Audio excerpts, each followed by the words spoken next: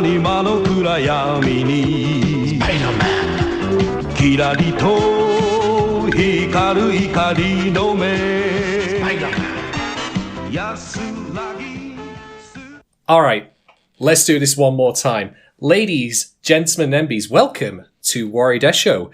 And this is, well, rather we are, a bad podcast, I guess, actually, because we're not going to be talking about anime today.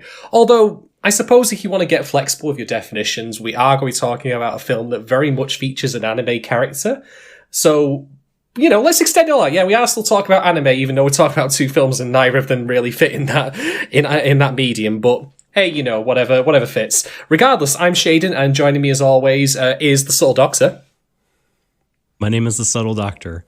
I was bitten by a radioactive spider, and for the last 6 years, I've been doing this podcast. We've won no awards. We've been asked to do 0 live specials. You know the rest.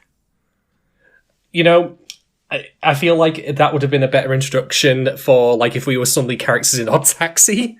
Because I mean, come on, you and I both did cover that show, and did you not think for a little bit we were like those two guys? Like, I'm not going anywhere, god damn it. But, the Manzai duo, yes. Well, actually, no, we are going somewhere indeed, and that is to say we're moving outside of our wheelhouse a little bit to talk for the first time, and hopefully not the last time, about things that are not anime. And no, we are still going to be talking very much about anime going forward, but, you know, our media interests are not solely confined to anime as either a medium or as a, you know, collection of tropes or whatever you want to call it. So this is going to be the start of something big going forward, I'd like to hope. And, of course, for those of you who might have missed the title of this podcast, what we're covering, we're talking about two specific animated films today, separated by years, by companies, by aspect ratios, by a number of factors. Those two films, of course, are Batman, Mask of the Phantasm, and Spider-Man Into the Spiderverse. Which one of them is done in the Zack Snyder golden square ratio? I'm assuming that's Batman. I think that's probably the one that Zack has done a fan edit for, where he put Ben Affleck's Batman voice over it. No, how dare you? Yeah. That's, oh my god, please. I mean, no disrespect to Ben Affleck, of course, but sure. You know, there's no taking back the "Do you bleed" line. I mean, that point, like, you know, that. It was beyond parody. But of course, we're not here to talk about the live action Spiderverse. We're here to talk about those two films. And for those of you listening, you might firstly be wondering, what the hell, they're not talking about anime, but two, why these two specific films? Why have they been picked? And the culprit behind that is solely on me. I picked them. And I think there's a couple of reasons why, a couple of commonalities between the two that I find rather interesting. So the first is a kind of shared unfortunate history between both films, which is both of them at their respective times of release in theatres were critically applauded. Mask of the Phantasm, for example, was actually rather well rated by Siskel and Ebert on their movie review show. They one of them actually said it was potentially as good at the time, or if not better than the then recent Tim Burton Batman film, the very first one from 1989. And of course, Spider-Verse's critical acclaim needs no introduction, in my opinion. You only need to look up at the opinions of people like Mark Commode to see how well received it was. Arguably, we're all alive for that. Yeah, I mean, absolutely. So, critically lauded both of these films, but unfortunately, box office failures, I would say. Phantasm was definitely a box office bomb, and Spider-Verse, well, let's put it this way, when you compare the amount Spider-Verse took in versus its live-action MCU counterparts, it's not equivalent. Like, there is very clearly a second place, and it's a distant second place at that, which is a shame, and it always makes me a little sad when you see things like this that are critically acclaimed and deserve mass-market appeal and penetration that don't actually get that for whatever reason, probably because people think of them as, you know, it's animation and, ooh, it's for children, when I would argue, and we'll certainly be discussing this more later on, that both of these films are, for the most part, all ages appropriate in the best kind of way. But that's not the... Here's briefly, I'll say that, and I don't often say this, Shadon, but thank God for the internet, because Spiderverse, due to its kind of gaining steam by word of mouth, by being on Netflix, getting a lot of kind of cult popularity, and I think growing beyond that, honestly, I expect the second game. I'm thinking of Risk of Rain. I was going to draw a parallel to that, actually, because the first Risk of Rain is one of those things that as soon as it came out, like in 2013, it was kind of like, whatever, like it didn't do great, but like over time it gained so many players and spread by word of mouth that when the second game launched, it was this huge thing. I expect the same for the next Spider-Verse installment. I expect it'll do a lot better at the time of its release. Mm-hmm. Yeah.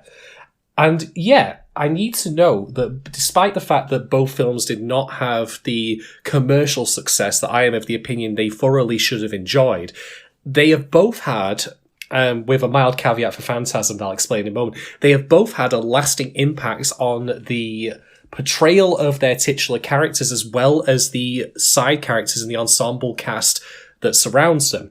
So the caveat I mentioned is, of course, in reference to Batman Mask of the Phantasm, because it is part of what was known at the time and still is as the DC animated universe. In fact, the first entry in that. And that particular series, created by people such as Bruce Timm and Paul Dini, has quite the legacy behind it. Now, that show, admittedly, did come out in the early 90s, and there is a very strong possibility that people listening to this podcast might not even know either that it exists or they may not have watched it. But this is where I get to point out some... sad humans. This is where I get to point out, though, that the legacy of that show still continues to this day in its impact on the Batman mythos.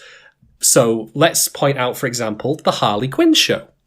If you've watched the Harley Quinn show because you were born after the year 2000, for example, and have never seen the Batman animated series, you might be pleasantly surprised to learn that that particular series from 1992 and onwards is where Harley debuted. She was not a comic book character at the time. She was created specifically for the show, and she proved such a success that she ended up becoming part of the Batman, mythos, like proper, like adapted into the comic books. She became, of course, part of the movies, including the live action ones. So that's why we've got, I forget the actress's name who plays her. Anyway. Birds of Prey. She was in Birds of Prey, of course, and Suicide Squad. That is her origin point. She was a creation of that show and was so popular and so lauded that that's why she's become part of Batman continuity. And of course, that's all. That's all I can do. It's a limited fake Harley Quinn. Granted, there have been many interpretations of her after the show ended by less competent individuals that have not exactly been the most tasteful thing ever. And Harley certainly has evolved away from the role that she occupied mostly as the Joker's girlfriend into her own character now, which is perfectly fine. But nonetheless, I wanted to bring that up as an origin point for her and why, therefore, by extension, the Batman animated series is so important. But then, of course, also the Batman animated series was responsible for revising the origin story of Mr. Freeze into what we know today. Arnold Schwarzenegger, baby.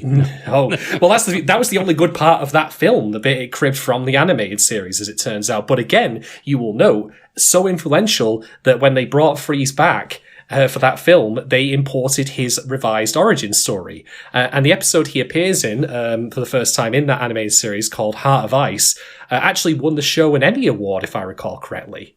It was that good. And it's an exceptional episode, very much worthy of watching its own right, and also has some parallels to the content of Mask of the Phantasm, which I will be talking about soon enough. And even then, if you never watched Harley Quinn, or if you never watched Batman and Robin, you know nothing about that, you might very well have played the Arkham games. And the Arkham games, of course, Arkham Asylum, Arkham City, and Arkham Knight. I'm not counting Arkham Origins in this list because they didn't have the voice actors in. It didn't have the voice actor I'm going to mention now. Also, but the voice actors developed by Rocksteady, so a lot of people don't count it.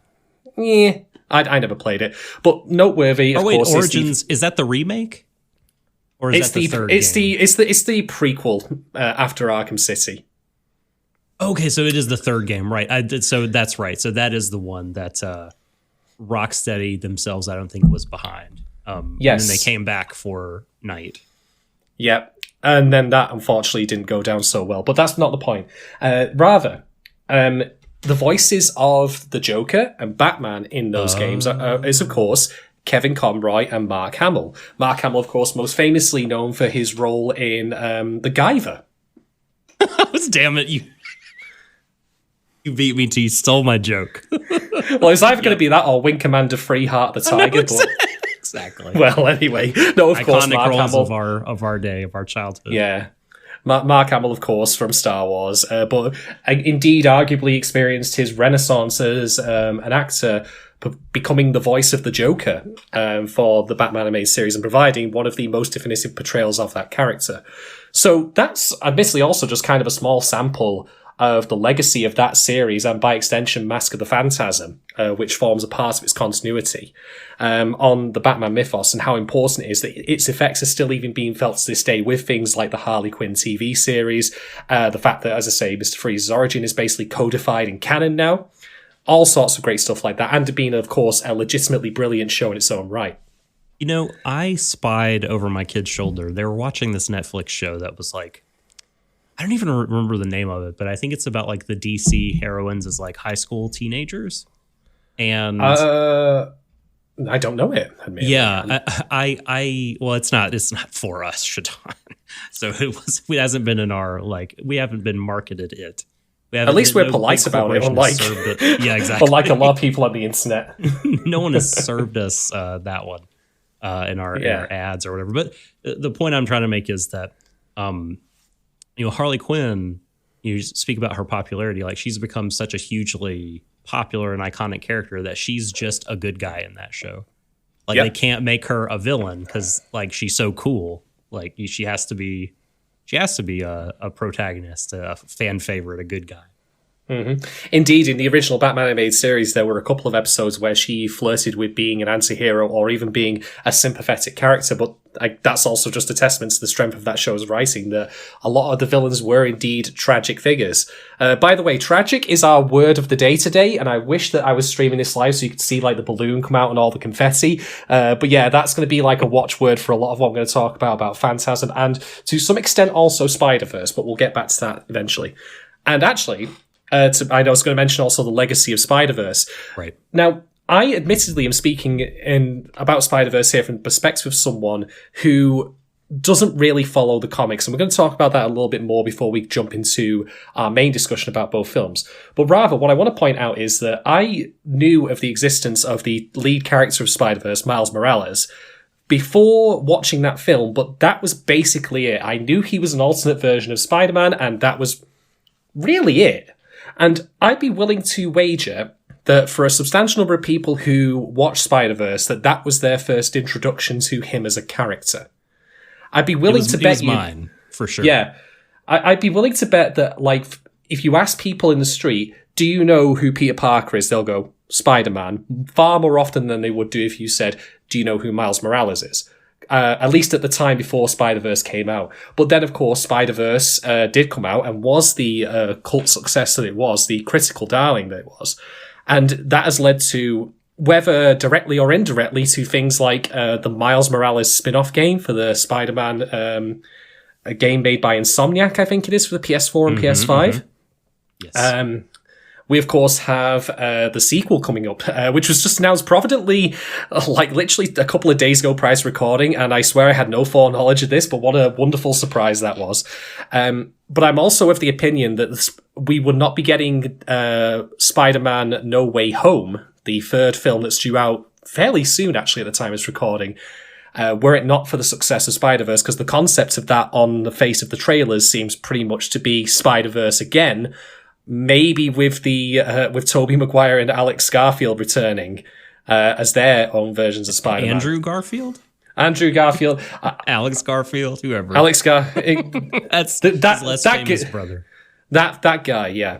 So the effects of like making Miles a more how shall we say, like a more prominent character in pop culture, and also bringing about like what could hopefully be the first.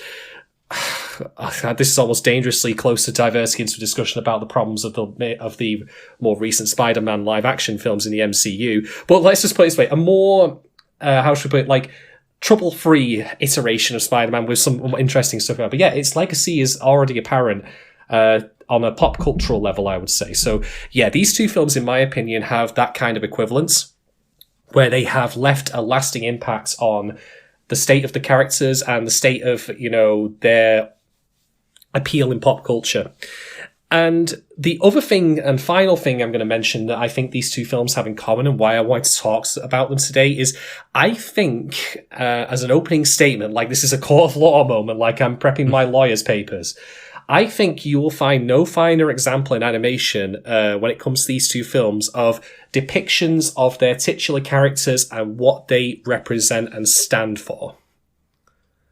The only one over animated film I can think of that would challenge either of these two, and this would be with respect to Mask of the Phantasm, would be Batman Beyond: Return of the Joker, which, having thought about it long and hard, I don't think is a better film. But it's also its own way comparable to Spider-Verse, albeit more in terms of certain plot elements rather than its cultural impacts. But yeah, I think that as far as like animated iterations of Spider-Man and Batman go, you will find no finer examples than these two films, despite, like, again, the fact that they were made in very different technological eras. Like, I mean, one's in an aspect ratio that people don't even realize exists anymore for the most part. Just old Zacky boy. Oh, God. That was just him being a prick, let's be honest. Sure, yeah. But it proves, says the Snyderverse fans. I'm like, no, thank you. So, when it comes to this podcast then, I'm going to lay out a quick bit of structure before we talk about our own respective histories with the characters and how we came to know them in our lives. We're going to be talking about both of the films individually and then rounding off with a bit of comparison at the end. What you're not going to hear from me is the DC or Marvel suck in general versus the other, and that I'm like, Batman would beat Spider-Man in the fight or vice versa. None of that is interesting or appealing to me. If you're here for that, you can go find it elsewhere. I wanted to hear your definitive statement on this. You invited me for that reason. You told me you were going to say whose side you were on. Well, the legendary Stan Lee actually said it best, where he posted a video on Twitter where he was basically saying, people ask me all the time who would win in a fight, Spider-Man or The Thing, and the answer is whoever I want to win in order to tell the story I want to tell. And he was very indignant about that, and I thought, you know what, Stan? You're absolutely fucking right. And this ties into, there's a place and time for like those kind of nerdy conversations, but I've always been more of I don't care what you do as long as you tell a good story. Really. So you're not going to hear any of that kind of who would win the fight, Spider-Man, Batman? Not interested. Don't care about that. What we are here to talk about is we're going to give you our usual blend of a spoiler-free summary of how we feel about each film in turn, a plot summary, a very brief one albeit, for each of them, and then some talking points, of course, as we've often done on our previous podcasts. Then we'll return later to do some comparisons about certain commonalities and ways in which these films succeed that actually are very similar to each other, again, despite the fact that they are very far apart in terms of times when they were made. I mean, I can't even state with any definitive certainty that the people who made Spider-Verse had ever seen Phantasm or took any inspiration for it whatsoever. But there's certainly a lot in common with it, and I think that, in a way, it actually makes me sad that Phantasm came out when it did, because I think that even though, of course, Spider-Verse suffered the same fate as far as commercial return goes, I really wish Phantasm had come out in the modern internet era where it could get the wider audience and appreciation it deserves. And in my own way, I'm trying to also say ahead of time, both these films are amazing. You probably already know that about Spider-Verse, but you might not know that about Phantasm, and I would very, very highly recommend it. You know what the games industry does when we have this problem, right? When you remaster? Exactly. A HD remaster, baby. 4K, Ultra HDR, widescreen aspect ratio, multiple dubs, new dub, old dub, special features galore, Criterion Collection, Master NFT? Bat Edition. If you pre-order now, get the special NFTs. Oh God, Yes. there fucking would be as well, wouldn't they? At this point, and I mean, just to put it out there as well, because we often do want to refer people to where they can obtain stuff legally that we genuinely do like. Both in the UK, at least, both films are for rental or purchase on Amazon Prime, so you can definitely check it out there. Mm-hmm. Spiderverse, of course, is very readily available on Blu-ray. It is not on Netflix any longer as it was for Sadly, the time no. it was. No, it wasn't. Thank you very much, streaming services, for proving your transience and the fact that you're shit as a means of preserving access to, classic media. So bad. Yeah. Like, I think you could, if you subscribe to like a certain tier of Hulu, or maybe I think both might also be on HBO and Max, but like, it's just who can keep track at this point? Yeah. I think that Phantasm may have had a Blu-ray release in the past, but it's currently out of print. Because I actually, in the process of rewatching Phantasm, just figured to myself, hey, it's Christmas, you've got money in the bank, go buy yourself a copy of this film for future, to preserve in your own little library. And I couldn't find it. I might admittedly be wrong on that, and I am also, again, speaking about the UK here. I can't speak about regional variations, but nonetheless, there is, as far as I am aware, the opportunity for you to see it legally, and I would very highly recommend you do so for both films if you've not already seen them. All right. And heck, the whole BTAS, as Geek Nights would say, Batman the Animated Series, the whole BTAS TV show. I'd go so far as to say the DC animated universe as a whole as well. And let's not say things we can't take back, Shadon. No. All of it is pretty much really good, save for certain individual episodes. I mean, that is, of course, the Superman animated series, Batman Beyond, the Justice League. They're all legitimately great. How about, did you ever see, we've spoken about off pod, the fact that the X-Men animated series is being revived, and that was originally I think a Fox Kids property. But did you ever see the Spider-Man animated series that was aired on Yes, Fox? I was actually about that. I was about to bring that up to say you should probably watch that as well, not least of which is because the 2-part finale of that entire show is essentially the prototype for Spiderverse. And it because was the story cool. Yeah. What a cool show.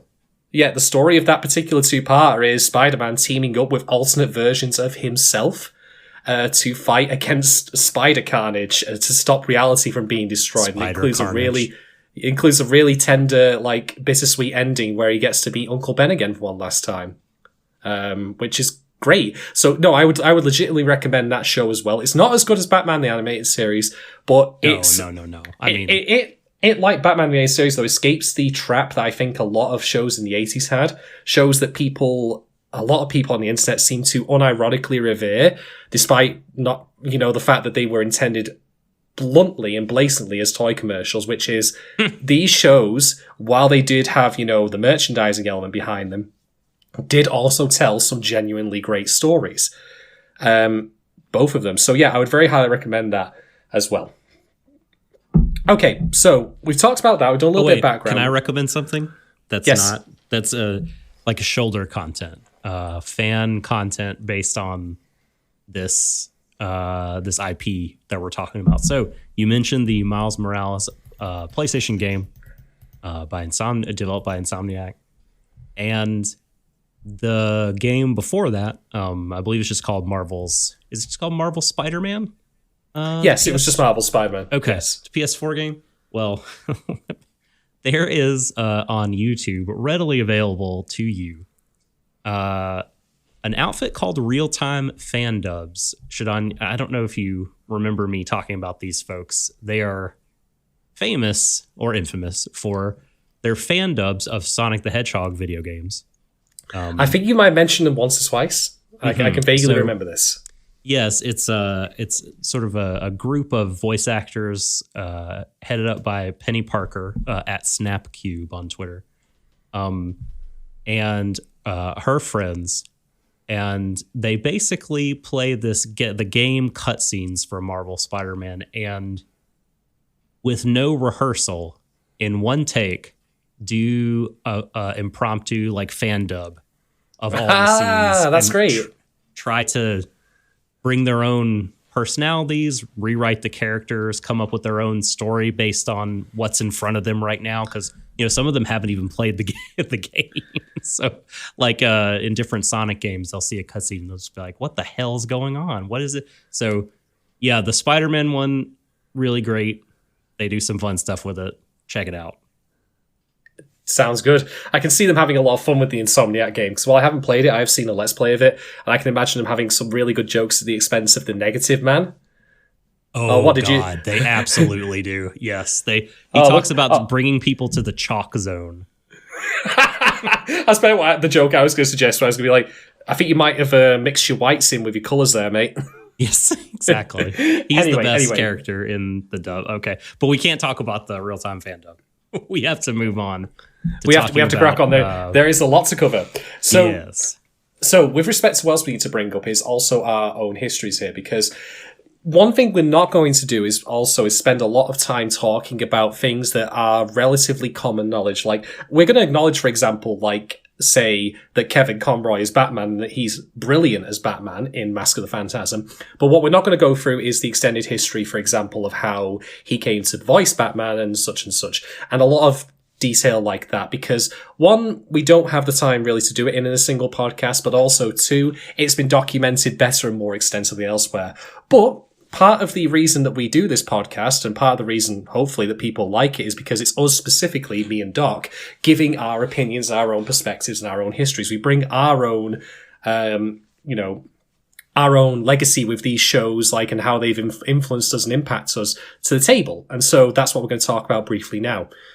So, Doc, question for you. Do you recall the one time that I mentioned to you, or might have mentioned to you a couple of times actually, about how in my own past, part of the reason I got into anime was because I ended up catching Gundam Wing, of all things, on the Toonami show when I was babysitting. I don't remember this, no. So, when I was young, when I was 16, my parents, one of them works Friday nights, the other one of them went out drinking on Friday nights with friends. So I looked after my two sisters, and that meant me having to stay awake until one of them got home until something like, 1 a.m. And so we had Sky TV, and that had the Toonami, or UK equivalent of Toonami on there. Right. And on that were things like late night, like Gundam Wing, for example. I think some episodes of Dragon Ball were also on there as well. That kind of stuff. Wouldn't shock me, yeah. Yeah, I can't... I mean, when I say Toonami here, it's not, unfortunately, the exact same as the US one, which is much more revered. This was more like a dumping ground for Cartoon Network stuff, really. It's called Toonami and Crumpets, ain't it? It wasn't even that good. There wasn't even that much effort put into it. But Gundam Wing was on there, and so that was like where I started like becoming aware of anime as a thing that existed. And that's where I remember watching one specific episode where Hero Yui was... he was like piloting a damaged Gundam, and then in a separate scene there was this scientist saying, I've got these mobile dolls that are invincible and unstoppable, like no one can defeat them and destroy them, and then Hero just like wrecks them in his Gundam that barely works. That like it's got an arm hanging off, the dashboard doesn't work, it hasn't passed its MOT, but he's still like, wow, this is a crock of shit. But nonetheless, kill himself actively, but he's winning the war. Yeah, but nonetheless, like that was like one of the seeds of like, hey, this is kind of stuff I'd like to pursue in the future, maybe better stuff than this. Got me interested in the aesthetic. I should say, by the way, in case this is the first time anyone's listening to us and hasn't familiarized themselves with our history of anime and my takes and everything like that, like I also loved that shit back in the day. I actually really used to love Gundam Wing when I was a kid, so I just want to put that out there. Please continue. So I've related to you like how things stood when I was 16, but this is the point where we have to go even further back in time. I grew up watching the Batman animated series and the Spider-Man series that we mentioned, the X-Men 1, 2, and even some of the less popular or well-known animated shows from Marvel, such as, for example, the Iron Man animated series, even the Silver Surfer one. These were my introductions to these comic book characters, because I didn't really have any money growing up to buy anything, and I wasn't actually interested in reading comics. So this, like, catching these on TV when I could, this, of course, being before the time when, you could get anything you wanted on demand, they kind of started sowing the seeds. This also ties in like what I've said about my history of loving Thunderbirds. Like, all of this stuff like played a little bit of a part in forming my psyche and my tastes as they stand today. I don't think I would like anime, period, if I hadn't liked the Batman animated series or, you know, the Spider-Man animated series. Unless you think I'm underselling that. Bear in mind that there are shows out there that have actually outright been influenced by the Batman series, like The Big O. I've not watched that, but I know full well that the history of that show is very much that it was inspired and drew a lot from the Batman animated series when it was created. So I'm not clear on that. I was going to bring that up. I'm not clear on if it was inspiration or if it was just a happy coincidence, and then it benefited greatly from the aesthetic similarities in America because it was so popular because it looked like the Batman cartoon everybody loved. So you know it was like visually inspired, but like they took. This is one of those things that we'll have to. This is one of those things we'll have to take offline to do a bit of research. Okay, because I'm myself not sure about it. Yeah, I remember reading that somewhere, and maybe that shouldn't be stated as definitive truth if I don't know with 100% certainty. It could be, but maybe this is just me. Up. Maybe this is just me, like, you know, sowing the seeds for something we should do down the line that I know you and I have talked about a lot. But wink, nudge. So. Yeah, this stuff like really stuck in my mind and like really set the stage for what I would ultimately be into as an adult. And I still remember my childhood experiences of watching certain episodes of the Batman animated series and the Spider-Man one. Like, for example, there's the two-parter in which Commissioner Gordon got shot. And that's how the episode ends, with him lying in the street, like, having been shot. Like, it's a kid's cartoon on Saturday morning. And one of the lead characters has just practically been assassinated. In a non-censored way, for the most part. Like, it wasn't obviously like an excess of blood or anything like that. It wasn't like Pulp Fiction, but nonetheless, like the fact that, you know, that was the one episode you got that week, because that's how television worked back then. Like, that was edgy as seat stuff. You're like, oh my god, is Commissioner Gordon dead? But there's one other thing I should mention. Now, I've talked about like how I watched those cartoons when I was younger, and I really enjoyed both the Spider-Man one and the Batman animated one. I tried as an adult to get into comics, but I'm going to be honest, I ricocheted right off the ones I did read. They didn't really draw me in. The ones I had read specifically were some events, one of which was House of M, which I thought was a neat idea, except it was executed terribly. I thought that they could have done a lot better with that. The other of which was Blackest Night, the DC comic book events surrounding the Black Lantern Corps. I like that one all right, but it didn't really. It to me just felt like a big popcorn event and not anything like really character driven, like to me at the time. The only comics I actually ended up reading that I kind of liked were the ones that were about the character Tom Strong by known snake shaman and comic book wizard. Alan. Why can I not remember his fucking surname all of a sudden? Alan Watchman Man. Yes, talking about Alan Moore. Alan Moore, that was it. I don't know. I had a complete mind blank on his surname, but yes, the Tom Strong comics are really good. Mostly because they're a pure distillation of what comics were like back in the 50s, but also they had a scene in which Tom's wife, who is black, punches the ever living shit out of a Nazi. Always good content. And that was great. Like, you know, there's no time for subtlety in making Nazis feel like shit. I'm all in for that. But yeah, I kind of ricocheted off comics in general, and I also then read about various comic book events which actively told me, in my perspective, that I would never want to get involved in because they just couldn't be bothered moving the characters on, letting them grow old, like, you know, retire permanently, retconning stuff. I mean, the infamous Spider-Man event One More Day is something I never read as a book, but I read a lot about it, and it told me everything I needed to know about Marvel's approach to comic books and the fact that I should never bother getting invested in them. I am personally very much of the opinion that I want a complete story with a beginning, middle, and end, where characters grow and change over time. And that story can go on for as long as you like, as long as that structure is followed.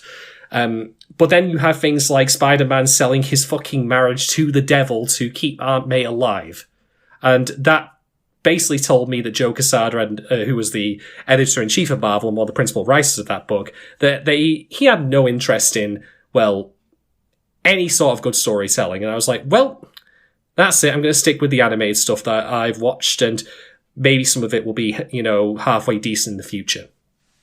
But yeah, that's my history of these two characters and comic books and comic book animation in general, in that I am of the opinion, for the most part, from what I've seen from my limited perspective, that the animated iterations and adaptations of, say, Spider-Man and Batman are infinitely superior to the comic book versions, and in many cases superior to the live-action movie versions. I certainly think Spider-Man Into the Spider-Verse is a far better movie than either of the two Tom Holland MCU Spider-Man films by a substantial margin. And we're going to actually address why that is in a later point in this podcast, so look out for that. I was just looking up. You made me wonder. Commissioner Gordon. I've never known if Gordon is his first name or last name. No, his first name's Commissioner. Okay. That's what the internet told me also. So now I'm little baby Commish. That's what they called them in the crib and in preschool. I mean, when you've got that kind of nominative determinism going, of course you're being in the police. Love nominative determinism on this podcast. Okay. So my relationship with these characters. I think my relationship with Spider-Man and Spider-Man media started earlier. I remember a kid in daycare, bringing Spider-Man comics. And I was probably like 7 or 8 years old. And I just thought it was like the coolest shit ever. And we spoke about big events. We were in the middle of the Maximum Carnage storyline in real time. Boy. Yeah, I lived that shit. And I was like, this is great. And so I tried to find as many volumes as I could, but I lived in a rural area growing up. Not a ton of access to like comic book stores. And honestly, those places are pretty intimidating for an 8-year-old. A lot of metal dudes with a lot of cigarette smoke. Got your Megadeth records playing in the background. Of course, people, and it's like today. I mean, it's just like that's just my room at home. But no, not really. But as a kid, I was like, I don't know about this, Mom. Can we just go to the grocery store and I'll look at the comic stand there? And so that's how I tried to get into it. And I say tried because I read all of Carnage, and then I kept trying to read, and it was just, I don't know, nothing really captured my imagination directly after that. And also, it was really hard to follow the storyline because you couldn't just subscribe to one book. You couldn't just be like, okay, I'm going to get a subscription to The Amazing Spider-Man. You had to read Spider-Man. You had to read The Amazing Spider-Man. You had to read The World of Spider-Man. You had to read Spider-Man Unlimited. You had to read Spider-Man Cooks While on a Unicycle. Like all these different books. And the same story, like this is just, I feel like, malpractice. Like this should not have been allowed to happen. The same plot line would interweave throughout the different books rather than sticking to one subscription. And so you had to just read them all if you wanted to follow anything. And so that also put me off. And so I was just like, I don't know if this is for me. And I remember checking in on it a few years later when I was probably like 12 or so, I think. And you mentioned how character growth, like lack of it, turned you off, and lack of story progression. Well, my argument for the other side of that, so let me back up and say I'm with you in terms of my media and stories that I consume. I like them to have a discrete beginning, middle, end. I enjoy arcs, growth, development, regression, like that kind of thing, and then an ending. But the case for what they do with Cape Comics is I checked in on Spider-Man, Shadon, and Peter Parker was dead. Oh, yes. It turned out he was just a clone of Spider-Man. Yep. Ben Reilly was the real Spider-Man. And I read this while he was fighting Sentinels. and I believe it was the Onslaught art. And I was just like, you know what? Fuck this. I mean, I didn't think that in my 12-year-old brain, but I was just like, forget this. Like, it's not Peter Parker. Like, I don't like this. That's not what I want. I want Peter Parker. I want MJ. I want the gang back. And so I moved on for that reason. And I, like you, have never really been able to get into comic books. I mean, I've tried a few things, like I really like The Watchmen. And The Watchmen is a very, like, here's a big book. And once you've done reading that, you've read all of Watchmen. That's it. Yep. And I like that. So I like superhero stories. I mean, goodness, we talked about One Punch Man enough in the history of this podcast to evidence that we both like superhero stories. So it's not really that. It's just sort of the way that Cape Comics have told stories. I will say that, like, after I watched Into the Spiderverse, like, I was so jazzed by it the first time that I bought a gazillion Spider-Man comics.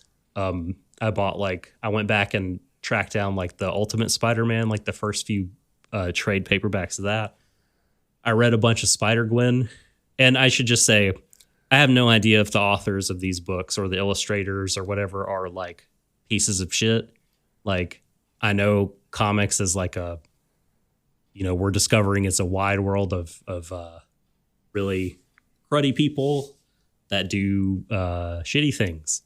And it's not something that, because it's never been a real hobby of mine that I've truly invested in, I never looked into it. So I may have on my bookshelf comics that have been touched by hands of sinners.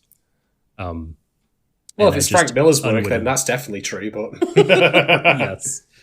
Fuck that guy, honestly. I mean, I don't even know. So I should say also, before I talk about Batman, your boy Subtle Doc here, I can speak to two things regarding comic book movies, Jack and shit. And I just forgot about Jack. So to co-opt Ash's joke from Army of Darkness. I never really have engaged with Marvel movies, with the DC Snyderverse stuff. It's not really what I'm looking for in movies these days. I don't begrudge anyone for enjoying it, of course. I do think that when I look at, like, modern superheroes, I don't know if this is to do with, like, the influence of the Spider-Man character or just that all superheroes were like that and I never noticed as a kid. But one of the things I really liked about Spider-Man growing up was, like, I enjoyed the quips. I really liked his sarcasm and his, like, sort of, I don't know if you call it dry humor, but it was often kind of just flatly delivered just to us, the audience, not really, and himself, not really for the benefit of the villains or the people actually there. Well, if it was to the active detriment of the villains, because he was just insulting them during fights. Like, I again, like, speak as someone who hasn't really read Spider-Man comics, but that was definitely a feature of the animated series. Yes. He would constantly mock them. And I think where you're leading with this is also something that a lot of people have been discussing lately about how, like, there's a common problem in a lot of modern Marvel movies where characters have to constantly be saying, like, witty banter. Yes, that's exactly. Oh my god! I mean, and it's comic books too. I've glanced at, like, at modern issues of a few different superhero properties from Marvel over the last couple of years, because one of my good friends has a Marvel app subscription, and he occasionally tries to get me to read stuff because he's a big comic book guy. And I'll go on and I'll complain about this, like, oh, everyone's the funniest person in the world. Great. They're so witty. They have to let you know about it all the time. Yep, that's right. Now, in Spider-Man's defense, I would say that that's more as written a feature of his character when he's in costume versus when he's Peter Parker, where he's just lame. Yes. Or at least for the most part lame. And indeed, You know what's funny? I was thinking recently of Cowboy Bebop in respect to this, because I actually rewatched the entirety of Cowboy Bebop lately. Yeah. And I know there's been a lot of discussion about how the live-action Bebop on Netflix is everyone's got to be quippy all the time, but there are times in Bebop where literally no one is talking and the moment is allowed to simmer in your mind. There are characters and situations that kind of dialogue can work for, such as the Guardians of the Galaxy. Those movies tend to have a little bit more of an irreverent tone, but they do have their more somber moments, particularly number 2. But yeah, I think that there's a kind of disrespectful element towards the audience where they think that they can't pay attention unless it's constantly quippy. But I wouldn't put that necessarily at the heels of...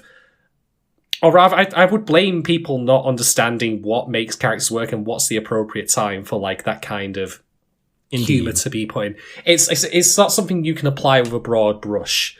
I don't think it's the fault of Spider-Man, but I think maybe if you want the fault of people not understanding Spider-Man. I would say. You could do like a family tree from Spider-Man to Welcome to the Ouch, motherfuckers. Mm-hmm. It maybe if you want to, Josh Whedon would be a massive trunk of the tree. He's certainly massive at something. Being a tool. Too easy. Okay, let's talk about Batman real quick. So, like you, I have always loved this animated series of Batman. I watched the Batman movies. Like, I won the first Batman Tim Burton film in some kind of raffle on VHS when I was far too young to watch it, and I did not like it because I was a little kid. Of course, revisited it, appreciated it. But as like a preteen and a teenager, I remember watching BTAS and just being like, oh, this rules. Like, I don't really care if people don't like cartoons. Like, this is fantastic. I love this. And I mean, it always stood out to me as something that was really kind of knew what it was about in terms of tone and writing and characterization and good action, and really delivered a lot every single episode. Kind of knew what it had to work with the 30 minutes or 22 minutes or whatever. And I've always loved it. And I saw this film, Mask of the Phantasm, for my birthday one year. And I've revisited it a few times. Hadn't seen it in a number of years before we watched it for the pod. Was really happy to rewatch it. Still think it's excellent. Very excited to get into it. Absolutely. And I suspect this is probably a good time today for us to actually do that, because we've given our backstories, our little own, let's go through this one more time, histories of how these characters have played a part in our lives and how we feel about them, the state of comic books, all that sort of stuff. So hopefully that's given you, the listener, a good idea of where we stand on that. So we're going to do this in a kind of chronological order, which is we're going to do Phantasm first, and then we're going to do Spiderverse. So we're going to start off with our usual structure, which is to give our spoiler-free thoughts on the film itself before we go into a brief-ish plot summary. Doc, I'm going to actually let you go first on this one. Feel free to take it away, my friend, how you feel about Mask of the Phantasm without getting into spoilers. Sure. I think that this is a wonderful film, still to this day. When it came out, I had never seen anything like it. That was probably just because I was a child. But I watch it today as a 37-year-old man, and it holds up really well. I think it looks great. It moves really well. I love the pacing and the tone of it. I love the seriousness of it, but it is a kind of seriousness that is not sort of self-parody grimdark stuff. You know what I mean? And it is not afraid to, I guess, take on different tones occasionally, or delve into comedy or sentimentality. And I think it has like the greatest visual gag ever done in film history, with the Joker sort of reaching for a large knife. Oh, yes. Yeah. But there's also a giant sausage on the table, but his hand is clearly going in the direction of the knife. And then it cuts back to the contest. And then he wallops person over the head with huge sausage. And Yep. you're thinking as a kid, oh my God, he's going to decapitate them. This huge machete is going to, nope, it's a sausage. It's great. It's a great comedy gag. The Joker, really freaking good in this movie. Holy shit. Like, I've always loved the character, but like, I mean, seeing it now for the first time in ages, you just appreciate like how well done visually and just the voice acting, like the direction around him, everything is incredible. Mark Hamill, national treasure. I'll say this now, so make no mistake. I'll say it in internet speak so you can understand, everyone.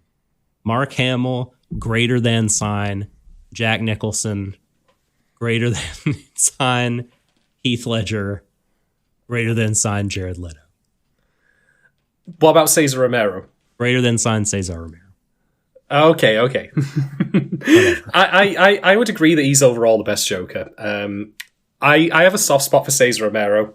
I don't know who that is. Who are we talking about? That's Adam West? That's the Joker, from the Adam West series. Okay. So I'm not as familiar with that one. Like, I don't have that one ready to hand in my mind. I've seen a bunch of it, but like, I've clearly not retained a bunch of it. Mm-hmm. I'm going to talk about the Joker more later, but I am absolutely in agreement with your sentiment there.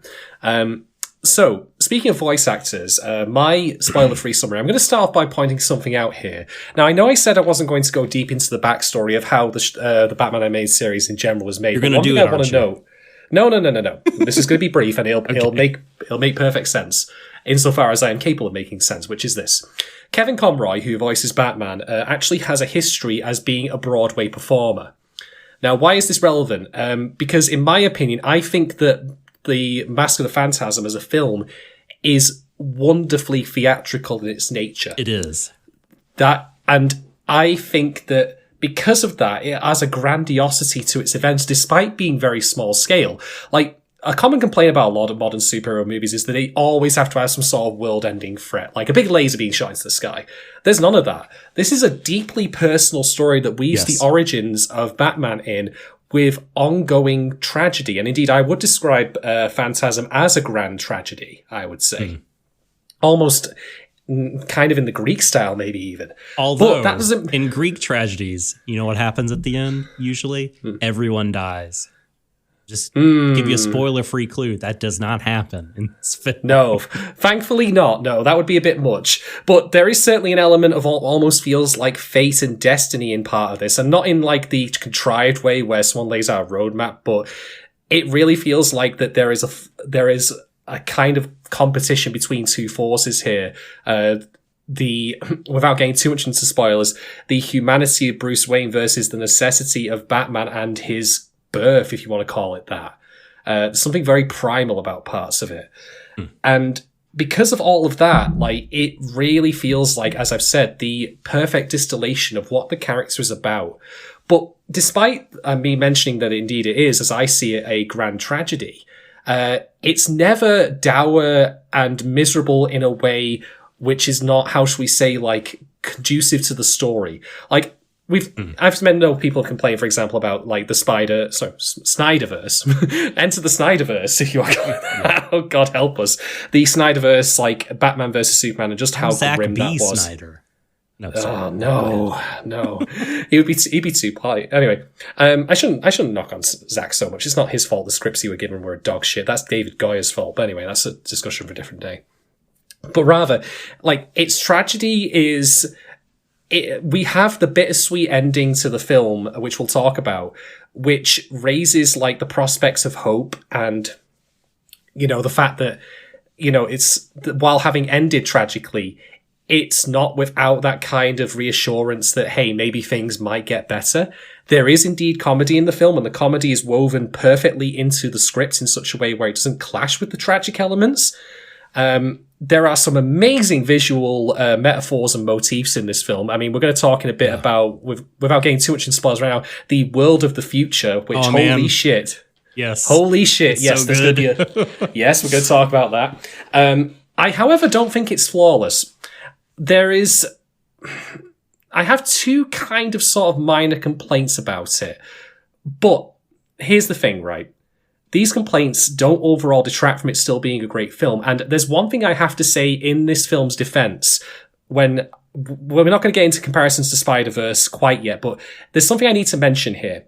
Phantasm, by virtue of being old, of course, obviously doesn't look anywhere near as like good animation-wise as Spider-Verse. That's fair. That's an apples to oranges comparison. But one thing that I have to remind people of is that it's not just however many like decades have passed since Phantasm came out between then and Spider-Verse that have allowed animation to become what it is thanks to computer technology, but film writing and script writing has also matured in that time, as well as the sensibilities of writers. Now, that's not to say that the film is badly written, far from it. It's phenomenally well written. But I think the complaints I'm going to level later at it would probably be something that I think maybe would have been avoided with the passage of time and with how script writing can mature. But I'm going to get to that. And as I say, they are only minor. Yeah. They don't detract from my overall enjoyment of the film. And I still think it holds up magnificently. I think it's the best film version of Batman that one can get. I think that the live-action Burton films, particularly, well, the first two specifically, or rather even the first one, they are good in their own right. They're very good even. Yeah. The Dark Knight from Christopher Nolan's one is good, although the first people one is pretty good too. First one's solid, yeah. First one's okay. The only other thing I think that would come really close to competing with Phantasm would be the Batman Beyond Return of the Joker film, which I really like, but the best part of that film is so distinctly concentrated in a 15-minute flashback versus the rest of it.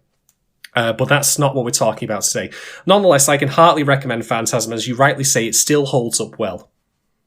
Yeah, I mean, I think we might share the same kind of nitpicks about it, especially if yours are around the ending. Yes, they are, as a matter of fact. So, yeah, and I mean, of course, we won't get into those now. But I think, like you're saying, if this movie was like written now, you might get those things sewn up, those issues you have with the ending. But I think you'd also run the risk of like I don't want this movie tonally or its pace to match what Spider-Verse is doing. No. It is so fast, that movie. That movie is a mile a minute. Go, go, go. And I love that this movie like allows you to sit with it and sit with the characters, and things move slowly, and there is a mystery, but there's a limit to how many balls in the air the show is going to juggle. It's almost like a little puzzle box. And it's a simple one, but by God, is it well constructed, and is it tight? Yeah. There's a reasonably, or rather good even, red herring behind that mystery as well, which we'll talk about in a bit, but also clues thrown along with it. And for the unaware or uninitiated viewer, I think part of something that makes a good mystery work is that the viewer can follow along from home, for lack of a better phrase, and with the information that they're privy to that maybe the main character is not, realize things ahead of time in a way that can actually be kind of shocking. We're going to get into that soon enough, because indeed we're going to talk about the plot summary, which will include full spoilers. So this is your last chance to pause, turn off this podcast, chuck your phone in the bin, whatever you need to do to stop listening to it. You know, throw your Wi-Fi router outside and set it on fire. I don't know. Admittedly, that might make it difficult for you to then watch Phantasm, but I'll leave it to you to sort out. Nonetheless, this is your final warning, because we're going to go into spoiler-heavy plot summary, which will be as brief as we possibly can be. One thing, by the way, that we're not going to tell you about in either of these plot summaries is the origin stories of either character, and there's a very deliberate reason for that, which we're going to talk about at the end. Sure. Master of Phantasm. Sorry, again. Well, I just quickly, before you get into the origin, one of the things I want to point out that is also spoiler-free is Andrea Beaumont, OG waifu. Forever. Fun facts, by the way. If you recognize, she's the reason that you like redheads, right? No. If you've watched the Superman animated series, you might think that Andrea Beaumont's voice sounds familiar. It's because she's voiced by Dana Delany, who voiced Lois Lane. So whoever in that studio does the character designs, can I just say, bravo. Like, even when I was like a preteen, it's like you just feel stirrings as a young heterosexual boy. Just like, man, the ladies are just sexy, so gorgeous. Like they really can draw beautiful women in these. The Justice League series takes that to 11 with like, especially with some of the innuendo that they somehow slips from under the censors. My favorite one still, of course, being like, where the Flash is in the Watchtower claiming like, "Hey, I'm the fastest man alive," and Hawkgirl just walking by just says, "Hey, maybe that's why you can't get a date." And listen. He goes, and then suddenly the implication hits him as to what she meant. Now, completely under the radar, of course, but what an absolute ice burn from her. Listen, we don't do that. Batman keeps it classy. Batman, the animated series, it's like the writer's room is like the Wayne Manor. We keep things above board and classy. It's a champagne. No, I'm going to point. Dresses. No innuendo. You're not. You are wrong, because there is, of course, the episode which I think is called Mad Love, in which Harley in her nightgown or like her pajamas approaches the Joker and says, "Hey, Puddin', do you want to rev your Harley?" That's a thing in this show.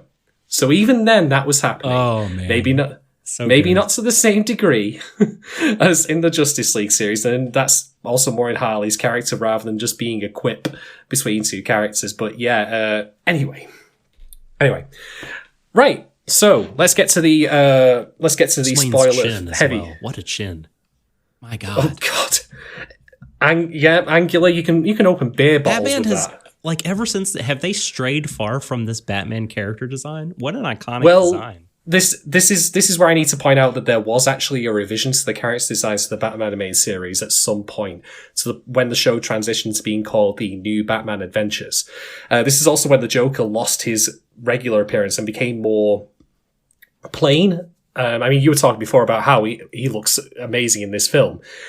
And he does, but he certainly doesn't look that way in the new Batman Adventure. But thankfully, he got fixed with Justice League. But yeah, there was actually a redesign at that point. I don't ever remember that. Did we? I don't know if we got those episodes in America. Because I definitely did. That. You definitely did. There were less of them than the mainline series, and a lot of them were also just really not great. Although there were some gems in there. But anyway, we need to move on. We've got to press on with the discussion of Phantasm. So discussion of the plot. Let's get the summary out of the way. So Batman's doing his Batmaning. He's intervening to stop a crime meeting between a bunch of mobsters. And during the intervention, one of them escapes to a parking lot, but is accosted by someone that is new to the scene. A spectral figure in a black robe with a blade on their hand and a grill-like, skull-like mask on, shrouded in smoke. Gunshots have no effect on this individual, and in their attempt to escape, the mobster ends up actually driving their car out of this multi-story parking lot and into the opposite building, which Batman is witness to. But people see Batman in turn spotting this, and they come to the conclusion that Batman is the one who forced this mobster to, basically die, because they are dead. Make no mistake. Like, this is not, they're in a coma, they'll be fine or whatever. This film plays like hardball with its characters. Goddammit. Yeah, absolutely. And by the way, the fact that Batman is accused falsely of murdering this person, it is actually more than just simply part of the ongoing tension for the plot. I'm putting that on the table ahead of time as something I want to talk about.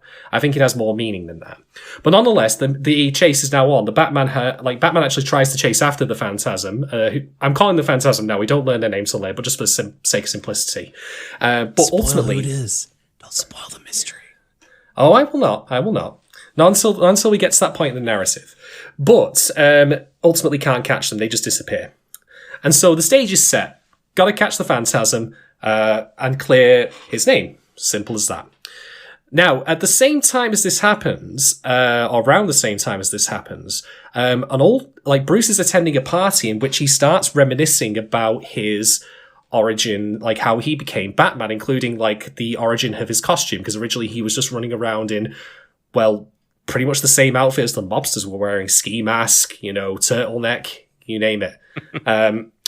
And this is interspersed with like him, like speaking to a portrait of his parents, for example, visiting his parents' grave, that's the thing.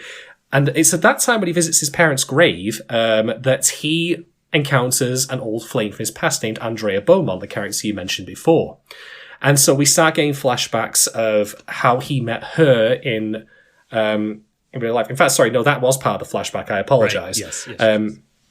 So as part of that flashback, like he met her, and then we get to see over the course of other flashbacks throughout the film how their romance developed, but also how she was a threat to the plan, so to speak. That plan, of course, being Batman. Because in Bruce's mind, having, a stable, happy family, or a happy relationship even for that matter, is not compatible with his desire to be Batman and to basically prevent the fate that befell his parents from befalling other people. Yeah, he can't risk his life knowing there's someone to come home to waiting for him. Yep. Indeed, one of the most powerful lines in the movie is him saying, I never counted on being happy. I told you this was a grand tragedy. Yeah, we'll get to that in a bit. And like the grave of his parents just looming over him, in the oh yeah, again, so good, larger than life, very operatic. So while this is all going on, the Phantasm then offs another one of the mobsters from this little group, literally pushing them into an open grave and burying them alive. So yeah, and one of the remaining mobsters, whose name is, I believe, Sal Valestra. Right. I can't remember the second one's name. I remember the first one's Chucky Saul. Chucky Saul. Sal is the Sal is like the one left at the end. He's like the leader as well. Sal Valestra. Yes. He's the leader of this. He decides he needs help because he knows that, or thinks that Batman is going to off him, because the mobsters, they don't similarly recognize the Phantasm for who they are. They think it's Batman doing it because of the similar profile, the silhouette, all they're that dumb kind grunts. of stuff. And they go back to but they're like, Bosh, the Bat. It's the Bat. He's not going to It's the Batman. He's going to wax us before. And then, yeah, exactly. So he decides if he's going to, stop Batman from murdering him, he needs to hire some help. He needs to hire a professional. Unfortunately, the professional he hires is, well, arguably more of a professional comedian than anything else, because I wouldn't say that the Joker would describe himself as a professional at other things. He would take that as a joke. But yes, he goes to the Joker for help deal with the devil.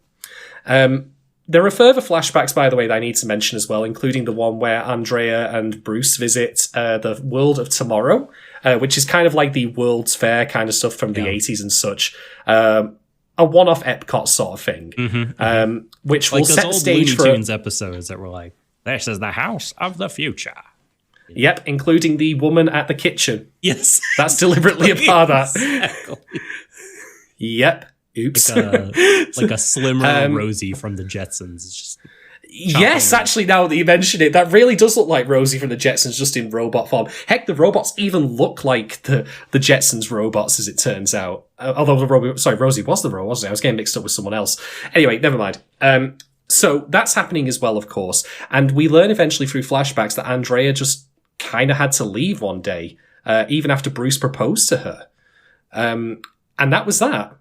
So his path, of course, to becoming Batman was set, basically, leading to the scene in which he dons the cape and cowl for the first time. And that, holy shit, that scene, we'll talk about that. It's so good. And Alfred, before, who's, by the way, like, low-key the MVP of this movie is Alfred. Alfred. So good. And in that scene, he never, swears or anything like that, but that's, the first time in the whole series he's just like, oh my God. When he sees Batman put on the cape and cowl, it's great. Yeah. If you've never thought an animated character could literally and visibly shit a brick, that would be it. But you are also right in noting that Alfred is indeed the low-key MVP, and this is part of why this film understands Batman as a character and the Batman mythos so well, but we're going to get to that much later on. So put a pin in that. But yeah, prior to Andrea leaving, though, we get to see in the background that there is indeed some sort of issue with her father's company, in that her father is being accosted by mobsters, one of whom is a serial smoker. And would you believe it, in one of the most low-key setup, No, Okay. wait. Trust me. I've already mentioned who this character is. Like, one of them is a chain smoker. And this is one of the most low-key Chekhov's gun setups in the entire film, but it's great. That is Sal Valestra, because, of course, we later see him relying on oxygen, because he's a chain smoker. Oh, yeah. Okay. Yeah, no, for sure. What a brilliant little detail that is. So many little things connect in this movie that I didn't realize as a child. Like, watching it now, it's so apparent. Yeah. So that's some hint of that. But eventually, Batman ends up actually meeting Andrea. It's not at this point, by the way, she doesn't know that he's Bruce Wayne, and tries to start tying this together. So he recognizes that through his investigations that the murdered mobsters are all part of that same group. So this is all happening, of course. Sal is eventually offed by the Joker and used as a trap to lure out the Phantasm. It's so good. Yeah. He's like, has a camera in the thing, and he's just like, you're not Batman, not even close. The new face is in, and it's going to be all over town, along with your arms, your spleen, your guts. Because he put a bomb in Valestra's body. Yeah, there is also another character who's kind of like seeing Andrea and is also part of the history of this collective group. The councilman, whose name kind of eludes me at the moment. He's Arthur. He's called Arthur. Arthur, that's it, yeah. Arthur, yes. And you can tell, by the way, that like this, at the beginning of this movie, when Arthur is making a speech and he's gesticulating and moving his arms around, that's when you can tell immediately, like, oh man, they put way more money into this than they did usually Batman. Because if you go back and watch like the TV episodes, I mean, they're great and everything like that, but the animation was like so much more limited than what you see in this movie. Like the movement and stuff is so fluid. The theatrical budget comes in there, and the soundtrack too, because like it was just sort of like keyboard stuff, I think, in the show, but like they have a full there was a full blown orchestra for the show as well, but like they really lean into it in this one. The theme that plays when Bruce dons the cowl for the first time is the regular Batman theme from the show, but with a full opera behind it. I see. So maybe they got more singers and rented a bigger studio or something. It was the same person behind the audio as the show, which is Shirley Walker, who she's never done a bad song for that show as far as I'm concerned. Really a key part of its identity, and also again just goes to show like they weren't wanting to treat this as a toy commercial. Now I say that, and that's like unfair, of course. Like just 3 notes, Shadon, are just synonymous with Batman. If you just da da da da, or that's more than 3. Yeah, that's 4 notes. But like those just so like, how do you do that as a musician? Like you just do these 4 notes, and simplicity can be the best kind of art. Man, yeah, absolutely. So awesome. But that opera also, as I say, leans into giving the movie its sense of like grandiosity and the theatrical nature behind it. But anyway, to tie this all together, so Bruce recognizes in the end, like, what's going on. But in the intervening time, he is actually chased by the police through a high-rise skyscraper that's being constructed in a scene that's not actually all that dissimilar in terms of setting from the ending like action set piece of The Dark Knight of all things. Different circumstances, granted, but it is Bruce versus as Batman versus the police in that kind of environment. He almost actually ends up getting caught because one of the cops decides to get a bit gun happy and ends up blowing up like a propane tank that like heavily injures him. Again, the violence in this movie is it's above the Saturday morning level, that's for sure. Definitely. But Bruce eventually manages to escape because Andrea was nearby, and she takes him back to her apartment, or rather back to Wayne Manor, I mean to say, sorry. And that's the point, of course, where the truth of his identity is revealed to her. I'm putting weighty emphasis on that, by the way, for something I'll get to in a moment. So after all of that, of course, like, it seems like their relationship is being rekindled. Maybe Batman and Bruce Wayne can coexist at the same time. Like, the juicier Batman and the, Bruce's romance of Andrea. Maybe things can go back to normal. Andrea puts the final pieces of the puzzle together on what happened, which was that her and her father were essentially run out of town by the mob, and her dad was executed by them.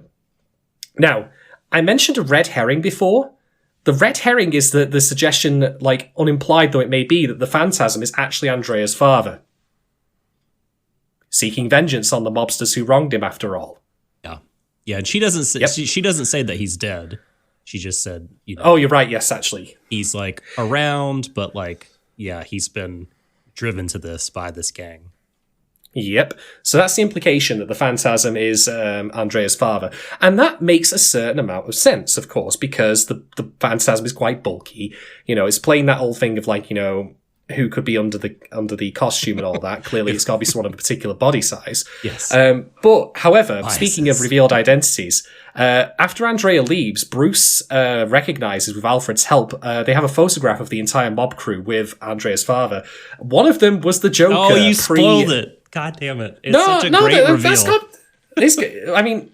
Yeah, because he draws like the Joker's smile on the photograph and immediately clocks who it is. Yep. Yeah. And that's why, I never, I'd forgotten this as a kid, that this twist happened. So I'm watching the movie, I'm like, why the hell is Sal Valestra, coming to the Joker of all people? They seem like they live in different worlds. Why is he... why is the Joker so chummy with him? Yeah, exactly. There must be a million hitmen that this guy could go to, the more traditional type, but it's no, he's tied in with their past, and they work together, and they're familiar with each other, and yeah, it's so good. It's so great.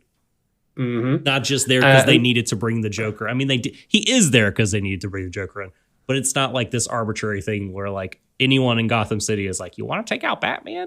You can visit the Joker. Yep. Everyone's free to do so. It's no, they knew each other. That's why. Yep. And so the Joker is actually one of 3 people in this film who are transformed through events and circumstance into the form that we see them in today. The other, of course, being Batman. And the third, the Phantasm, goes... I mean, this is full-blown spoilers at this point. We have to get this out there. But the third, if you've not already guessed, because the Joker goes... is rather residing at the World of Tomorrow fair. The Phantasm goes to confront them, and the Joker already knows who they are just by figuring it out. It's Andrea. Andrea is the Phantasm. Holy shit. There's a lot to unpack from that revelation, and also into the duality between her and Bruce, of course, and Batman as well. Bruce has figured out and goes there to the World of Tomorrow. We should mention, by the way, that at this point in the timeline, compared to the past, when they first visited it as a couple, the place is closed down, it's rusted, it's decrepit. Derelict place. Yep, derelict. Yep. It reminds me of, you talked about Cowboy Bebop. Isn't there an episode where they go through a haunted theme park with Mad Perot? You're thinking... Yep, Pierre LeFou, also arguably a Batman animated series inspired anime entry. The Penguin, yes. But yeah, and that's and isn't there a haunted carnival that Ray Bradbury wrote about? I love the aesthetic and the motif of it's not even a carnival here in the Batman thing, but just a theme park that has rotted away and is not even necessarily haunted in a traditional sense, but it's symbolic, for oh boy, is it? Oh boy, we'll bad shit's happening here. We'll get to that in a bit anyway. But so yes, Batman arrives. Fight breaks out between him and Joker. Andrea tries to kill the Joker firstly, but doesn't succeed because the Joker, of course, being who he is a slippery character at the best of times. Yes. It results in the end with the entire theme park exploding. And Andrea seemingly whisks the Joker away in a puff of smoke that she uses as the Phantasm and presumably kills him. This is not actually canon. He's very much alive. And that's something I'm going to talk about soon enough because I feel that's a big thing to discuss as far as where this film succeeds but also kind of has a problem. But I'll get Did he replace his tooth in the subsequent? He has to have done because that's not the first time or the last time even that he loses a tooth in the Batman animated series. I'm sure that's happened at least. Poor guy, he's the fucking Joker. Dental rates must be outrageous. Oh my god. I mean, admittedly, it's not as good as the Jack Nicholson gag in where he spits out, the false teeth. But anyway, right. So Bruce manages to escape via a sewer outlet to the docks, and the film closes with 2 scenes. The first of which is a talk between Bruce and Alfred, in which Alfred discusses how what happened to Andrea hasn't happened to Bruce, but he fears it happening, that kind of thing. And also Andrea leaving Gotham on a boat. Spoilers, it's the Titanic. Oh, jeez. No, it's Titanic 2. The sequel. It can't possibly go wrong this time. But yeah, that, and then of course the closing moments of Batman on one of the rooftops of Gotham, ready to continue basically where he, like, it's a bookend for where he started. Like, he started by doing his usual routine of fighting crime, being whisked off on this like little adventure and journey into his own past, and now that's over with, so it's back to the old routine again.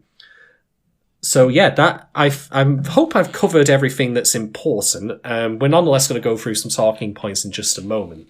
But yeah, that's the story of A Mask of the Phantasm, and holy crap, there's a lot to unpack from this. So yes. I've talked for a fair bit. I'm going to chuck the talking baton, the microphone as it were, over to you, Doc. What are your talking points on this show, or this film rather? What do you want to throw out there? Well, I just wanted to mention a specific scene because you rightly said you covered everything important, but one thing you didn't talk about that I thought was chilling was Joker's confrontation with the councilman Arthur. Oh, yeah.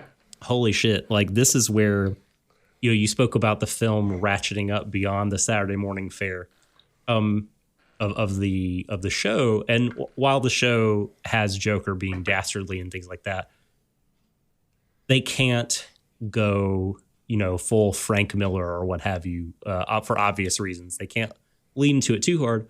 But I think that they do such a great job with this, where he confronts Arthur, pulls him into his world, tries to get some information out of him.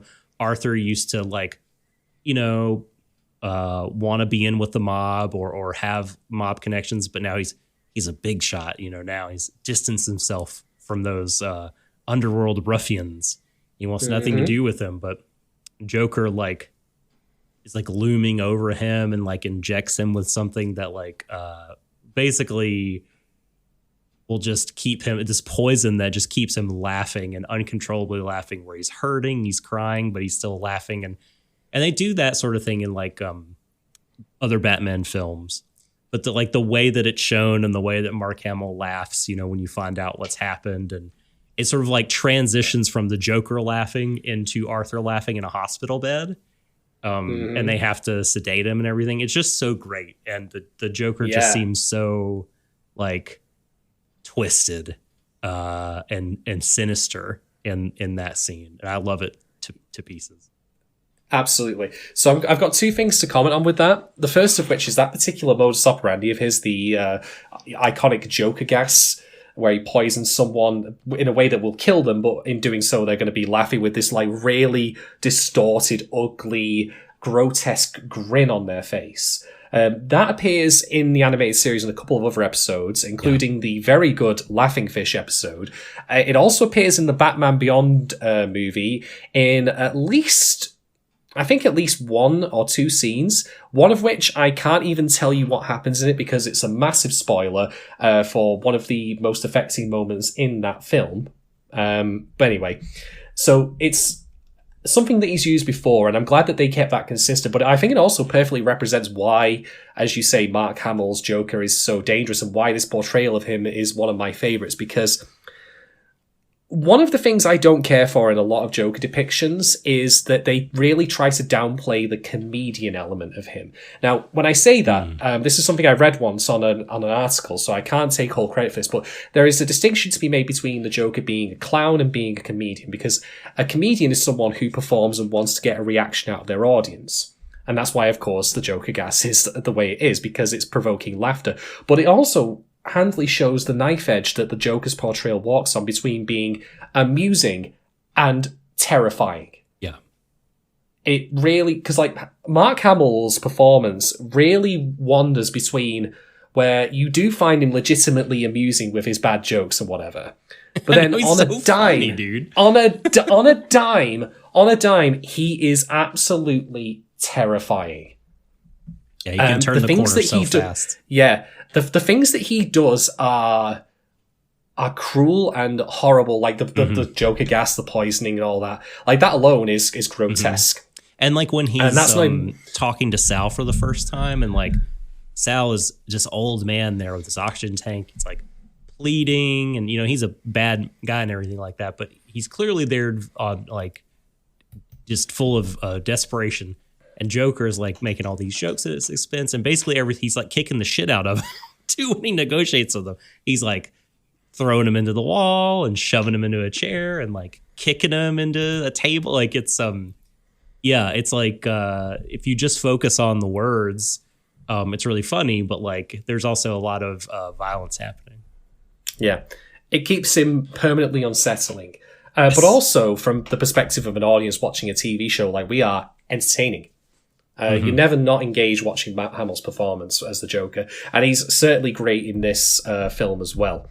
Couldn't have really picked, I think, a more perfect antagonist to use in this role, because you did say that Sal could have gone to anyone else, and there's certainly a library of of villains from Batman that could be picked. But I mean, as I mentioned before, like the Joker, apart from being the most iconic villain of them all, and therefore the one that you'd want in a Batman animated film, particularly the first one they'd ever made at that point from the Batman animated series.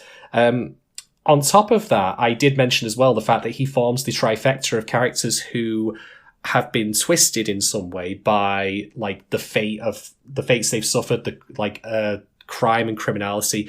The other two, of course, being Andrea and Bruce as the Phantasm and Batman, respectively. He's a part of that as well. It's consistent with the idea of what's happened to them, and that they've just been shaped into different things, of course, than he is, but through the same kind of events in their lives. If only old man Beaumont didn't screw it up so bad. It would all three be... Hilariously, there is actually a solution that one could think of, which is just that Andrea could ask Bruce for the money, because he is a billionaire. Because the mob wants money from Andrea's father, so... if Bruce did her a backhand or something. But that's not a criticism, by the way. I'm merely nosy, and of course it probably wouldn't solve it in reality, because the mob would be like, well, we want more. I think they say that. Like, I can't remember if she's like, if you're supposed to think like, well, she's just saying it because she wants to believe it, or because that's the actual truth. But it's probably both. It's never enough. Like, they would just keep milking Bruce and leaning on him. Yep. And moreover, the entire reason for Batman's existence, because bear in mind, Batman doesn't exist at the time that Andrea is around in the past until after she leaves, is to try and prevent these things from happening to other people. Like Bruce, it's too late for Bruce, obviously, to save his own parents, but he can at least try and save the parents of other people, and that does not happen. Because at that point, Batman is not the fully formed entity he is, as we see later in the film, of course, in the present day timeline. If she told him about it, I don't see him like giving the ransom money, because no, he's supposed to be like above reproach. He probably just go there and try to kick their ass and get killed. More than likely, yeah. They wouldn't be scared of him as Bruce Wayne, the billionaire, the playboy, That's indeed part of why, as in this film, we see the evolution of Batman from guy wearing ski mask to cape and cowl in a moment that is proclaimed with a grand orchestra, it's the creation of some sort of primal force. Yes. Yeah, holy shit. All right. So let's talk about some visual motifs and images in this film. I want to talk about the two specific things, firstly, that are kind of interlinked. I want to talk about the looming nature of Bruce's parents in this film as portrayed visually. Now, when we get to Spiderverse, we're going to talk a lot about the animation in that, I have no doubt, and all the little things that they did. But even back in, the 90s when this film was being made, Master of the Phantasm, they were still doing some really, really great things. One of which is, I want to talk about the gravestone that Bruce visits, which just has Wayne on it. It doesn't have the names of his parents specifically, the dates they died or anything like that. It's just Wayne. And so what's the implication of that visually for us? They still live. No. Within him. I mean, they're living, haunting him or whatever, I guess. No, not quite that, but rather, I take it as a reading that, well, when Bruce's parents were killed, he died too, just not in the literal physical sense, right. But rather he spiritually died. The innocence, and therefore, part of the film is the struggle for Bruce's rebirth as a, person who can like live and enjoy life and find love versus the struggle of Batman's birth, which is a separate thing. Because both of them can, as this film portrays, really occupy the same space at the same time, or the same body at the same time, if you want to call it that. And I don't mean some sort of psychic ghost possession bollocks, but rather on a kind of spiritual level, where Bruce Wayne cannot be a regular human being, while Batman is a possibility. And indeed, there are many scenes where there is lightning crackling the sky as Batman when Bruce says to Andre, we're going to make a future together or something, and then the bats come out and the lightning strike. It's it's like the Earth itself is trying to push back on him, squirming back to life of sorts. Mm-hmm. It's really powerful, and I have to give again. I mean, we talked about Mark Hamill. Kevin Conroy delivers not just the great Batman voice, but he delivers a very human Bruce Wayne as well. And that's something I think that a lot of times, depictions of Batman tend to forget, that there is actually a person under there. And that's part of the tragedy of it. Because people, I think this is also a problem I see, with how people, unironically, Guts as from Berserk as, the Black Swordsman, or even Sol from Guilty Gear, where, these are people, all of them, who have been deeply wounded. So we shouldn't be unironically celebrating their current depiction as the badasses they are without recognizing the tragedy that came about in their lives to make them that way, There's something a bit off about that, if you follow my meaning. But the other thing I wanted to mention is I also love, in the scene in which Bruce goes to the picture of his parents in one of these side rooms of his manor after he's had a drink thrown over at the party he's hosting. The room is cavernous. It's huge. It's a gaping maw. It's also completely devoid of everything except the fireplace and the pain. It's, again, another wonderful metaphor for his life. It's empty. There's nothing there but the looming spectre of his parents over it. Now, this could be over raw or melodramatic or, go way too far to the point where it becomes cheap, but it never gets to that point. All of these things I've mentioned, they, again, feel like they're done very theatrically. I feel like you could do, this part that's this as a Broadway play. But, these little visual elements, even back then, they were thinking of ways to inform the audience through background detail, limited though they could potentially express themselves, by putting these things in there. And it still sticks with me how striking these images are. We've not even got yet something I'm going to talk about separately, which is, of course, the world of tomorrow, because, oh my... fucking hell.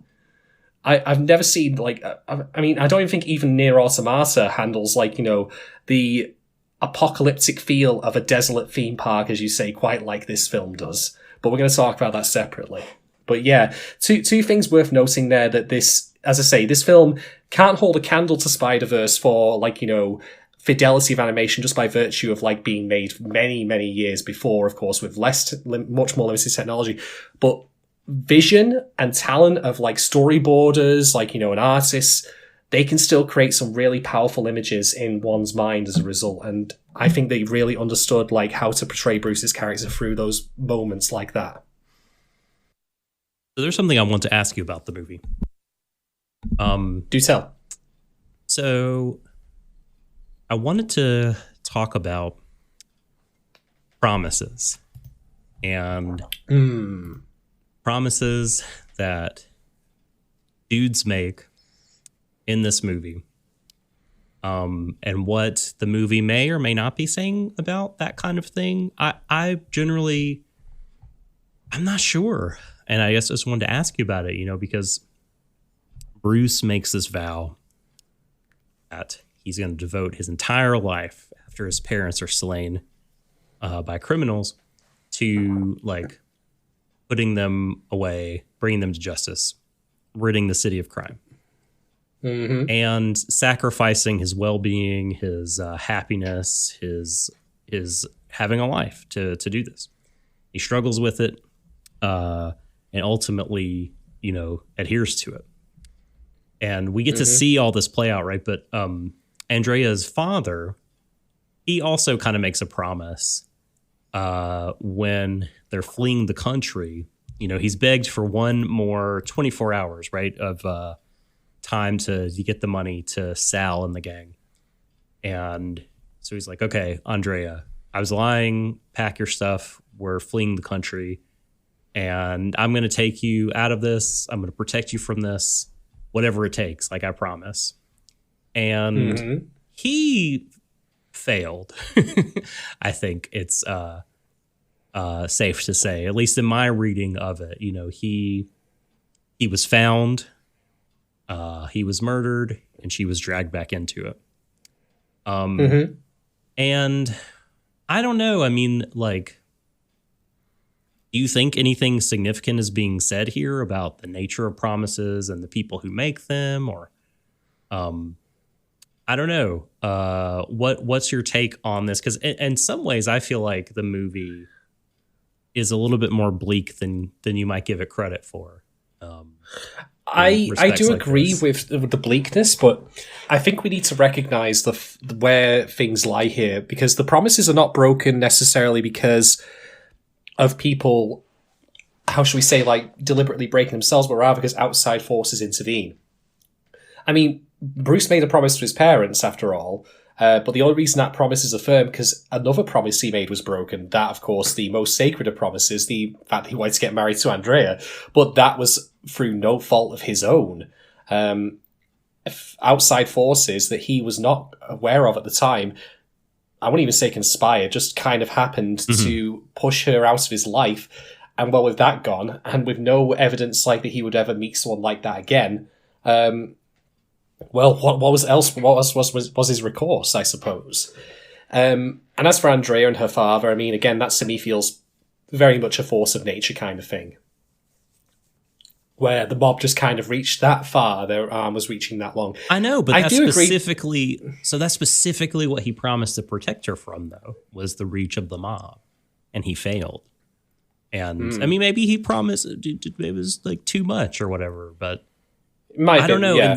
In some ways, it's like, I mean, I know he had, I guess what I'm trying to avoid is reading the movie as saying, like, you know, if you're like a bad guy, then you can't keep your promises no matter how hard you try. Like if you've made a bunch of bad decisions, they're going to catch up with you. But Bruce is a good boy, so I don't think it's saying that at all. I mean, I think Andrea's father ultimately, apart from being the red herring of being the Phantasm, I think more just serves as the inciting force for her own personal downfall. Totally. That I think is the more key element here. And that's actually going to tie in something that I do have a criticism of the film of as well, actually, funnily enough. But we'll get into that later. But I don't think it's really that. I think it's a competition between two promises, specifically between the promise, of marriage and the promise of being, well, married to Batman, I guess, if you want to call it that. I'm married to the cowl, damn it, woman. But rather, I mean, again, like that, the deciding factor in which of those wins out in the end is ultimately something that's outside of Bruce's control. Ironically, being that, if he was it's actually kind of tragic now that I think about it, that if Batman had existed prior to that point, he could have prevented that happening to Andrea, but by being Batman, he in theory couldn't have been with her anyway. Right. It's a catch-22, which is really sour when I think about it. Ugh. In a way that I think works for the film. It's rough. Like, I'm telling you, I chilling, think this movie is like, is a little bit of a downer in a lot of ways. And well, as I say, it's a tragedy. Pivoting a little bit, like, so I was unclear on whether or not Andrea knew Bruce was Batman before she picked him up in the construction site. Mm-hmm. Was she? Did she know? She acted unsurprised.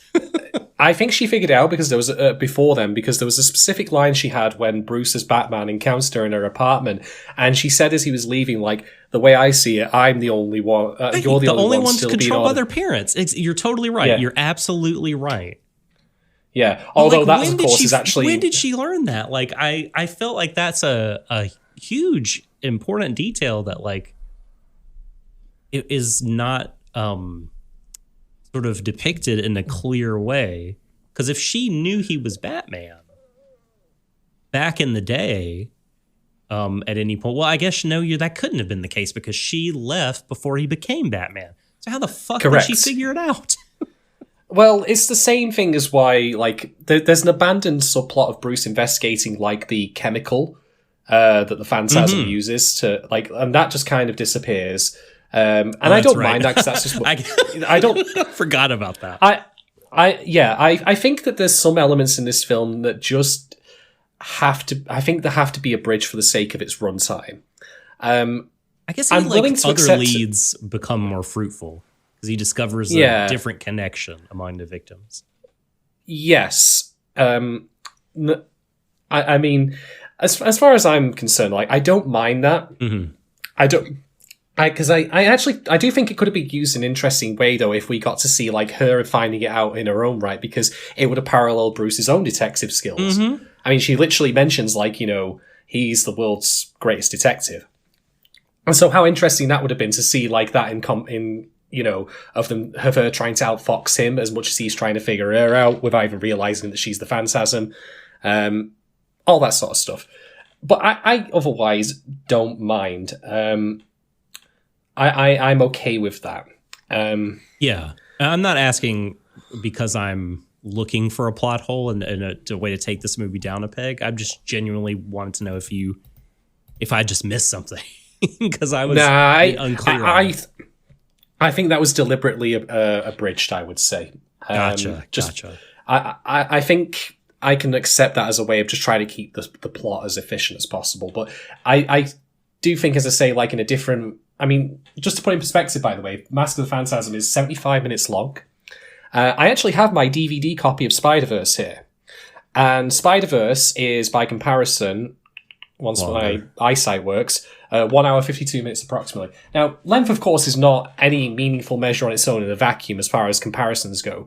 But part of me wonders, like, if there was a different version of Phantasm, if it could have been expanded a little bit in a way where bringing that element of Andrea figuring out Bruce's identity as Batman in could have been done so in a way that further accentuated the parallels between the pair of them. Because one other thing I should mention, as a small detail, very briefly, about the idea of, like, this film setting things up. So we see in the first fight between Batman and the Phantasm actually is skilled at, you know, martial arts, much as Batman is. So what do we see when Bruce meets Andrea outside, when she comes to visit him outside his manor, where he's training in Kung Fu? Something that probably made like the Manosphere people very upset. Undoubtedly. How could judo throw a Kung Fu master just from taking a self-defense class? Yes.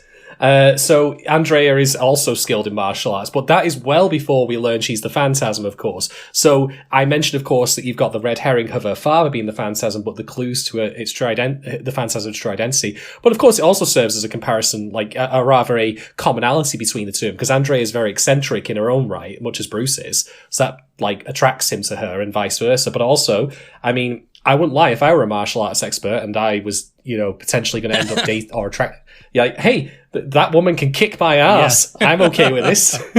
You're like also, this leads to Spike from the Cowboy Bebop movie. Yeah, absolutely. And this also leads to a wonderful visual gag that gets repeated later on, where Alfred is bringing drinks out and he sees them both kissing on the lawn, and he silently turns around and leaves. And that happens later. Oh boy. Oh, rather. I think I have things to do elsewhere, Mr. Wayne. Yeah. Alfred is one of my... Sorry. I mean, along with Parker from Thunderbirds, like, Alfred is one of the best fictional butlers ever written. The other one in my top three, of course, being Jeffrey from The Fresh Prince of Bel-Air. I'm partial to... I mean, you know I'm not wrong, of course. No. But I'm partial to Jeeves from Worcester and Jeeves from your part of the world.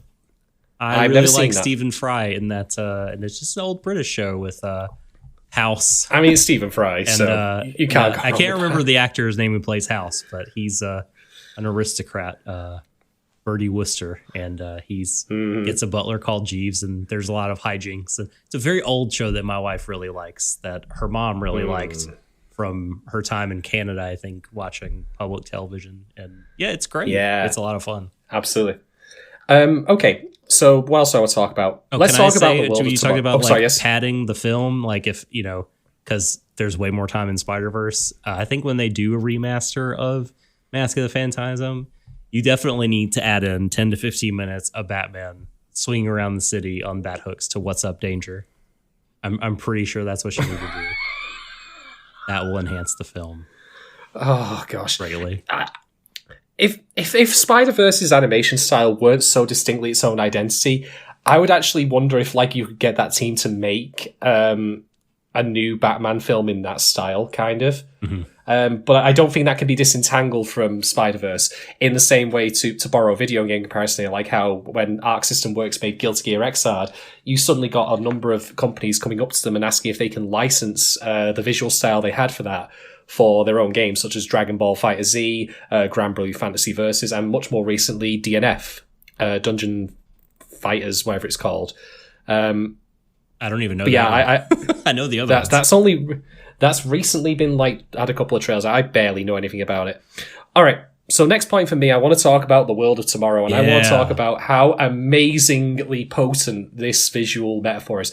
But also how there's, again, another little detail from it that really sells the tragedy of this, and also like the kind of almost inevitability and destiny of Batman's emergence. So the world of tomorrow features in a flashback, of course, where it is open for business and everything's like gleaming and glistening. Andrea and Bruce, they're walking arm in arm through the place, soaking it all in.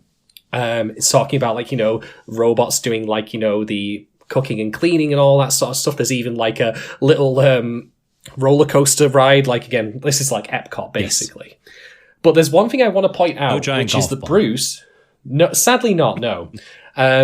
Bruce finds the car of the future. Oh, and right. Yes, he does. But the car of the future, apart from suspiciously looking a lot like in profile the Batmobile from Adam West's series of all things, it's clear when we see this that Bruce is envisioning it as being his own Batmobile. So this is again his plan as Batman, how to become Batman. Even in this thing, which is weirdly explained, but does that not chill you a little bit that in the end, we'll get to the visual look of the world of the tomorrow when it's fallen to pieces, but that the only thing he took from the world of tomorrow or still has is the fucking Batmobile? Seeds of his, his the word I'm looking for. Kind of more depressing future are in there in his sort of trek through what represents the possibility space for him and Andrea. It's the world of tomorrow. It's representative of here's this young couple blooming love. They have just every chance in the world. Their future's so bright. It's going to be something that no one could even envision. And the only thing that survives from that is the Batmobile. I mean, the big visual also elements, the of robot course, with the chopping the meat. But I mean more. I mean more in terms of what Bruce takes away from it and still has to his name later on. But of course, the big visual element is the fact the place is rusted, it's falling apart. Even the sky is blood red around it. Something about it reminds me of the Brave Little Toaster. I can't put my finger on it. I've never seen that, but I've heard it. I've heard that's a chilling thing in its own right. That's one of those that'll screw you up as a child, for sure. Anyway. Oh, like the Neverending Story, and of course the infamous horse scene. Yes, or the Christmas Carol that we were talking about before. Yeah, Land Before Time. Oh, yeah, Land Before Time, man. Wept like this 3-year-old that I was when I saw that film. Oh, fucking Chartreuse, man! Kill them all. But yeah, that's such a great and wonderful element of that. And then of course we've also got to talk about All Ends with blowing up. It's literally Armageddon. If you run this visual, if you run the metaphorical meaning of the world of tomorrow as the title of the place to its end, you go from present where it's nice and clean and happy and prospective and hopeful, to run down, rusted, almost the metal is bleeding, the blood red sky, and then it explodes It is The future somehow blows up. The future blows up. The future explodes. It is Armageddon. This is what I'm saying. This symbol right here, this visual metaphor, like, is difficult for me to come away from the movie going, yeah, there's hope for the future, when they just showed the future that was decayed. You know, it was like the corpse of the future. It really was, yes. Before our eyes. Yeah. But maybe, I don't know, maybe it's not like the future as such, and maybe it's just like meant to be like a certain vision of the future or plans. And you blow it up and purify it one where with women fire. still remaining in the kitchen where they apparently belong. Even if they're robots. and you purify that with fire, and you get rid of it, and you start fresh. I don't know, maybe that's it. But it's dire. The hope element I'm going to talk about eventually, but I'm going to say that I think that this film's depiction of like the little nuggets and sparks of hope that there are does have a flaw to it, but we'll get to that. And it's actually a flaw, funnily enough, that it disappears when you consider the film in the wider context of the DC animated universe, but as a standalone film, it does, however... It's one of those things where you like wider context takes it away, but ultimately, like as a standalone, it doesn't. But I'm gonna get to that in a bit. But yeah, the World of Tomorrow stuff it's stark and it's bleak and it's bold in my opinion. Like that again, for what is ostensibly it's something that has its origins as Saturday morning television with no more complexity than a toy commercial, or at least as some of its contemporaries would have been viewed as. Like this is frighteningly mature storytelling, in my opinion. This is the kind of thing that we would laud in like anime shows that we've covered that are aimed at a much older audience. So it's certainly noteworthy here and definitely deserving of praise, in my opinion. They like again for all the simplicity of the animation available technology at the time, like they really went all in on conveying this stuff visually in such a way that really elevates the material above what otherwise I would say could be fairly pedestrian in lesser hands. The creative team, like Paul Dini and all the like storyboarders and such, and Bruce Timm, absolutely fucking nailed it, and they deserve all the praise for it. I mean, this, like I said before, in general, the Derelict theme park, it's a setting and aesthetic that I just love. Isn't there an anime we watched recently that had that? They're Derelict like theme park. Like they went into like a weird bathroom. You're thinking of Listeners and the Spooky Toilet. And I like that. I like the Spooky Toilet in there as well. I must say, it's just a shame that the show couldn't. The rest of it was just so rough. Okay, it's boring. Back on track. Yeah, I think it's just a generally good aesthetic, but when you pump into that, you know, you add the qualities of how it represents the hope that this couple had, and then what that looks like, what those plans and that future happiness that you expected looks like on the other side of, you know, the tragedy with the father. You have the Joker living in there, who's like, of course, infesting this rotting husk of a broken dream, and it's just so wonderful. And as something as a kid I didn't like appreciate, but like it goes back to what I said before. Like the movie in its aspirations, you called it personal, and I think that that's right. I think even like a less charitable kind of take on it might be that it's simple, right? It's what it sets out to do. It's a rather simple little puzzle box mystery thing. But holy cow, again, I say, it is just so well constructed. It just knows what it's about. And it is a very kind of rich place that they have, a rich setting for the flashback and then for the final confrontation. I mean, just loaded with meaning and with symbol, and it's fantastic. I agreed. Do you have any other talking points about Phantasm, Doc? Do I have any talking points about Phantasm? I don't know.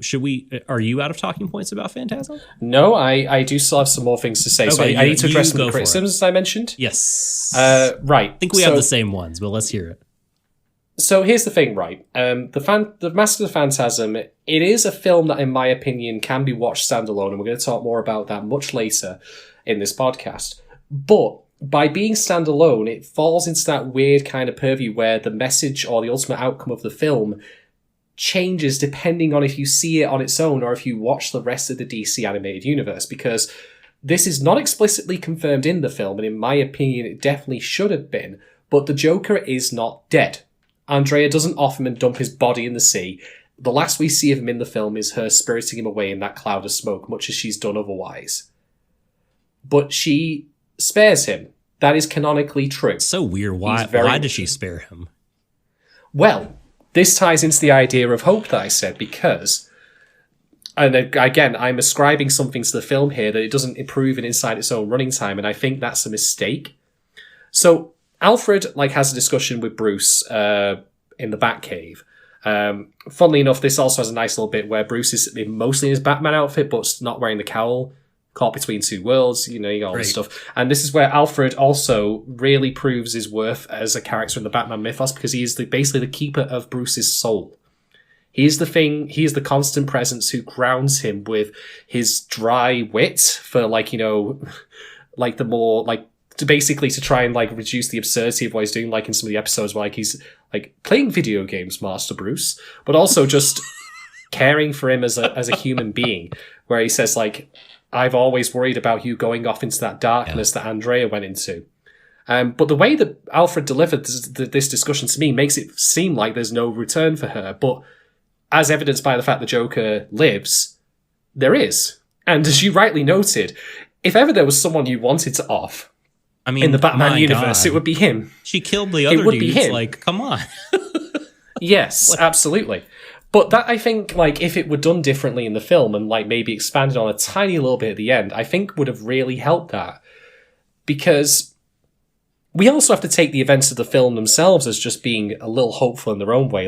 After all that indeterminate amount of time being Batman, Andrea comes back into his life and Bruce does, come back. It's not simply... She's not solely the only person he could potentially, be friends with or admire or love. And indeed, time would prove that he himself, actually would have some interest in some other female characters in the DCAU, such as Talia al Ghul, for example. I think it's the flaw of... Pardon, sorry? Not Selena Kyle? Yes, there's a bit going on with Selena as well. You're right, absolutely. I was thinking more of Talia because he's one of the more long. She's one of the. Well, he kisses her on screen. That definitely happens. I remember that.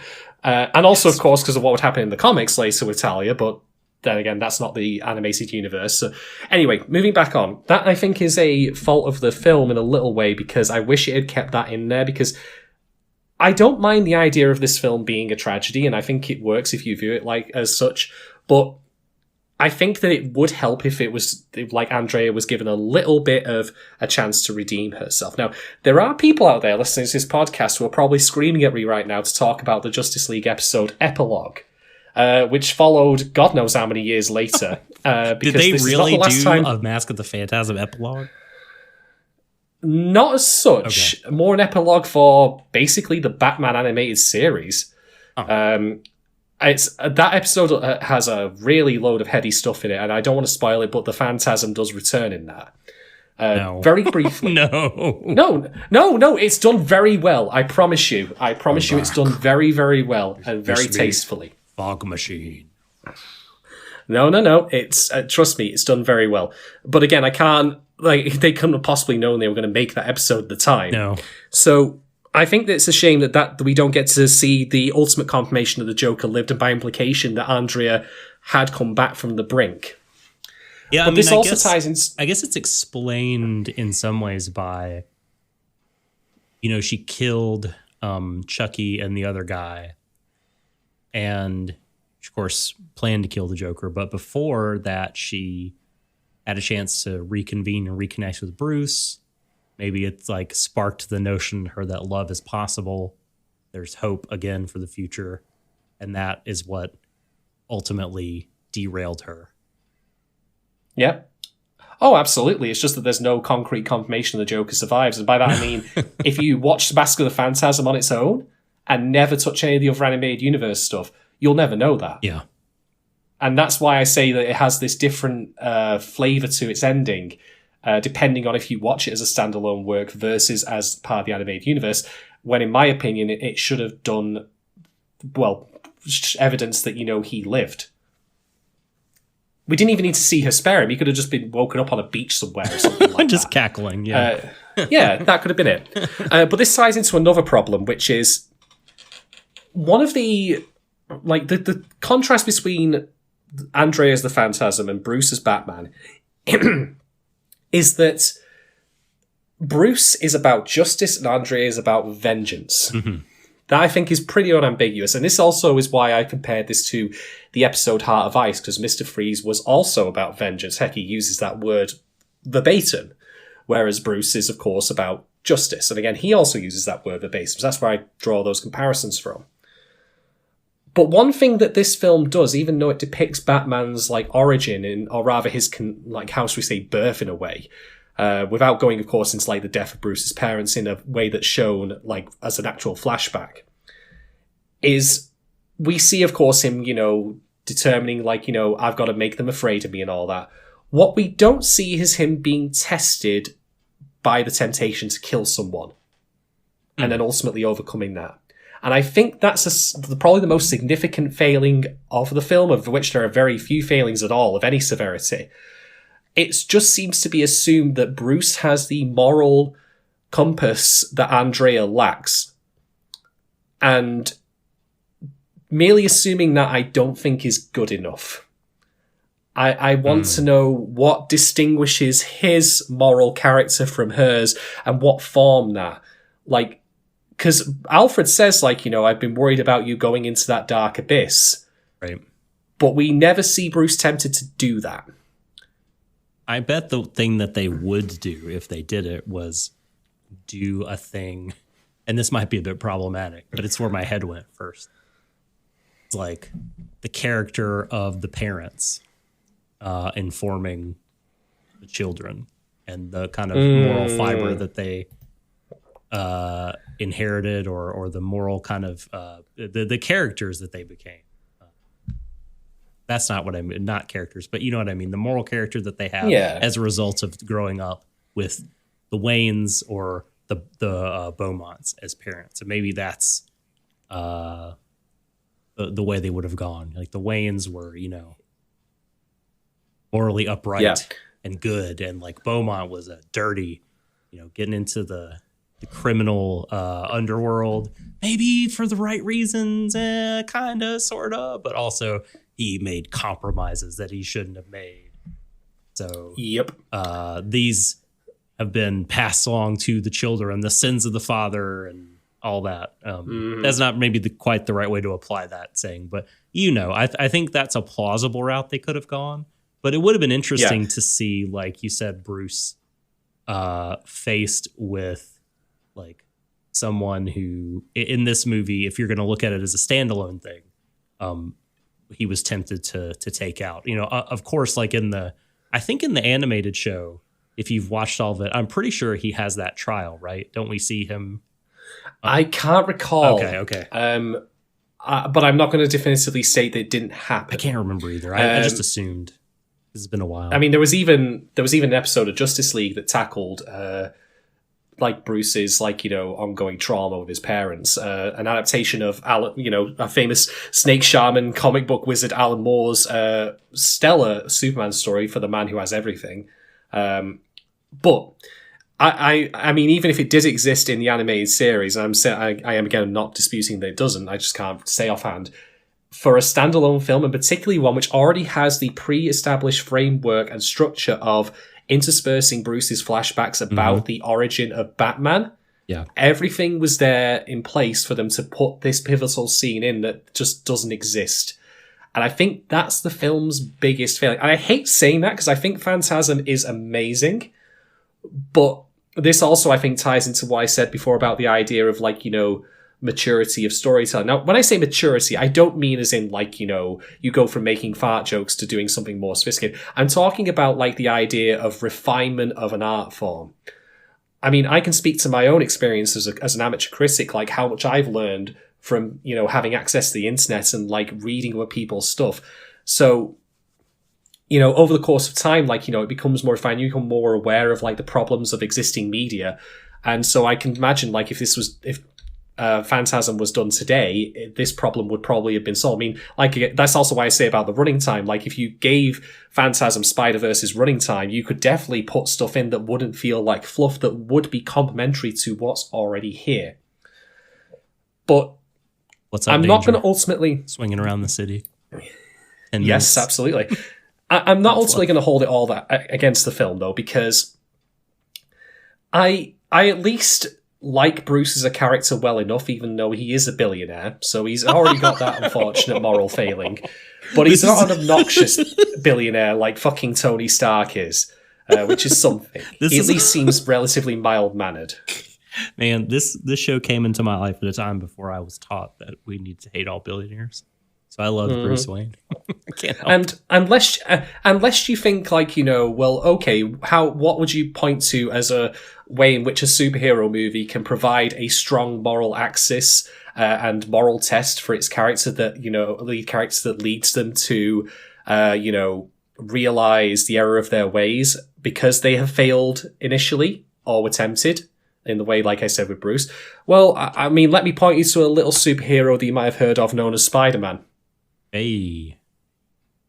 After all, we'll get to that in a little bit. And this is, I mean, I know I said I wanted to avoid direct comparisons, but where, like, Phantasm doesn't have that moral test, even for Miles, but even though it's not, obviously, he was not the subject of this lesson, great power and great responsibility, little hackneyed as it might feel, and little trite, you know, although I'm also kind of like, well, maybe some people should exercise that more often. It's a strong moral lesson and a strong part of Spider-Man's origin that still holds up really well because, of course, he didn't stop that person from escaping the wrestling ring or whatever, and they went on to murder Uncle Ben. That was the point in which he was tested and he failed, and then he corrected himself. So yeah, there's already a template for that, and it's a template that's been around well before Phantasm came out, so it can be done. But other than that, I don't really have much else to say about the film. There's probably tons more I could say if I wanted to. But rather, I'm just going to end on the note that, yeah, despite those criticisms I had at the end, overall, I am resoundingly positive on Phantasm. It still holds up marvellously. It is still, in my opinion, the best film depiction of Batman. The film that best understands Batman as a character and what he is about, which we'll talk about later. And on top of that, it's just a strong tentpole in the animated universe of DC. Could not recommend it highly enough. Definitely check it out if you've not already seen it. Totally. So my issue was slightly different than yours. So like you said, this is a very short film. So I think I'm willing to overlook flaw that you point out because, you know, they already have kind of Bruce's arc, you know, that he's overcoming in the past. Like he's not necessarily overcoming something about himself, but like trying to establish his persona. And also like, you know, actually, yes, trying to overcome like this dilemma in his life. Like, should he pursue marriage and a life with the woman of his dreams, or should he be a crime fighter? And it might have just been a lot to like pack more of that into more of another arc for him into the movie. Where I was bothered by it on this watch, I think maybe is just the target audience, the limitations that target audience like builds into the film. Or rather, again, I should word this properly, making a film for a younger audience builds in certain limitations, storytelling wise, and making, you know, I guess that's going to happen with any sort of audience. But what I'm getting at is the ending just felt a little too pat for me. like Joker sort of says there's 20 miles of explosives under this place and it's all going to blow up. And Batman basically like rolls 10 feet and goes through a pipe and he's like out of the explosion and he lives. And everybody lives. Like Andrea just goes into a puff of smoke and she's gone. And like then they're all just kind of go their separate ways. And like it's a tragedy, of course, like what had already happened. But I felt like that finale had a chance to be like another, I don't know, like just something about like it not also being tragic just rang a little bit hollow for me. Like nobody died. Nobody died. It felt like someone should have died there. So that finale could have, I don't know, had the kind of consequences that I felt like the film built it up as kind of having. I mean, there is that quite powerful line from Andrea on the boat when I am alone. Yeah, I thought that was pretty good. I admittedly, again, say like, I think it misses the mark of showing that she could come back. But I don't know if I would necessarily be up for just having someone die at the end. Like, it was obviously would be Andrea who would die if it was going to be anyone. And I know people are going to say, well, what about epilogue? And I'm like, I'm talking about what they would have done knowing at the time that they wouldn't have even made that episode yet. But rather, I think for me, like, and then they never to see each other again. Like they all walk away unscathed, and then never. Twain is not the right word. The Thwain, never the Thwain shall meet again. Well, to borrow your phrasing there, where you said no one died, yes, but I think the way I choose to interpret it is that while indeed no one died, no one came back to life either. Well, that's true in the text of the film, but if you're going to say that she spared the Joker, then she sort of does. A little bit. The Joker, there's no coming back from that. He was dead. He was a madman long before. Well, I mean, as far as the Joker was concerned, like they weren't killing him off in that film because he was just too popular. No, of course. And yeah. I don't hold this hugely against the movie because I see it not as standalone. Like I've always watched it as a part of this animated series. Just a big story arc in it. So, and for that, I think it's really great. Like you said, the movie holds up well. There's a little bit more emotional distance, I think, between the viewer and Mask of the Phantasm than there is between the viewer and Into the Spiderverse. But I think that's just like down to what you said earlier, like filmmaking and the evolutions therein. And just, maybe what the movie's going for as well. Like it's seems to be sort of a different kind of thing. For its time, if we consider it in the context of when it was made, Phantasm is an absolute masterpiece, in my opinion. Yeah, I love it. I love it a lot. I could watch it now. I mean, like it's eminently watchable. I find no part of it is even films I like, Shadon, like there will be parts where I'm like, oh, it's this scene, like not the greatest or whatever. But like turn on Phantasm in any part of Phantasm, I'm going to sit down and watch the rest of it, whether it's the opening credits, the middle, the end, like it's all great. I love every part of it. I would honestly say that if you, the listener that is, were thinking of ever writing Batman as a character in comics, or even, let's not even say comics, let's say you just want to write Batman fanfic or whatever, you want to write or draw Batman, I would implore you to watch Phantasm. Now, I'm not saying that because I insist that everything must be like Phantasm in terms of its tone, its mood, its writing, its visual depiction, whatever. But I think of it in the way that I think of like how if you were to write Star Trek, you would want to watch as much of it as you could. J. Abrams, baby. Watch them all. to see like a seminal part of the character's history. Because again, going back to what I said at the very start of this podcast, like it had, like that animated series has had a long-lasting and ongoing legacy and impact. that puts it up there as one of the most important pieces of Batman fiction, period. And so I think that I would consider it mandatory viewing for anyone who would ever want to write Batman in whatever medium they otherwise would choose to do so. And again, not because they have to do it the same, but rather because it can inform them and they can see like how important it was. All right, 100% agreement. Stamp of approval. Douche. Boom.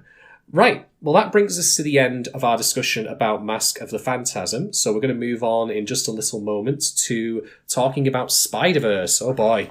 Got a lot to talk about with this one as well. So this will be the same structure, of course, as previous. We're going to give spoiler-free thoughts. We're going to then go into the plot, and then we'll go into talking points. So, spoiler-free thoughts then. Doc, I'm going to chuck this one over to you for Spider-Verse. What's up, Danger? Take it away, my friend. Tell me what you think of this film. I think this film is deserving of all the praise it gets. I think the film is a technical marvel. I think the film is a feast for the eyes and ears and the heart. I think the film is just so well and smartly written and so well directed. And it's really funny, but it's very also serious is not the right word and heartwarming is not the right word, but like it's just got these scenes.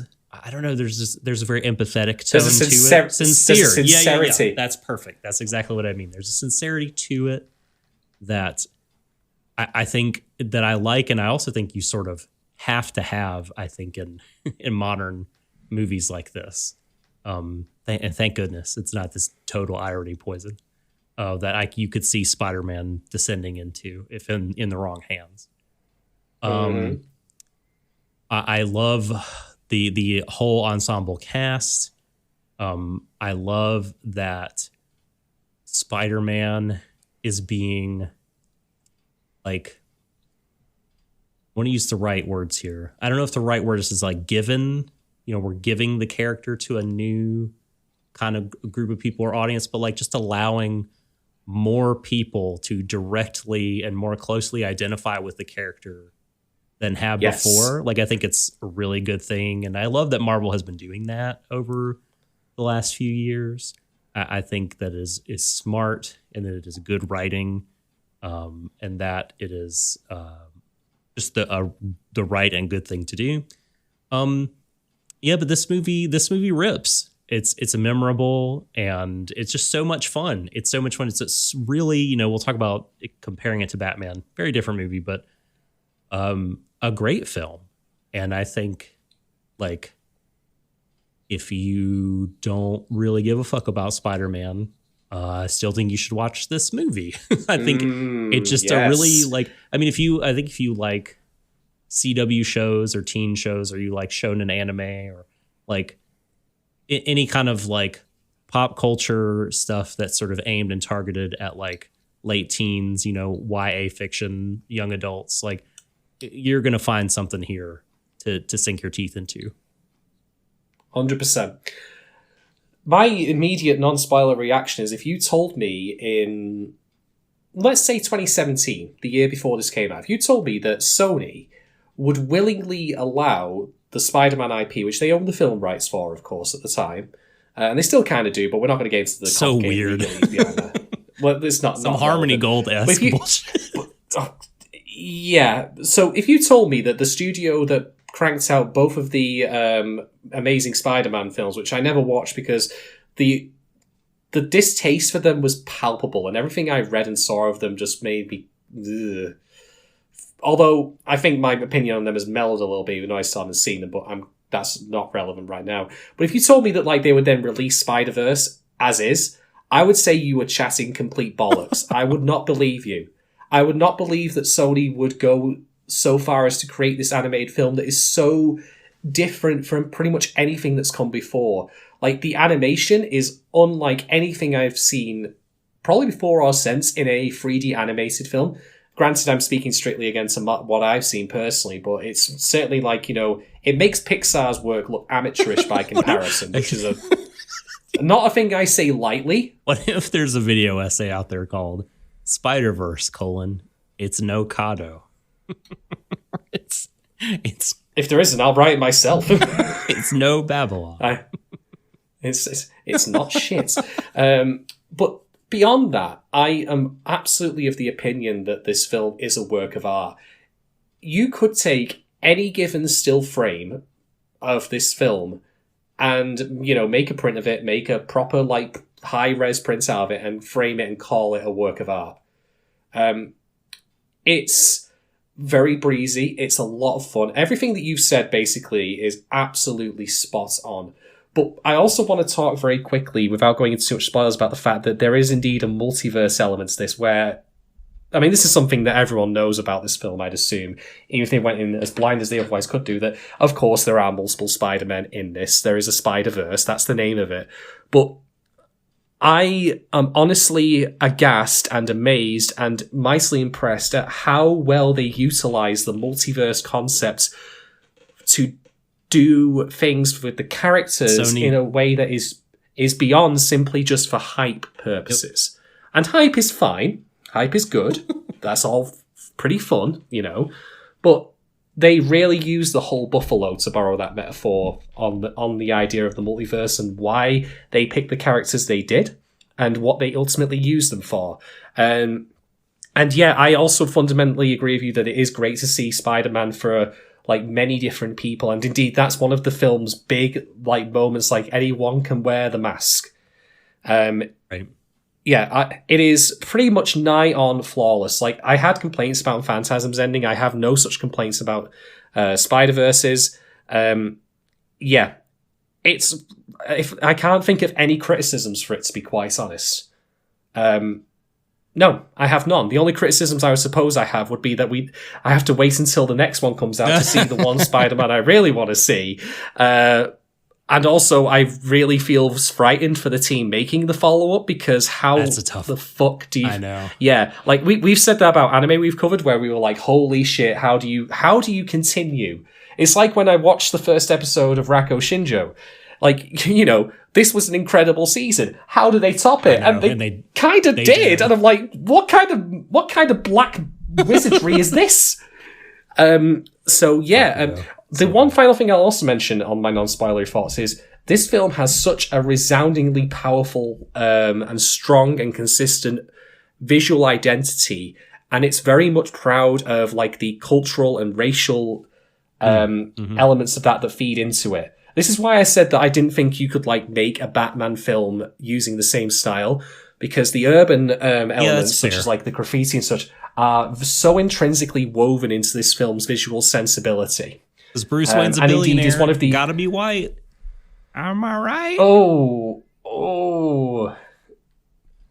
I don't actually believe I'm not even going to go there, but what I will say is, beyond that just being such a strong part of its visual, visual elements there, it's also, of course, one of the foundational parts of Miles's character arc and the overall messaging of the film, which has an overall life message that I fundamentally agree with.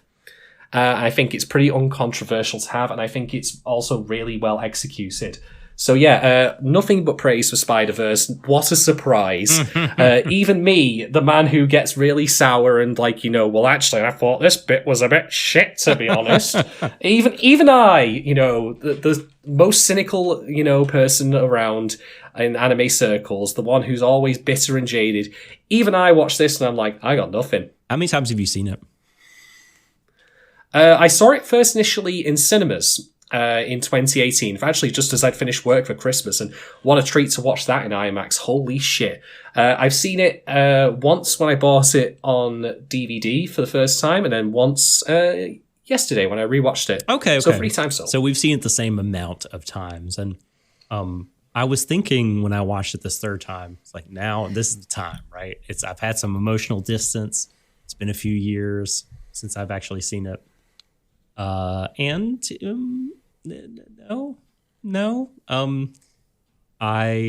It's a really excellent movie, and yeah, I don't have.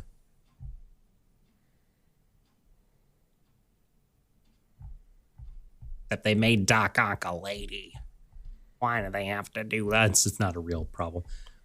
Yeah, no, I love, that you call it sincere and breezy and a treat. It is all those things. And yeah, can't wait for the follow-up. But why don't you tell everybody what it's about? Or do you want me to tell people what it's about?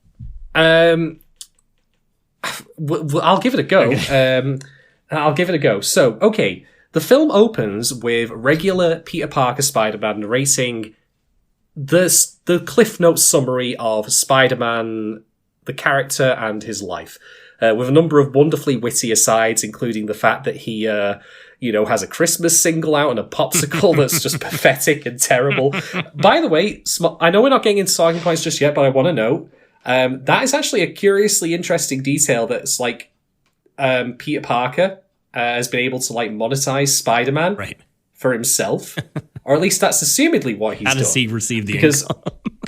Because as has been noted by smarter people than I, like poverty and class and lack of income has been a foundational part of like Peter Parker as Spider-Man's character for a lot of time. So I wonder if I actually find that really neat that that's happened, because spoiler alert, this ultimately isn't about Peter Parker, this story, as you'll soon find out.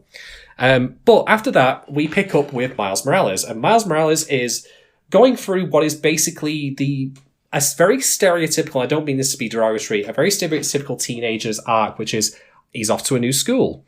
It's a very fancy school for that matter, like it's a preparatory school of some description, like quite demanding for the first time, and all he wants is to fit in. And he struggles, of course, with his first day and all that. His dad is embarrassing him. His dad, of course, works for the police. He's a cop. So we have some amusing scenes involving, like, that's a 10-4 after he says, I love you. I wanted to hear you say it. Repeat copy. Absolutely. Yeah, that's a copy. That's a copy, yeah. Exactly. So there's all that going on, of course. It's interesting that, he's, to me anyway, I thought, if this were a different story, you could see, I don't know, a lot of times when kids go to new schools in fiction, they struggle to fit in because they are not confident. And even though he is on this journey of self-discovery, right, and has things that he feels insecure about himself, especially when he takes on the mantle of Spider-Man, socially, he's a super confident kid, great at making friends, really it seems like a really cool kid with fun hobbies. Yeah, it avoids that pitfall. I'll get into that later as a talking point, but you're absolutely right in noting that. And what Miles' actual hang-up is, I think it's a question of not wanting to do something that he hasn't had a first-hand choice in. And that, of course, ties wonderfully into what happens with him later in this film.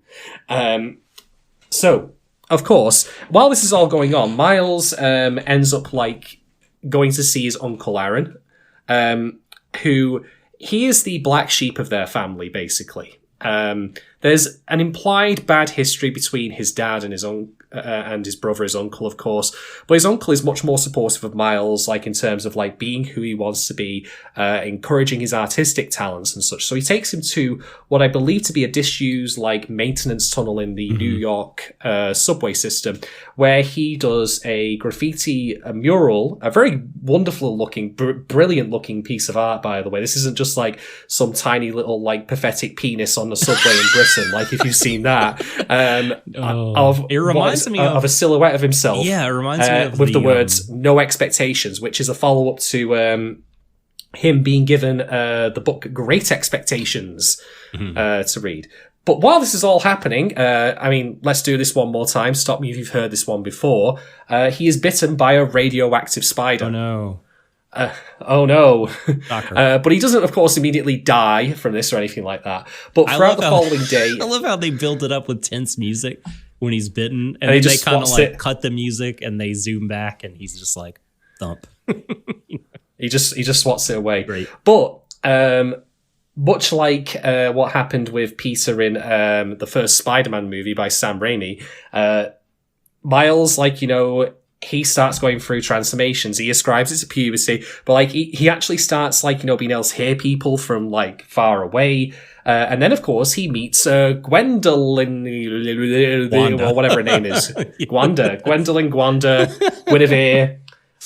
I wonder if she might be someone who's famous from the Spider-Man universe. Probably not. But no, he meets her, rips off her hair because he's, of course, developing his spider stickiness, and then through a series of wacky hijinks ends up back in his dorm room.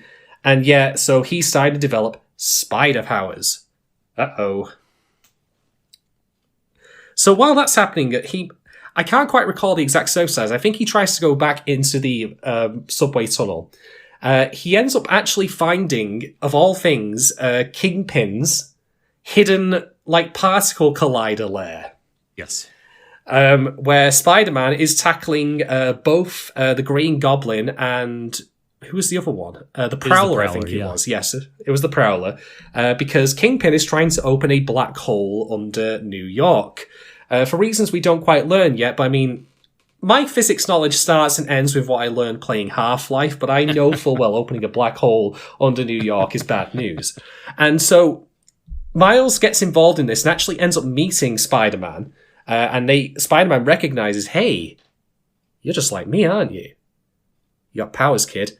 And so he gets him to safety, but unfortunately, this is, by the way, is through no fault of Miles's, of course, just to make this clear.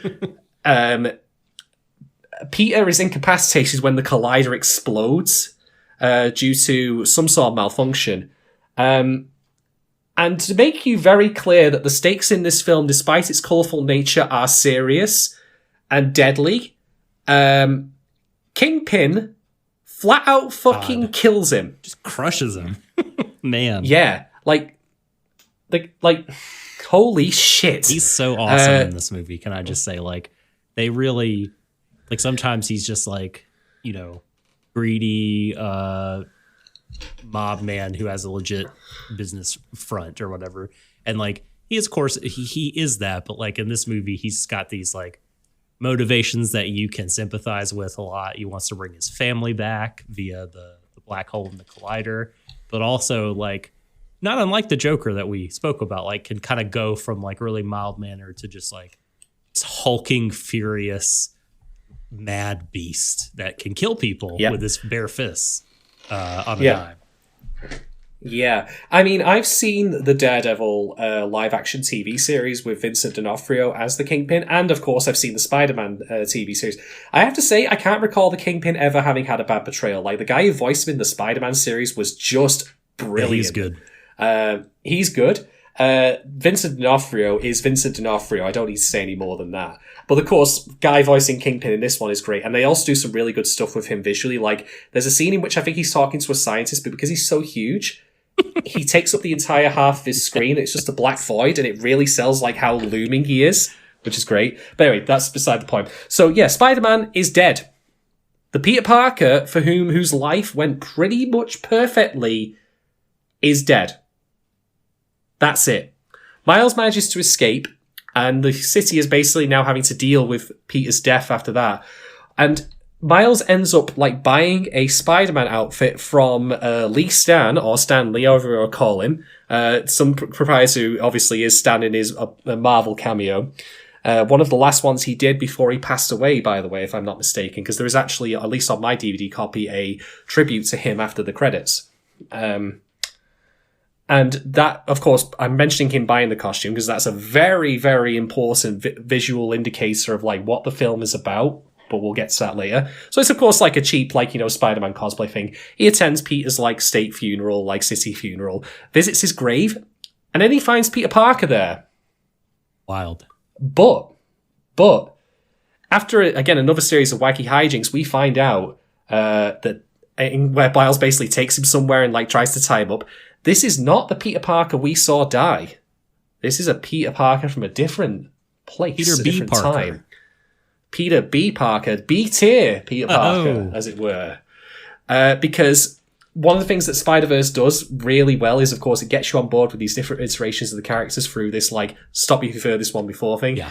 And so Peter B. Parker is, 20 years older than our Peter Something was like when he that. died. Yeah. Older for and sure. his life basically went on the same trajectory, but rather than dying, he just lived out the next 20 years and everything went wrong. He, divorced from MJ, Mary Jane. Had bad investments. Bad investments. He's overweight. He's depressed. It's basically he's gone cynical and sour in his old age. So yeah, now he's got to serve as Miles' mentor. But they also, of course, have to stop the Collider from being rebuilt and activated, because before the original Peter Parker died, he gave him what we colloquially know as a USB stick, but what Peter describes as a goober, which is just an amazing term for it. So yes, but in order to stop the Collider, they will need to infiltrate the laboratory that helped build it and acquire some data, this being, of course, the Alchemax laboratory. And so, with, Peter, in his Spider-Man outfit, and also bare feet, and really ragged pants, and Miles in his outfit that doesn't even fit properly, they make their way over there. They spawn a wonderful meme where they're sat down thinking, and they infiltrate. Miles discovers that he can turn invisible. But not on command. Which is he can't on command. Do it on command. Which is not a power like other Spider-Men have had, at least as far as Peter B. Parker. There's that thing you can do. And then they encounter Liv. Although, admittedly, perhaps I shouldn't be saying Liv as her name because I'm not her friend, admittedly. Exactly. But Liv puts Peter into a almost like that Vivi high-tech BDSM chair, just not quite as high-tech or as BDSM, admittedly. I forgot about that. And reveals her identity. She is Doc Ock, this universe's version of Doc Ock. Mm-hmm. Because, of course, this being Miles Morales' universe, things are a little different. By the way, I just want to point out, like I said with the Kingpin, I like Doc Ock in all of his iterations I've seen him in. Mm-hmm. The iteration in the Spider-Man animated series, he was voiced by Ephraim Zimbalist Jr. Now, do you want to know who he also voiced? Please. Alfred in the Batman animated series goodness. and Mask of the Really? Phantasm. Same guy. Is he much older in the cartoon than in the Spider-Man 90s cartoon? No, I think it's just that he had that flexibility of voice. Okay, cool. Yeah. And of course, we had Alfred Molina putting in a great turn as Doc Ock in Sam Raimi's, excellent horror film Spider-Man 2. Yes, that's a great movie. I mean, that hospital scene still is fucked up for what is meant to be a superhero film. I said in the beginning of this that I didn't fuck around with comic book movies. I have seen, pre-MCU, when I was still a teenager, I saw those Raimi Spider-Mans and the Bride Singer X-Men's.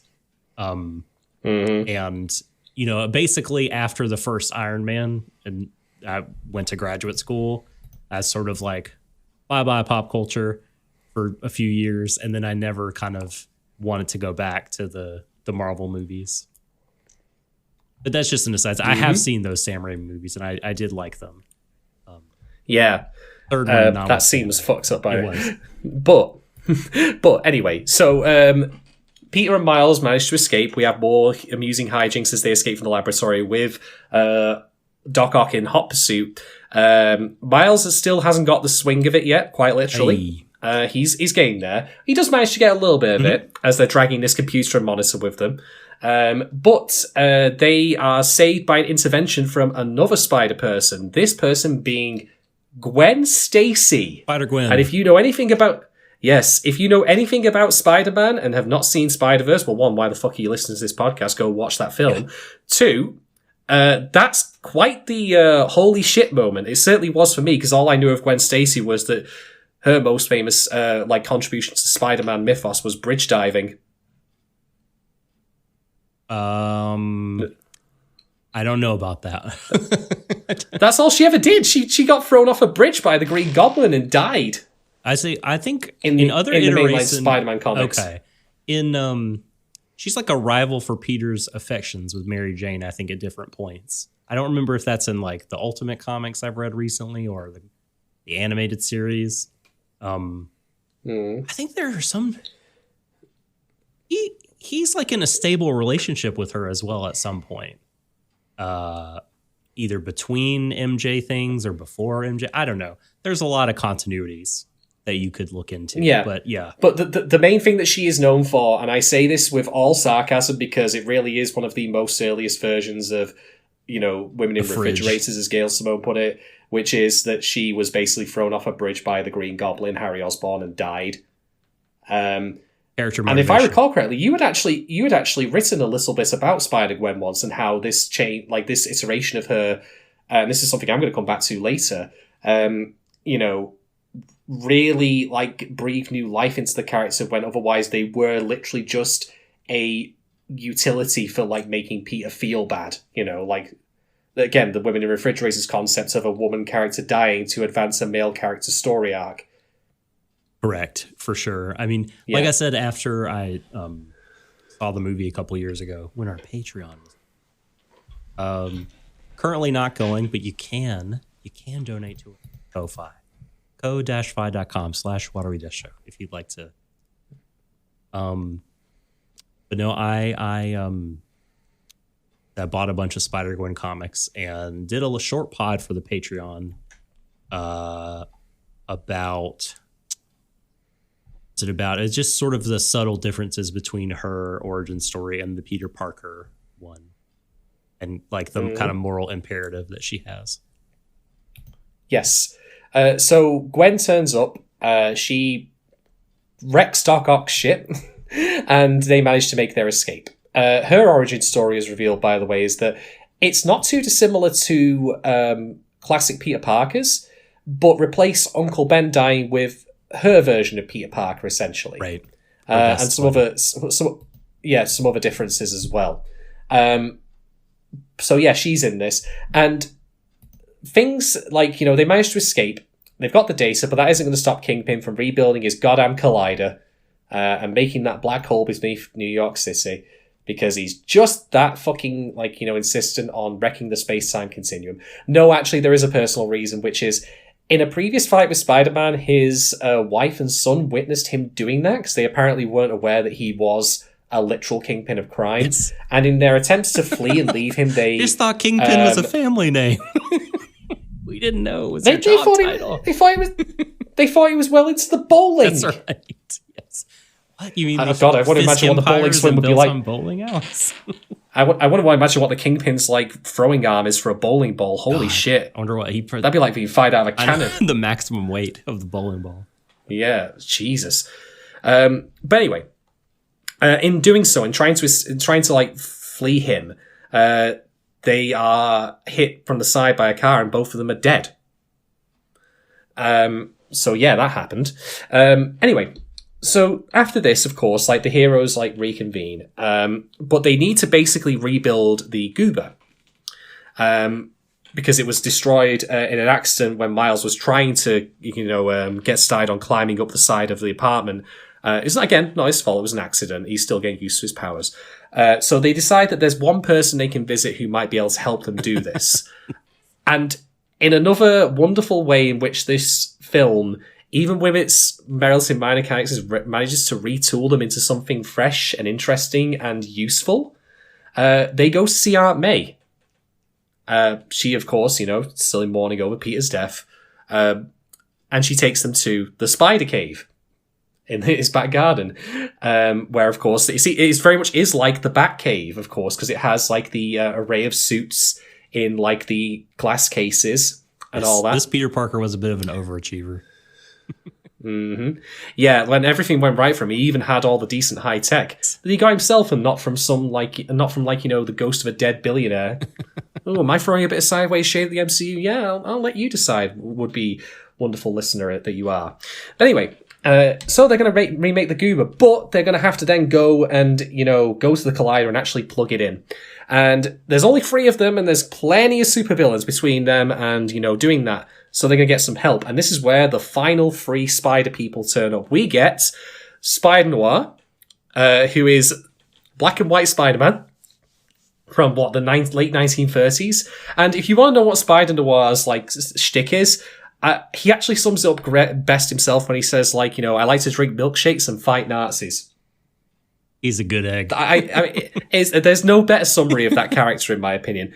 There is Penny Parker, the anime character I referenced way at the start of the podcast. She is a Japanese spider woman, although her powers seem to be more that she's just super smart and can build like a robot, or has a robot that like a spider lives in. They have a psychic link. I think maybe she's psychic. Yes. Is that her sort of power? Yes. So she pilots this robot.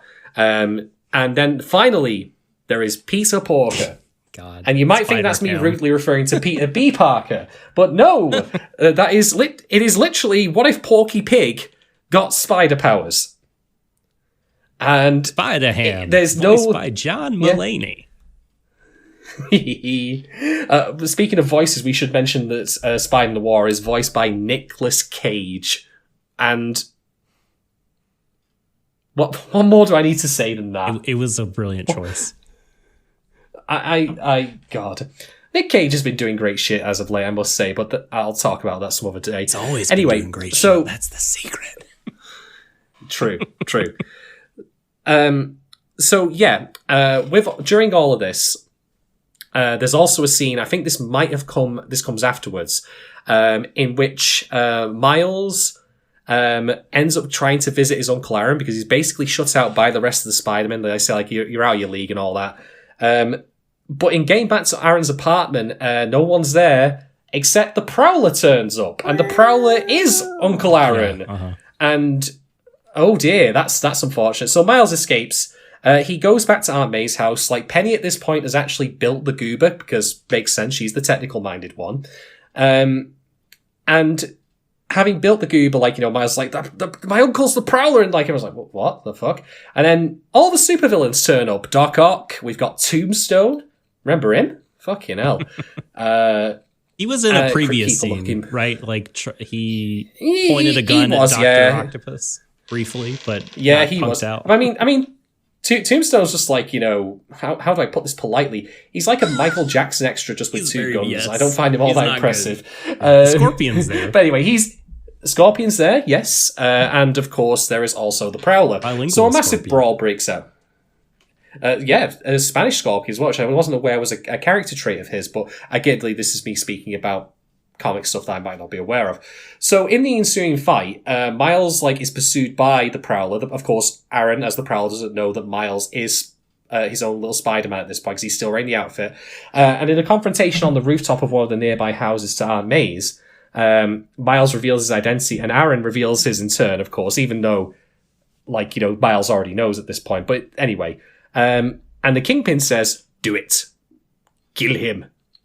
And Aaron can't do it. So Aaron is shot for his troubles. Very, very important scene, can I just say. Yes. For a lot of reasons, this part.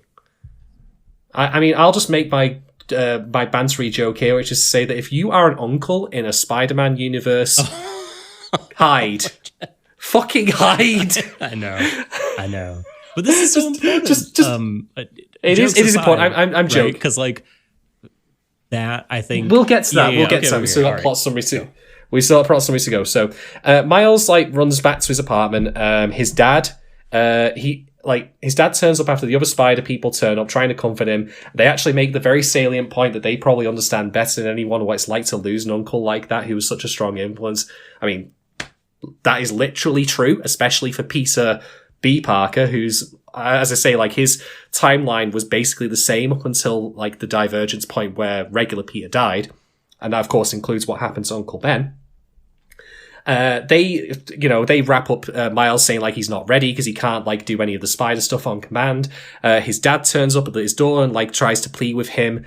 I hope you're okay and all that. By the way, his dad also found his Uncle Aaron's body in an alleyway when Miles took him elsewhere, and assumes that Spider-Man is the one who killed him, which is obviously not true. But anyway, so because he sees him fleeing the scene or something like that, right?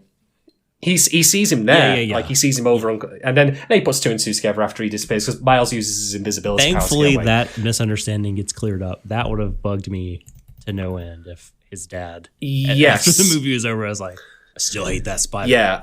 No.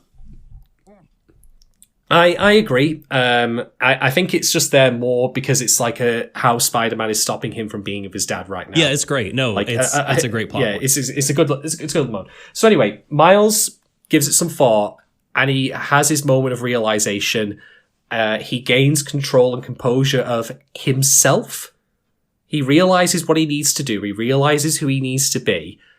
It isn't simply, I have to stress this in this summary, it's not just a simple matter of, oh, hey, I learned how to use my powers.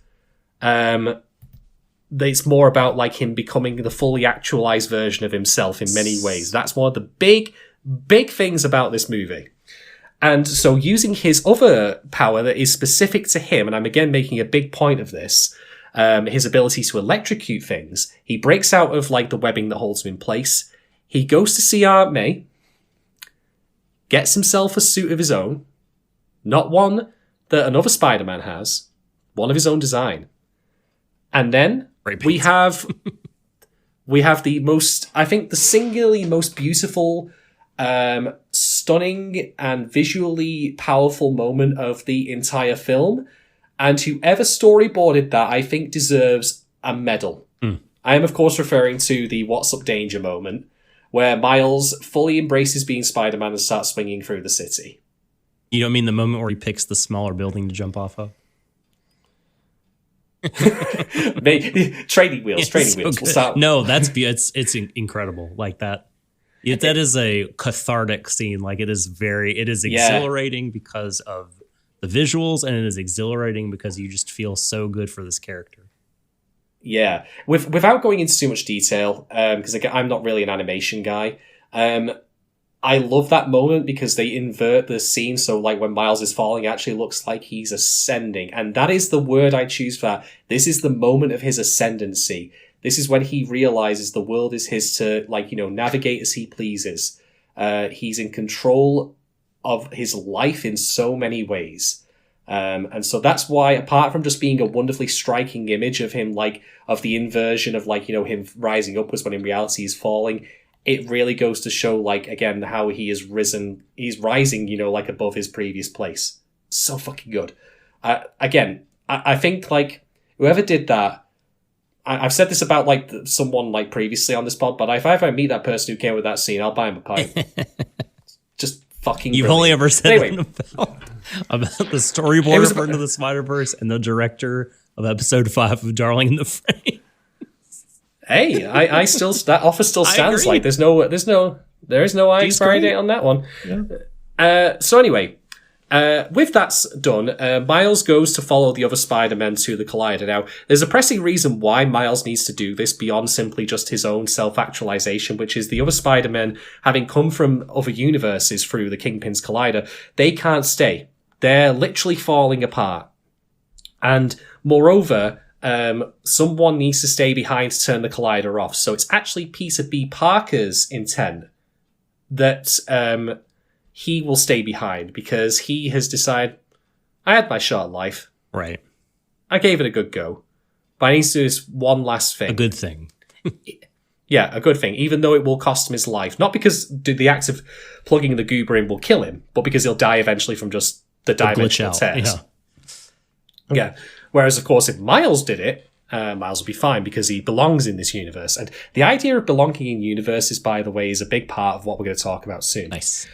So Miles does eventually catch up when all the other Spider-Men have been blindsided by the dimensional tears. They probably would have been okay had that not been the case, that they were weakened by that. But Miles turns up and he wrecks house. Yeah.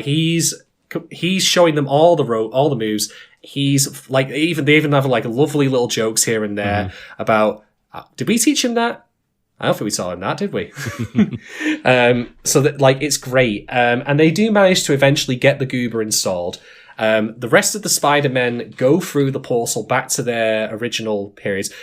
Peter B. Parker insists he wants to stay, but it's now in a wonderful reversal of the mentor-mentee role. It's Miles teaching him to value his life again. Yep. Using the words that he said to him about a leap of faith back at him, and sending him on his way. There's a final confrontation between Miles and the Kingpin, in which Miles defeats him using the hey The shoulder technique touch from Uncle there's Aaron. The shoulder touch that his Uncle Aaron taught him way back when to try and pick up women with. But even that is conducive to the film's messaging in its own way, which I'll get to. We always carry our family with us, right? He says, we're always at our strongest when we're ourselves and embrace who we are, even in the little ways. So, Kingpin's defeated, the collider stops, the space-time continuum doesn't flush itself down the toilet. Miles, he's now back at school, and he's loving it. Yep. He's making the best of what's in front of him. And his dad got to see Spider-Man beat the Kingpin and be like a good guy, and he's like cool with Spider-Man now, and it's great. It's adorable. Yes, absolutely. And of course, we get wrap-up scenes with all the other Spider-Men, some of which are comedic. We have, of course, Spider-Noir struggling to understand a Rubik's Cube because he doesn't see anything in colour. We have Penny rebuilding her robot, which was destroying the battle, which was actually really sad. I felt really bad for her. I know. That sucked. Yeah. And then, of course, we end with Gwen popping in for a report saying, hey, you got a minute, Miles. Got a minute, Spider-Man. Which actually is the cold open to the next film based on the trailer we've seen. So it's literally right afterwards. And, of course, there is, I'd be remiss if I didn't mention, there is the incredible post-credit sequence involving Miguel, Spider-Man 2099, Spider-Man of the future, meeting the Spider-Man from the cartoons of the 50s, and, of course, much pointing was had, and J. Jonah Jameson makes his one appearance doing what J. Jonah Jameson does best, bitching about Spider-Man. Asking for the pictures. End. Yeah. It's Spider-Man's fault! Spider-Man's fault! But yes, what a stellar film.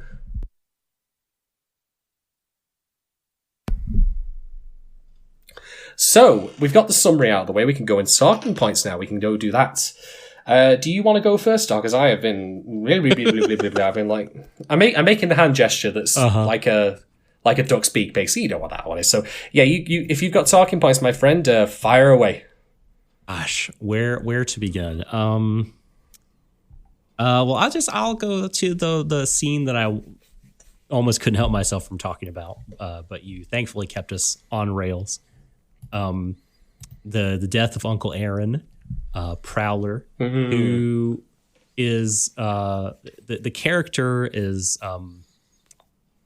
almost defined by music in some ways, and his badass look. Yeah, but whenever he's driving around or whenever he appears in a scene, you get these really what is it? Just an keyboard, a guitar, a guitar through a keyboard? It's just a kind of a growly electronic note that's evocative of danger is here.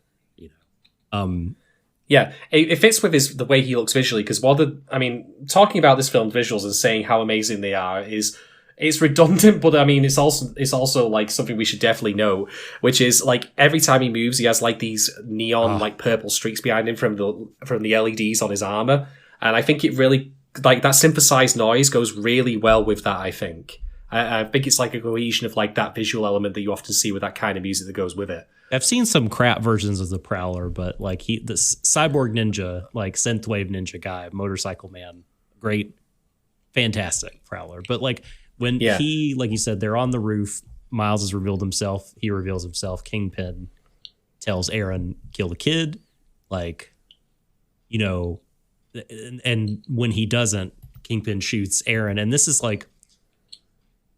Kingpin, like I said, has been humanized to a degree in the beginning of the movie, right? His own family died.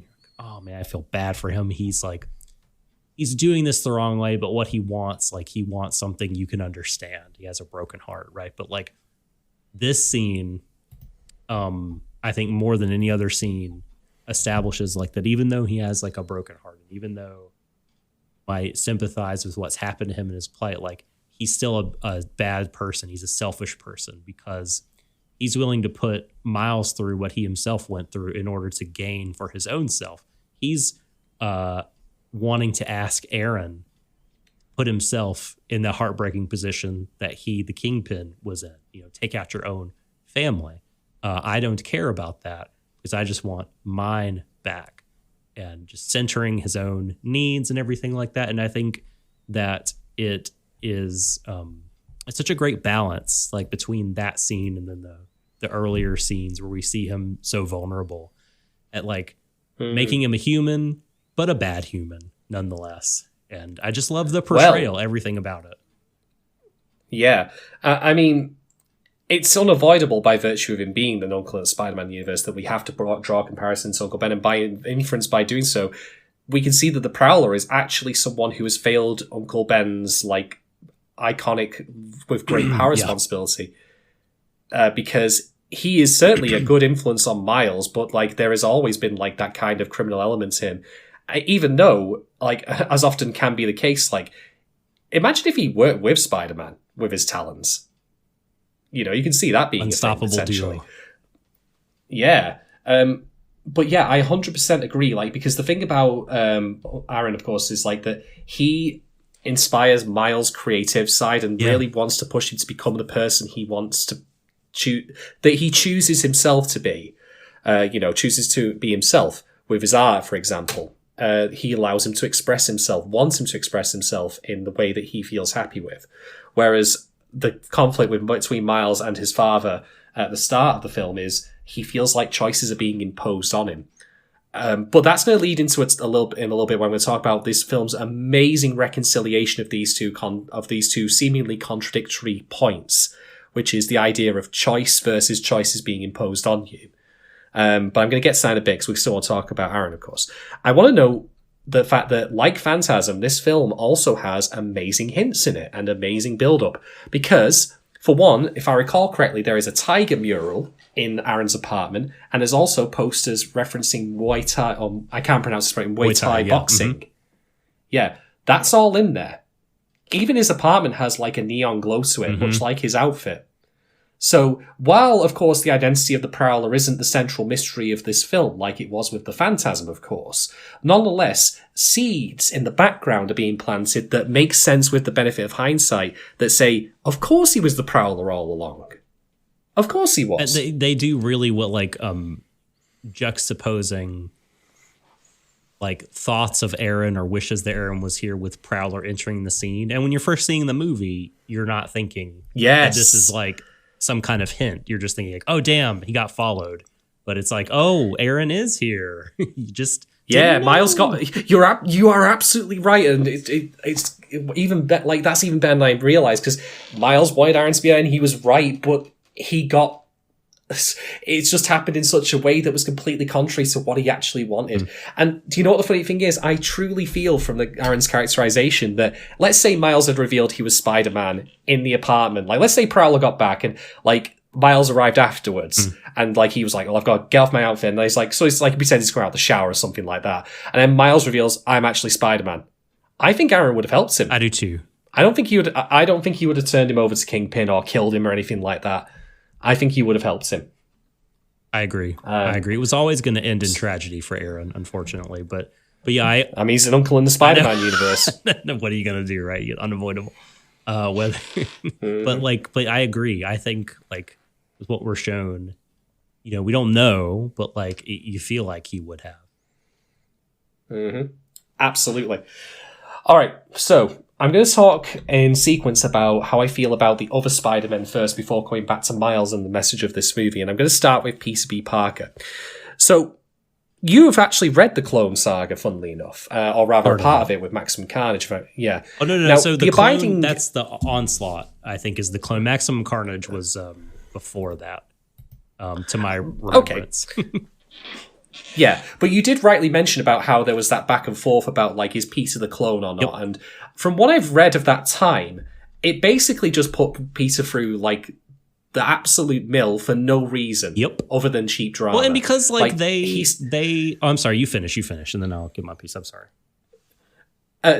So they basically did that for cheap drama, and as I see it, or as I've read anyway, I say I haven't read these comics, but this is also part of the reason I don't want to read these comics or any comics in general, because I get the strong sentiment that they're not interested in, like, one, letting the heroes be fun, and two, giving them an ongoing story arc that isn't like a soap opera and it's just sustained misery. And it's like, I don't know, like a lot of serialized entertainment in some ways, it's just so beholden to,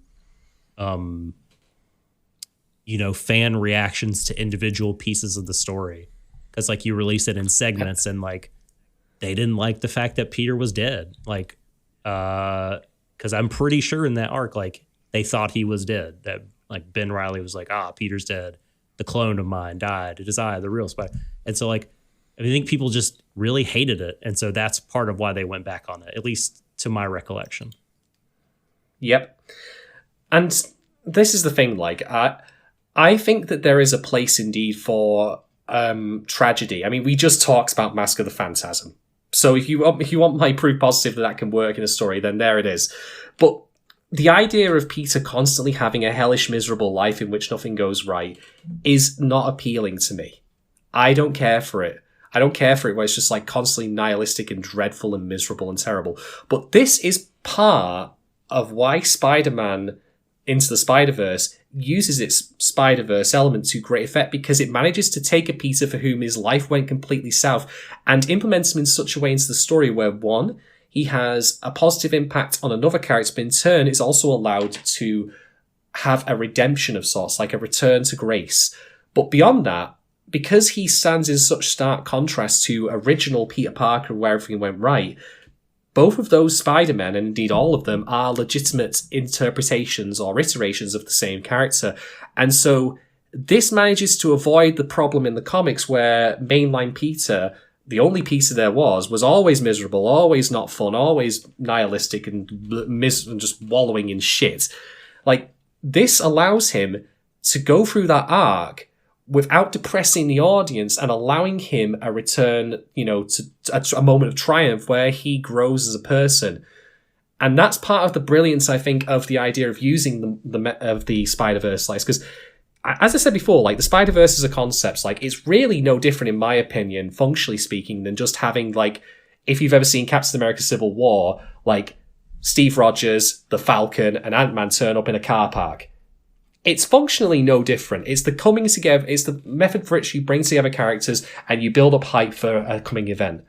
But without going into Civil War right now, because I don't really particularly want to, in the case of Spider-Verse, like, it's bringing these characters together in a way that legitimizes their existence without overly, like, making it too positive, too negative, and also giving them things to do and character arcs to go on. It's such a brilliant implementation, and Peter's, like, arc where he has to, he realizes the value of his own life, and he can't just throw it away so casually that there's always a chance for him to come back, like to go back to his own universe, to repair things with MJ, to pick up, the pieces of where he fell apart.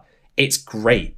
It's actually kind of shocking to me that, if you think about it, while the protagonist of Spider-Verse is ultimately Miles Morales, I'd be open to the argument that there's actually two, and the other of which is Peter B. Parker. Yeah. Because he undergoes as much of a journey, arguably, as Miles does, just in less screen time. Well, they both have to get into struggle to fit into their actual costumes, right? I guess you're right, yeah. But yeah, like this whole thing where, okay, we can have our cake and eat it. We can have a miserable, dour Peter Parker, and we can have a Peter Parker where everything went right for him until he died, admittedly, but we'll not let that stop us from making this point. Yeah. It's interesting. And both of them are... Sorry, you finish, go ahead. As I say, both of them are legitimate. Both of them are canonical. You get to have both. And therefore, one does not become too saccharine. Conversely, one does not become too miserable. Both are legitimate and engaging and interesting for the audience. So, yeah, they retooled something that, as far as I'm aware, a lot of comic fans hastened something that was meaningful, useful, and engaging to watch in this movie. Yeah, that was a really annoying arc from everything. And actually, I'm remembering, I don't think Peter died. It's been decades. But yeah, he was sort of sidelined, and like whenever he tried to get involved because he couldn't help himself, Ben Reilly's like, leave it to the real professionals, kid. Like you don't need to do anything now. The real deal is here. But he's really the clone, actually. Anyway, but I think by and large the comics, from what I recall of Ultimates and Maximum Carnage and things like that. Like Peter's not, he's not like suffering all the time. Like he gets wins. Like, and that's what makes him a good everyman. It's like, you know, he wins some, he loses some, and he struggles like everyone else. And sometimes he's knocked down, but he keeps getting back up, both in terms of Spider-Man picking himself up off the floor and Peter Parker, like, you know, picking his life back up and getting it together. And, you know, he's pretty upbeat, like as a character in general, a lot of the time. And yeah, so I just don't want to like, you know, pin something on other Spider-Man properties that they're not necessarily. Yeah, I'm speaking, as I say, from the perspective I have, which is not that I've actually read all of these comics, but more just the sentiment I've sampled from people writing about it. Okay, yeah, and it's probably, and I am not an expert either, and there's probably huge swaths of it where that is true. And I really like the sort of Peter A. Parker, we'll call him, and Peter B. Like they feel different, but they feel the same. They feel like that they are the same person. It's just like circumstances obviously are different and age is different. And so sort of the dials on certain characteristics they have are tuned a little bit differently, but they feel fundamentally similar. And so I think like, yeah, that did feel like an authentic Parker, only aged up a little bit and, you know, a little worn out. Yeah. And let's be fair to him as well. Like, despite his cynicism, he ultimately did become a good mentor to Miles. Like, he warmed up to him. He had, like, he was stern with him in a way, like, where I find, like, his actions towards Miles, including saying you're not ready, reasonable. Yeah.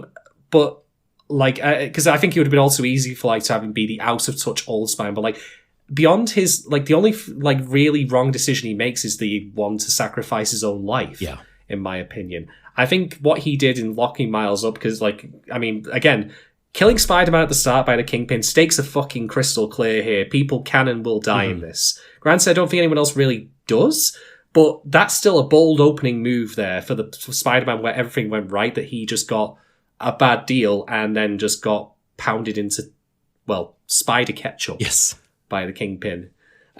So, with the stakes set, like Peter B. Parker keeping Miles out, like, because, you know, he will be killed otherwise, it's real, man. Is not on. It's not an unreasonable thing to do. So yeah, his characterization is marvelous. Like, he gets to be like, you know, the cynical, dour Peter Parker, like where time has worn and weathered him down, but the blade is not dull. Like, you know, there's still something in there that he brings to the conversation with Miles and helps him point him on his way. And in turn, his own words actually end up saving him. They do. Funnily enough. What a mentor. Who'd have thought that he actually turned out to be a really fucking good mentor. And locking him up was so important for him.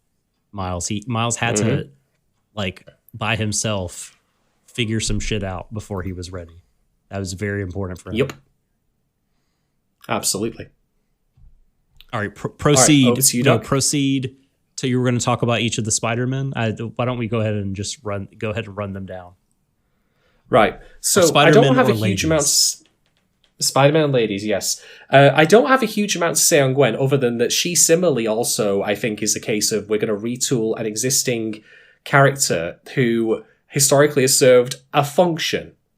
Not by which I mean they never really existed to be anything other than, like, you know, an incentive or an inciting incident for the lead male character, the women in fridges thing I've said before. But Gwen getting to be her own Spider-Woman here is great. She's a really well written, like, she's got good banter and chemistry with Miles. That's certainly very welcome. I like her. Like, the outfit with the hood is pretty good in its own right. Yeah, she is a solid character. She's great in this. And the thing is, like, I'm not one of those people who's going to do the I got to give it, you know, you got to hand it to them thing. As famous internet philosopher Drill once said, you don't got to hand it to them. And I certainly don't. But here's the thing, right? Spider-Verse gets to have its cake and eat it again, because if you're, like, very grouchy about, you know, Gwen really should just be the bridge the bridge jump or whatever, well, that still technically happens. It's just that, you know, there's also this alternative interpretation that's equally viable. Like, this is again why I'm saying, like, because, I mean, okay, look, I'm not trying to give it to those fucking idiots, but rather I mean to say, like, this isn't, like, you know, one of those things where existing continuity is completely and utterly wiped away in favour of something else. Like, all the stories are viable. That's a key part of Spider-Verse's message here. And so giving Gwen this shot where she is more than, you know, as I say, just the victim of an accident to make Peter Parker really angry at the Green Goblin is, in my opinion, a great move. Giving this character who's, like, had literally nothing that they could do or can do for so many years of comic book history, something that they actually can do, like by making them a spider person, is great. But moreover, of course, this is weaving this little web, you see what I did there, of how we have different interpretations of Spider-Men or Spider-Women that are all viable in their own right. So yeah, Gwen is great in this. I'm really happy to have her in it. I like that she's immediately competent and an ass kicker. So that's fantastic. And as I say, great chemistry with Miles as well. Yeah, she's awesome.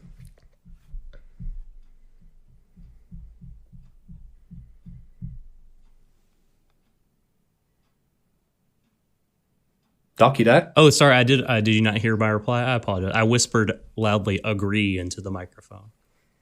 Ah, right. Fair enough then. So I've spoken about Gwen there and like how like you can have like, you know, that the original interpretation of her is not gone, but everything's valid, and it's good to see like a character previously who served like one purpose alone retooled into this. So now I'm going to move on and talk about, as a collective group, the other Spider men and women. Now there's a very specific reason I'm doing this. Because I mean, one thing I forgot to mention about Gwen is that she also kind of serves as a mentor role to Miles, but in turn, like, you know, has more of that kind of arc with him. But the other Spider characters, that being Penny, Porker, and Noir, they only really appear in the back third of the film, and I don't think any of them really have character arcs, but that's not the point. The film is using them to illustrate something else, in my opinion. So, when it comes to, like, the other three Spider people, which is Miles, Peter B. Parker, and Gwen, the common element between all of them is that they're pretty otherwise, like, standard depictions of what I would call a Spider-Man incarnation, for the most part.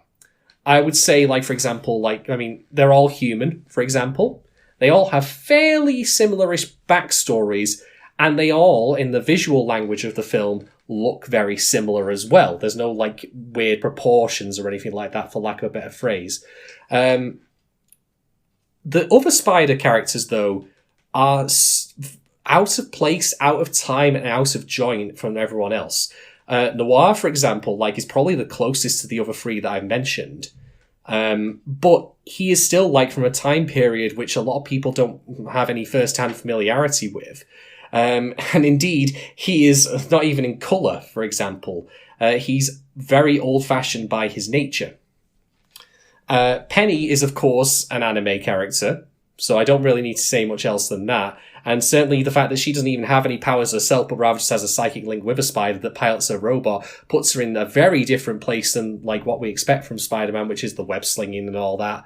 And then, of course, there's Peter Porker, and what more I say other than that he is a pig with cartoon weaponry from ICYMI. You float along when you smell a delicious pie. I sing and I dance and I do this with my pants. God, what a dumb character that has an actual comic book. He's great, no, though. He's great. Dumb, but great. Yeah. But would you agree with me, though, Doc, that all of those characters are, like, way outside of the expected orbit of what you'd consider a regular, inverted commas, Spider-Man character? Oh yes. Without a doubt. Right. Absolutely. So, the point I'm going to make here is, I was talking before about, like, becoming your best self and all that, like, you know, embracing who you are. This is why I love the inclusion of these characters so much, beyond just the fact that they're quirky, fun, and, like, interesting in their own right. They are, like, the extra mile that this story goes to in asserting that all iterations of Spider-Man, and in turn, all people who want to be Spider-Man or want to, like, you know, put on the mask, quote unquote, are valid. Like, they are very distinct expressions and actualizations without shame or, like, you know, reticence of certain things, like certain depictions of Spider. Indeed, Peter Porker, Spider-Ham, has a line which he says to Scorpion, which really, to me, like, is the line I want to throw in people's faces when they belittle animation, which is where he says something to the effect of, don't talk down to cartoons. You got a problem with cartoons. Yeah, absolutely. Which, beyond just being a great line from him, is also, like, his assertion that he is proud of who he is, of course, you know. He won't take no smack talk from Matt Gargan or whatever the fuck Scorpion's name is. You know, he won't have any of that. And so, yes, like, the inclusion of these characters, beyond just being, like, fun bits of Spider trivia for, you know, people who know the comics, or just being, like, quirky, like, you know, additions in their own right, like the sprinkles on top of the ice cream sundae or whatever, they go the extra mile in putting that message across that as long as you're being the best version of you that you can be, it doesn't matter how quirky, quote unquote, or out there or unusual, and you can't see me right now, but the air quotes are flying thick and fast. It doesn't matter, like, and none of that matters one iota. Everyone is valid. Everyone adds something unique and interesting, and they're all worthwhile in their own right. And what a brilliant way of using Spider-Man as a character to sell that message of inclusivity. And pride in one's own identity of whatever stripe it may or axis it may fall on. And of course, we'll get into this at another point. This is the crux of Miles's character arc. It's beautifully put. I was going to make this point, but you've said it better than I ever could say it. Absolutely. Mm-hmm. Thank you, Doc. Anyway, that's all I had to say on that subject for the moment. So over to you, Doc. What's your next talking point about Spider-Verse? So, when you spoke about Gwen, Spider-Gwen, Gwen Stacy, Guinevere, Gwincent, Gwenham, but that's okay. This bit is failing. When you spoke about Gwen earlier, you know, basically all I offered was I agree, but I just want to take a moment and say how, like, this character really works for me, like, not just in terms of the themes and, like, the big overall message, but just as a counterpoint to Miles. You know, I mean, you were saying, like, yes, she serves as sort of a co-mentor with Peter, but also, you know, the love interest and friend to him. And, like, we're able to have this character where, like, Miles gets to, like, sort of awkwardly kind of go through his phase of growing into a spider person. And he gets to do some really embarrassing things. But, like, I'm just so thankful that they were never, like, the movie never really gave them time to, like, sink into that awkwardness and, like, be on bad terms and have some kind of misunderstandings or whatever. Like, she knew, right? Because she is a spider person. And, like, I think that they had a really cool dynamic. And I spoke earlier about, like, you know, Spider-Verse sort of giving the character over or broadening the direct relatability to Spider-Man or a spider person. And, you know, I'm sure spider women have been a thing before in the comics. Oh, they have. Yeah. I know this for a fact, funnily enough, of all things, from the Iron Man animated series, because there was a Spider Woman in there as part of his team in that show. Her name was Jessica. I can't quite recall. Was it Jessica Drew? No, it might have been. I'm not 100%. So Jessica Drew is in the Like, she's in a comic. No, it's not. It's not her. It's Jessica Julia. Oh, okay. It's Julia. Her name was Julia Carpenter, if I recall correctly. Oh, interesting. Voiced no less by the legendary Jennifer Hale, who, if you've played video games, you'll recognize her as the voice of the female Commander Shepard from Mass Effect, and also Bastila from Knights of the Old Republic. She was also the voice of Naomi from Metal Gear Solid 1 and 4. Yeah, legendarily prolific voice actress and really good in her own right. But yeah, that Julia Carpenter character, Spider-Woman, did indeed exist in the comics as well. So yeah, Spider-Woman was a thing. Totally. And then Ms. Drew, I mentioned, is a character in like kind of current day Spider-Woman / Spider-Women and stuff like Silk and Spider-Gwen. And she is like pertinent to this sort of theme that we're talking about, because we've seen kids inherit the spider powers and how it mirrors adolescence in a lot of ways. Like, you're awkward, you're kind of rediscovering your body and your relationship to it, and going through all these physical changes, and like affects you emotionally and everything. Well, at the sort of the beginning of the run of Spider-Gwen, Jessica Drew is like a mom. So she has an infant. So this is like a new sort of like, here's and she's not coming to grips with her powers at that point or anything, but just being a superhero, being a spider person, and being a mom goes along with this whole anyone can wear the mask thing. And I think like Gwen being on film, being part of a Spider-Man movie, even an animated one, and being like not a sidekick or anything like that, but a hero on equal standing, even though I wouldn't necessarily consider protagonist in this film. Like, she's a spider person, and that's really cool. And I just think she's like tremendously likable as a character. Yeah. She's so much fun. And hopefully we get to continue to explore that in like the second movie. Because if they are kind of taking inspirations from the comic books, like, she is like a member of a band, and there's all kinds of like fun things that they could do with that. And so I think she's like a really important character for the movie, and as like an access point, and then just like a character to like bounce off the other two male protagonists. Yeah. Well, I 100% agree with you that Gwen is indeed, as you rightly say, like the senpai. Like, it's pretty much a perfect encapsulation of the relationship between Miles and those two characters. You won't hear any arguments from me on that. All right, time for me to take the reins. I'm going to talk up now again about Miles, and I'm going to compare him to a character you might be surprised for me to mention, but there's a very good reason for it. Let's compare him to the Kingpin.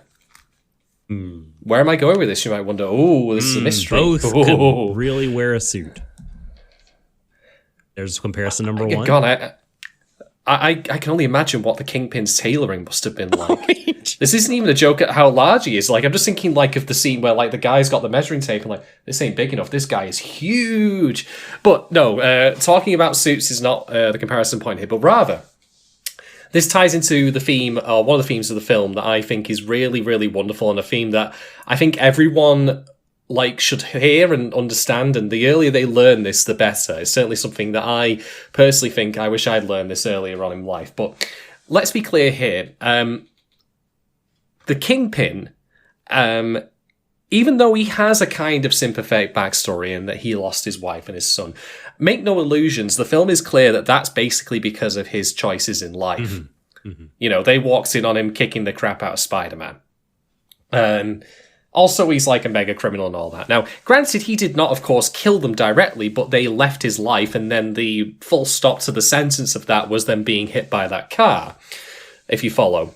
So, it's his fault, in a way. Yeah, it was like it was sort of not a matter of like if, but when, I think, is what the film wants us to think about their tragedy. Yeah. Even if Vanessa and their son had not died, I strongly suspect she would have left him permanently at that point. Yes. I think that would have been the end of it. So what the Kingpin is trying to do is actually take a Vanessa, and I forget the son's name, to be honest, so I'm just going to say it's Kingpin's like nipper, little kid, whatever, like he's not a little kid, he's a teenager, but anyway. Princepin, yes. Princepin, very nice, yes. So Vanessa and Princepin, he's trying to take a pair of them from a different universe. That's the entire reason why he's doing this. But if there's one thing that this film is very clear on, is that the consequences of your choices must be lived with and dealt with. I mean, this is also why the Kingpin contrasts so well with Peter B. Parker, because in his timeline, all the choices he made were wrong after a certain point. And his solution to that is, well, I'm game over, I can't do anything more. It's bad in its own way, compared to the Kingpin's strategy of trying to steal something from another universe. Because technically he's taking that Vanessa and Princepin away from someone else, A Kingpin somewhere will lose their family as a result of this. Right. It is his functional inability to deal with the consequences of his actions and his choices and the circumstances on him. He only has the one life, the one timeline, and he feels like he can rob from another one to fix his problems, but it still doesn't really solve it because it wounds another family as a result, and in part. And so I think that's really interesting when you compare that to what happens with Peter B. Parker, but also Miles, because the thing about Miles is, and I think that this ties into what I said before, one of the themes of the film is being the best version of you that you can be. That's the whole idea behind what we said about Gwen already being at the kind of endpoint of that little journey and the ideal that Miles can work towards.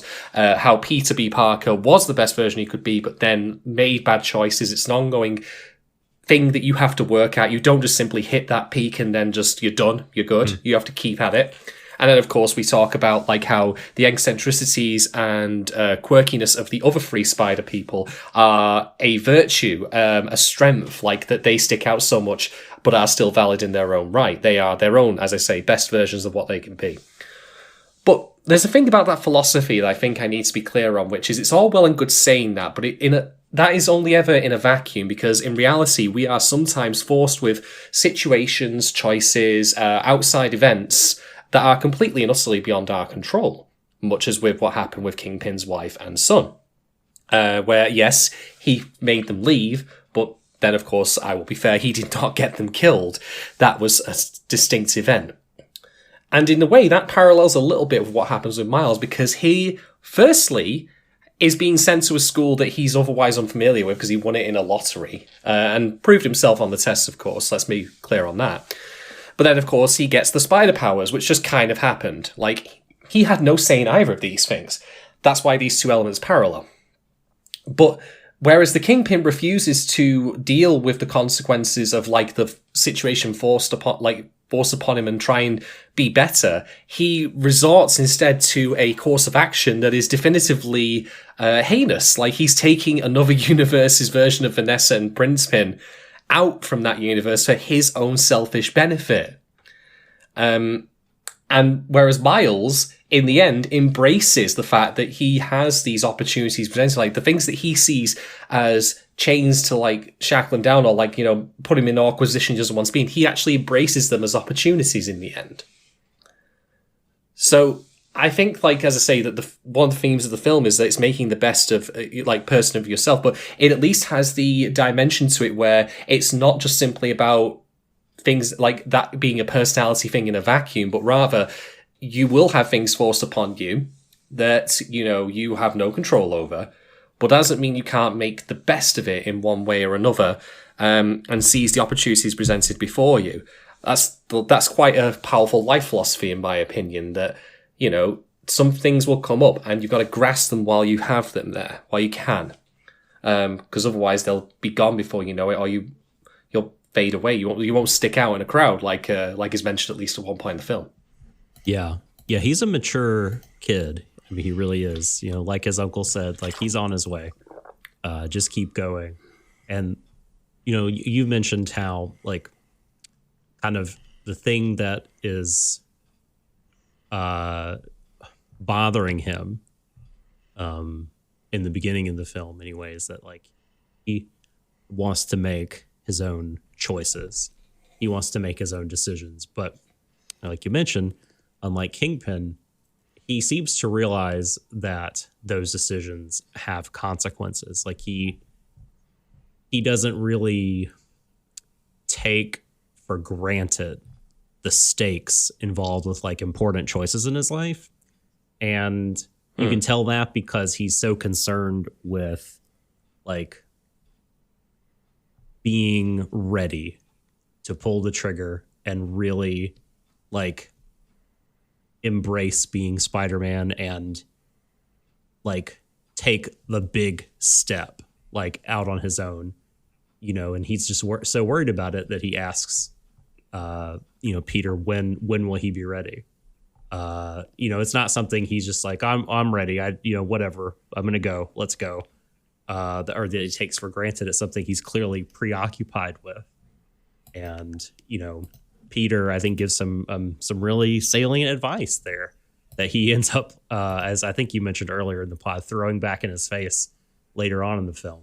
Is that like, you know, you can like prepare, and do the best you can on the front end of making yourself ready to make a big decision. But you never can know in that way that we know that 2 + 2 = 5. That's right? I got that right. Yeah, check my notes. That's right. 2 + 2 = 5. You can never know in that way that you're ready for like that kind of big life decision. That so many times it's just like you just have to do it and trust that you have done everything you could to be ready for it, and that if you didn't, you know, failure is bad, but also you can like pick yourself back up, right, and not to be paralyzed by the possibility of failure. Yeah, absolutely. And yeah, that life philosophy, I think, I mean, there's so many works of like science fiction otherwise that use various scenarios to put that across there that, hey, you might be dealt what you feel is a rough hand or an unfair hand, but that doesn't give you an excuse for one, to ruin other people's lives, and two, for you still not to make the best of the bad hand that you have in front of you. And as I say, like what Miles sees as like his school and then his spider powers being a detriment to him, where he just wants to fit in, is ultimately something he embraces. Both of them, his personal life and his superhero life, become things that he is proud of and makes the best of in the end. Totally. All right, back to you, Chief. Why don't you continue? And I will, because unlike yourself, Shadon, I took no notes for these films. I just... my notes are entirely mental, I must admit. Embraced the movie watching experience in totality. So, well, why don't you continue, and like I will respond to you and also add things if I think of them. Sure thing. Well, I've got a smorgasbord of smaller bits to mention. Now, Spider-Verse looks great, but make no mistake, like, creating that film was not easy for the animators. I've seen a number of things shared on Twitter over the years since its release where they've like revealed various little details. So one small thing, for example, and this is like the most minor of things, but I think it's kind of brilliant. And it's another one of those things where, okay, animating this in this specific way would be really difficult. How can we make it easier while also putting something creative and fun in? So in Aunt May's kitchen, there's a scene in which Penny comes out of the kitchen and gives the goober over to, I think it might be Peter B. Parker, who it is ultimately, I can't remember offhand, but isn't relevant this. Now, did you notice Penny was gliding when she came out of the kitchen? No, not that I recall. She was on Heelys. Oh, cool. Yeah, she had Heelys on.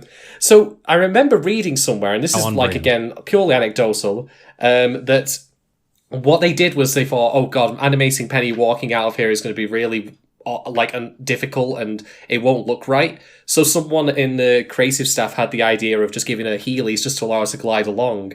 So it made the animation easier, but also it was like a nice fun little detail, because of course Penny would have Heelys. Of course she would. There's also like discussions, for example, about how the hardest thing that I think the team had to animate was Doc Ock's arms, which rather than being metal arms, as you've seen like in, for example, the Sam Raimi movie, are more like plastic ones inflated with air. they were apparently a nightmare to do, but they still, of course, did it pretty well. And the fact that they just had a real difficulty getting a silhouette of the Green Goblin for Gwen's flashback working. So I think they did it or rather than like an actual model for a fight that you see. So instead they did it through silhouette. That like there's a lot of. There's probably more extensive articles out there that have documented the various things they did, but this really feels to me like one of those things where, okay, you know, like how in Jaws, like they didn't make the shark on screen a lot because it would look cheap and tacky and terrible, and it was better as a result for that. And you might think that with digital animation you can do anything, but it's still a really hard work. So I like the idea. It appeals to me that even in a digital like creative realm like this, where a film is made entirely in computers for the most part, that there is still like the idea of art for adversity, where you make these little changes that make the film better, because you run up into a problem where doing it straight on the straight and narrow, like with the obvious solution, is too difficult or too time consuming. Little things like that. Other small things I want to mention as well. This is something I'm arguably not necessarily qualified to speak on in a way that's like emotive, but I feel like it's worth me pointing out. Little things like Miles' mother speaks in Spanish because she is it Latinx, or I don't know what there's a controversy, I think, among Latin folks. Like, do they want to be referred to as Latinx or Latina? I think the jury is still out on that. Right. Well, with that in mind, and with the best of intentions, I'm just going to say that's who she is, and she speaks in Spanish. Like I mentioned, like the idea of like this film being very proud of its urban like stylization and its racial and racial diversity. So even just little things like that, where she speaks in her native language, is really, really neat. And the final thing I'm going to mention as well is I also just like the fact that Aunt May, even she, is retooled into something different but also refreshing. Because my abiding memory of her is the Aunt May from the Spider-Man cartoon that we've discussed earlier. And her role in that pretty much was just to basically, he's such a nice man, and constantly be terrified Peter's out, out getting in trouble, which is the PG Saturday morning version for doing lines of cocaine a mile long. She thinks he's like doing drugs, some shit. Now he's joined the gang. I'm not pretty much. Now I don't mean to be unfair here, because that was perfectly fine for the cartoon as it was then. Like, that's still a viable thing for Peter to have to work around, and that's similarly what it was in the Raimi films. And Sam Raimi films, I mean to say. And I'm totally okay with that, but like I say, we've had a lot of time pass since then, and I think that like it feels a bit old-fashioned now, that incarnation of Aunt May. So I actually like that they changed her in this to the point where, yes, she's still the older like aunt that she is, as opposed to being Marissa Tomei in the MCU, which is just strange and unusual, and kind of defeats the point of her being the Aunt May that we've known. But whatever. They got Marissa Tomei in there to like make quippy lines, but that's the MCU. I was gonna say, like everyone. Yeah, everyone gets quippy lines. But anyway. The point being, though, in this one, like, she's arguably to Spider-Man as Alfred is to Batman. She's, the keeper of his soul, of sorts. Like, I know MJ fills that role for Spider-Man, of course, as well. But yeah, like, and also like tending the spider cave, like helping create the web slingers for Miles. She has stuff to do in this film, and feels like a refreshing take on the character that also doesn't completely betray her origins as the older family member who initially Peter would have had to work around.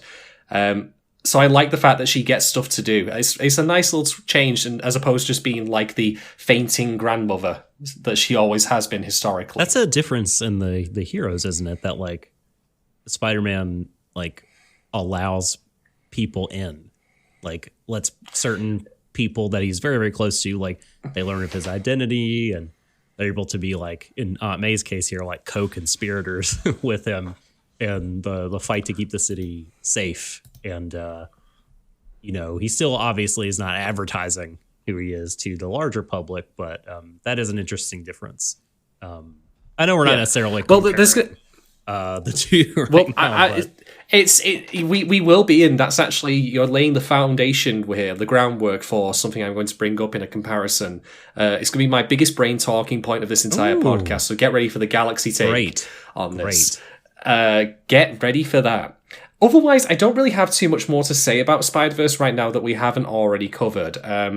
I'm sure that there could be more I could bring up given enough time, but I think we've covered the main big points about the film and why it works and why it is such a special story and also inspirational in its own right. I mean, Really? Anyone can wear the mask, as they say, you know? Yeah. Like, it proves that on so many different ways, like both with the things that characters openly say, with the characters that even exist in the stories to begin with, the visual motifs and metaphors, like, all of it is in service of that same point in various ways, and that's great.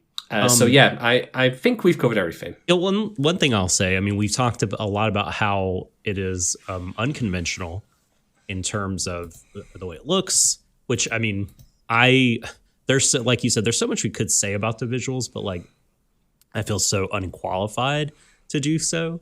And there's like really good explanations and exposés on that sort of stuff that's out there. But like, and how, like, you know, the identity of the characters is different and tweaked and changed, and you know, Spider-Man has a different racial identity. There's a lady that's a spider person, and all this sort of thing, and all that's very true and helps the story feel so fresh. But I think it's worth pointing out that they managed in this movie to do all that and to kind of do this whole multiverse storyline, while also making this a very traditional Spider-Man origin narrative, I think. Like, you have, like, I don't know, just these really parallel kind of lines with Miles and Peter Parker. Like, you know, kind of they're from, like, working class homes, and they accidentally are thrust these powers on themselves, and they have this really awkward period of figuring it out. They experience some tragedy that sort of reinforces, like, that's moral imperative on them, and you know, all that kind of thing is present, and it's just like they just add so much to it by remixing it the way they do. And I think that sort of traditional Spider-Man core of the film, you could say it's echoed visually by, like, they have that sequence in the middle of the film when, like, the comic book bubbles appear and things get a lot more flat and 2D and comic book panel-y, as opposed to, like, sort of how the film looks at every other time. And I just thought that would be a cool thing to mention, and is a really cool, neat visual change that the film undergoes for a bit there. Yeah. Literally after Miles first starts acquiring his powers in the school corridor, that's when you start seeing the text boxes appear, like comic book narration or in a monologue. So even the nature of the story being a comic book one is starting to intrude on his life, and is something he initially resists, but then embraces. Even that forms a part of it, which is great. Absolutely. Right. I think that brings us to the end of our discussion about both films as individual entities. So now we're going to move on to talking about them in comparison. And we're going to be covering things such as Discord questions. We're going to be talking about accessibility, which is, I think, is a very key point in both films' favour. How the films cover both core characters and other bits and bobs here and there. One thing I want to say at the out, again, just to remind you before we go ahead here, what you're probably not going to get from us is that we are going to be asked, like, to pick our favourite film in the moment. I am going to reveal that as one of our Discord questions, but make no mistake, any comparisons where we pick one film over another, or say one film did something better than the other, by no means makes the other film bad or inferior. I'm actually going to make, as part of my big galaxy brain point, an argument in favor of, like, both depictions of what is, broadly speaking, the same story. Because I've realized that beyond all the similarities I've spoke about at the very beginning of this podcast, in terms of, like, what happened in the real world to these films, they actually do have a similar core story, like if you really get it under the microscope, but we're going to talk about that in a little bit. Nonetheless, I would wholeheartedly say both films are fantastic and worthy of your time and attention. All right. With that out of the way, let's go on to our questions. So we have 5 in total, the very first of which comes from Lucy and goes a little bit like this. Which movie do you each prefer and why? Do you want to tackle this one first, Doc? I don't know if I can, honestly, because they're I love them both, and I mean, as similar as you can like point out that they are, to me, like the experience of them is so different, and visually, tonally, orally, when they were made, the writing, it's so tough. I mean, and one of them they both have their nostalgia hooks in me, but in particular, Mask of the Phantasm, as a piece of media, like it has this kind of anchor in my childhood, and so it's hard for me to dismiss it, but equally so it's hard for me to dismiss like Spiderverse, and dismiss is not the right word, but I guess like make my preference one over the other, and Spiderverse is just such a force, and such a like emotionally involving and beautiful looking movie. But boy, they're just these really different experiences that we'll go and talk about in more detail going forward. This is such a cop-out, man, but I don't know if I could pick one. I really, really don't. I mean, I will say that, like, I think Spider-Verse is better for a group watch. Phantasm, for me, feels like I want to watch it, like, by myself on, like, a rainy night. I agree with you there. I think that Phantasm definitely seems more suited for something that you immerse yourself, like, in the otherwise silence of the room around you. Because it certainly has a wonderful atmosphere to it, much as the animated series does. Whereas I think Spider-Verse is more of a crowd pleaser, shall we say, as you point out. I think, like, people, like, when you get, like, Miles jumping off the building for the first time and What's Up Danger Place, like, that's a big whoop whoop moment. And that's also why watching that in the cinema was such a pleasure as well. So my answer for this, I prefer Spider-Verse asterisk on the end, because as I mentioned before, I think it's the superior film. I think it's superior, however, through virtue of two things. One of which is because it has more advanced technology behind its creation, just by virtue of, like, having been made, 25 years later. And of course, as I also mentioned, something that people don't often talk about, it has 25 years of advancement and just general better knowledge of writing and scripting for film and television as well. Now, that's not to say that, as I've said, Phantasm is bad. It's a very, very good film. But I think that if it had been made again today, like if they redid the Phantasm concept, I think it would be basically a even match for Spider-Verse in terms of its quality.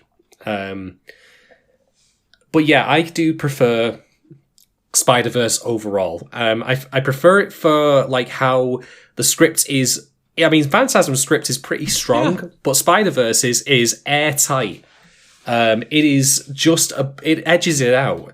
And while I also prefer the style of Phantasm, I mean, this was the show that pioneered doing animation on black paper rather than white at the time. This, which helps lend its, incredibly moody look there. It's, again, by virtue of technology, just not up to the visual flair of Spider-Verse. And when I say that, though, like, I say technology, I shouldn't be saying that on its own, because obviously having better technology is not merely enough. You can have a better tool in your hand, but you've got to know how to use it. So we have to, of course, credit the storyboarders and the animators for making such exceptional use of what they had with there. So they had a head start, but then they just pushed themselves even further in the lead, if you follow my meaning. Yeah, I mean, so I will say two things in favor of Phantasm here that, like, progress is not a linear thing. Like the march of time doesn't mean all art gets like better with time and tools and like, and also, I mean, I think that there's unquestionably more going on with Spider-Verse. I don't know if that equates to it being better by virtue of that more being there. Yeah. I think the overall, as you say, the apples and oranges comparison is more appropriate here, but my response to that would be in saying, like, maybe some people prefer apples right, more you just often like than oranges. Yeah. Right. Yeah. But that's just how it is. And yeah, I think it's the superior film, but I would say the margin by which it is the superior film for me, and the one I enjoy more, is minimal. It's so small. It isn't trivial. It isn't trivial, but it isn't any more than minimal. And yeah, much of that, as I say, is attributable, I think, to just the time period in which it was made versus the one that Spider-Verse has now been in. And while I can't draw a direct line between both films, I'd be willing to bet at least a small amount of money that Spider-Verse wouldn't exist in one form or another without Phantasm having its own like indirect influence, and through the Batman animated series, of course, on the state of like comic book animation and superhero animation in general. I think that there's a lot of legacy here that probably has passed down the ages to make Spider-Verse what it is. Not, as I say, in a direct way, but more like a building block. Yeah, in some ways it's like, you know, if you were to ask, like, which do you want to watch? Go. It's like, well, what emotionally am I kind of in the mood for? Am I in for what do I want? Exhilarating kind of thing that, like, I really get myself lost in and swept away in? Or do I want more of a, like...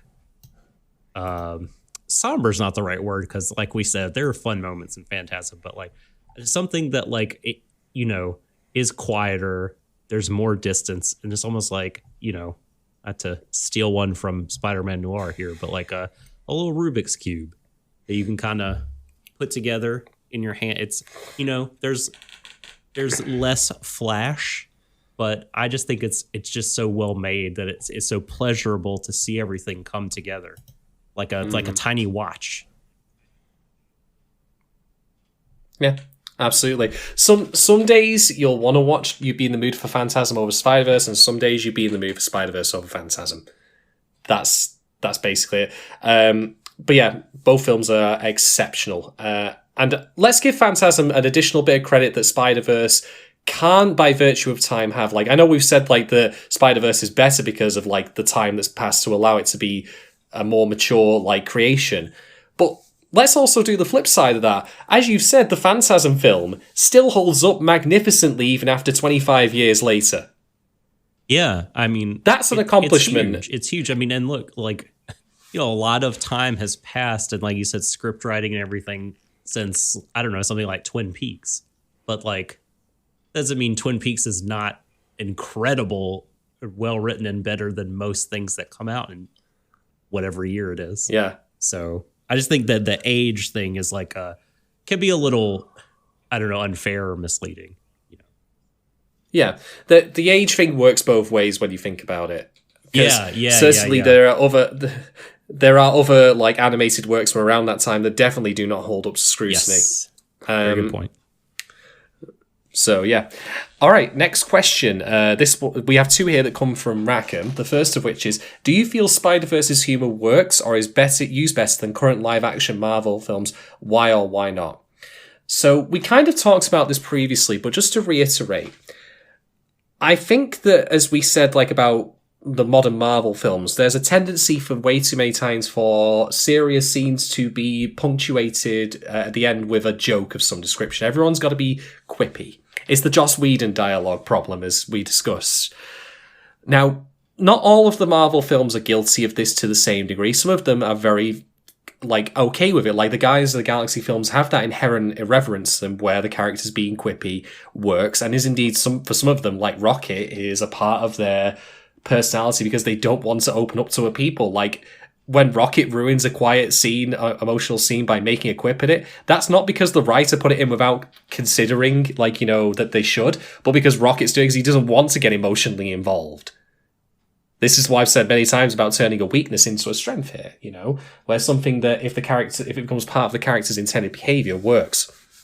But I think that, as many people have noticed, and I'm certainly feeling, that kind of we must constantly be joking at the end of serious scenes to relieve the tension. I think it does a disservice to audiences. Not even just like a mood ruiners at the series. It's just like how they talk to each other as soon as they roll out of bed in the morning.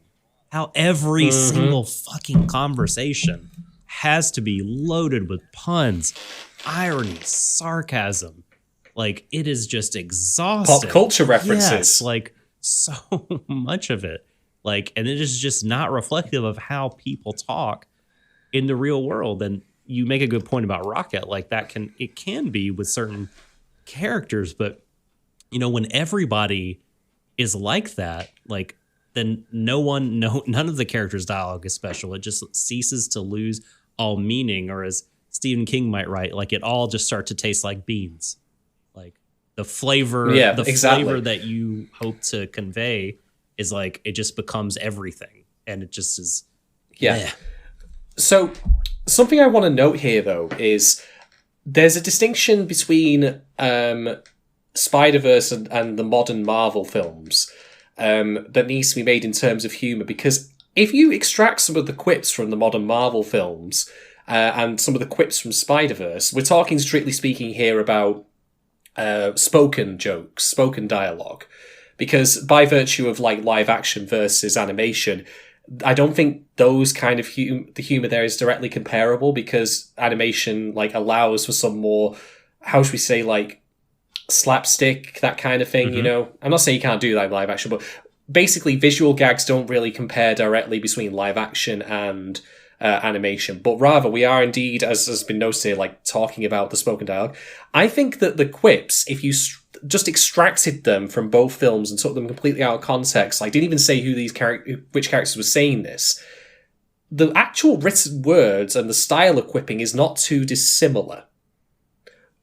But the key difference that Spider-Verse understands, that I think some of the modern MCU films do not, is those quips are inserted at appropriate times and with an appropriate frequency. There's that particular line, for example, when Peter says to Gwen, like, did we teach him that? We didn't teach him that. That kind of thing. That, in my view, if it were done, transplanted into the MCU Spider-Man films, that's a quip that would work in them as well. That's what I'm saying when I don't think that what the actual written words on the page are all that different in terms of the quips. Right. But rather, I think Spider-Verse understands far better the method of application, the frequency of application. Like, when there are somber moments, there are somber moments. Like, when original Peter Parker is killed, there's no joke afterwards where Tombstone, like, his phone goes off or something like that. It's the moment, because you can see some shit like that happening, Yeah, it's the Monster Mash. That's his ringtone. That's what I see that's what I could see happening in the hands of a lesser writer. But the seriousness, the absolute gravity of that moment is allowed to remain untarnished and uninterrupted. It flows through to the following scenes without like jokey jokes. The most we kind of get about jokey joke, really, that I can remember after that instant is when Miles, in his Spider-Man costume, visits the public funeral, and MJ is giving her speech saying, we can all be like Spider-Man. And so Miles like speaks to us like, does she mean me? And then there's this other guy's like, probably doesn't mean you. Right. Yeah, but that's like time is allowed to pass. Whereas I think like in a lot of cases in the MCU, it's just like, we just got to put a joke at the end of this because we can't let the moment be serious. And this is, of course, the fault of things like the modern like live action Cowboy Bebop, where sincerity is not allowed to persist because I think, as I say, script writers are afraid of audiences disengaging. And certainly there are some people out there who'd be like, I don't want to feel emotions. I just want to have a good time. I'm like, diversify your palette is what I'm saying. Like films can do multiple things. Films can be amusing, but they can also make you like have an emotional reaction. Well, I think, I think it's interesting that, like, the example that you brought up about the crowd at Mary Jane's speech, like that line almost to me felt like that one's for the kids. Like, you know, because the audience for these films, isn't it like rated younger? It's not a PG-13 film, is it?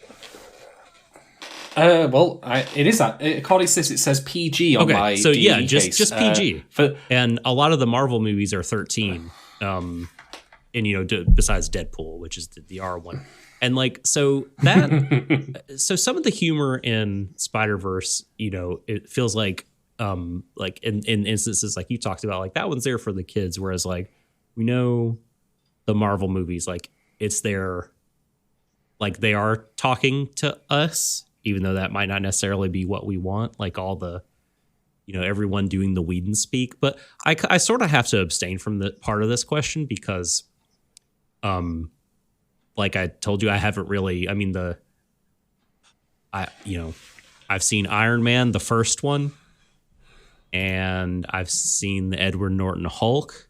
I saw the Ang Lee Hulk, but that's not part of the MCU canon.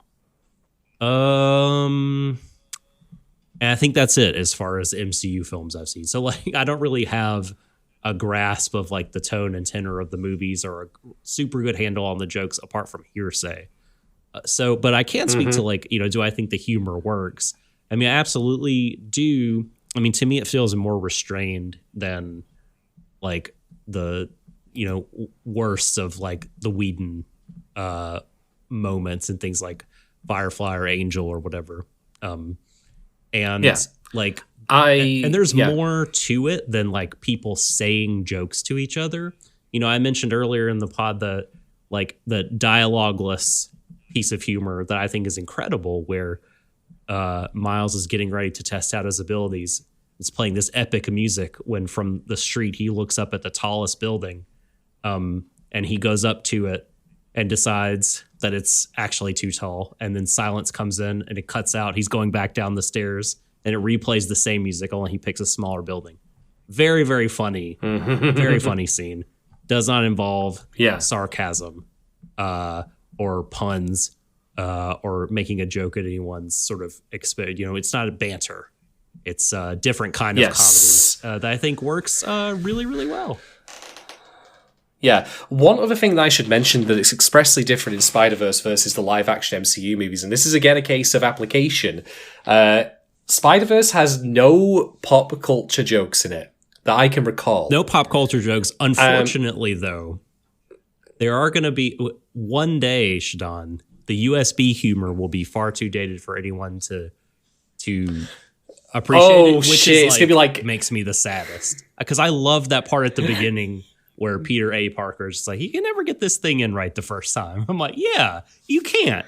You know, I always mess that up. Yeah, I know. Like your grandkids are going to be like, you know, living with things that just broadcast shit directly into their brains, or that they can send stuff from their brains into like a computer. And I'd be like, Dad, what's a USB drive? And they're like, never mind that. What's a Betamax? Right. But pop culture jokes. Here's the thing, right? Let's talk again about Guardians of the Galaxy for the moment. Now, Peter Quill making all the pop culture jokes about like Baywatch and shit and things and Cheers, you know, that has its diegetic explanation because he literally was kidnapped from Earth in the 80s. But it also is a part of, like, again, his inability to connect with people emotionally and authentically that he has to refer through things in pop culture dialogue. So it gets to do double duty as a joke, while also having a character-driven reason for existing and also being how he interacts with the world. Is that true? Is that his genesis? That's real? Like, that's that character? Yeah. Like, that sounds awful. That's a big repart. The Guardians films have a lot of things in them that I won't get into here because it's not relevant to our discussion. Ready Player One, the character. Yeah, and make no mistake, like, at least as far as Guardians 2 is concerned, that's a bad thing. But it gets to do like jokes, but also like that he just can't properly emotionally connect with Gamora, like, because he's literally also, I should note, referencing things that she has no way of knowing what they are. Like, one of the things is, like, this is supposed to be like Cheers, and she screams him, I have no idea what Cheers is. But So I'm okay with it in that instance because it has a clearly thought out implementation that allows the pop culture joke to be in there, which references and like tickles our like nostalgia nodes and all that, while still also being character relevant and being amusing. And then there's stuff like an Avengers Endgame where suddenly, like when they start dealing with the time travel plot involved in that, they start referencing a number of films, including of all things Time Cop. And then like War Machine is like, you tell me Time Cop was bullshit?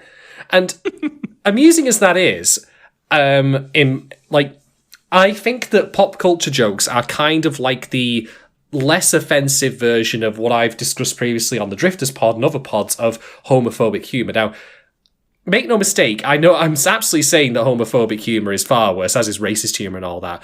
But the core problem to pop culture jokes and homophobic humour and racist humour, beyond their level of offensiveness and the fact that obviously pop culture stuff doesn't really, unless it is also racist or homophobic, like target particular groups, is that it's kind of lazy.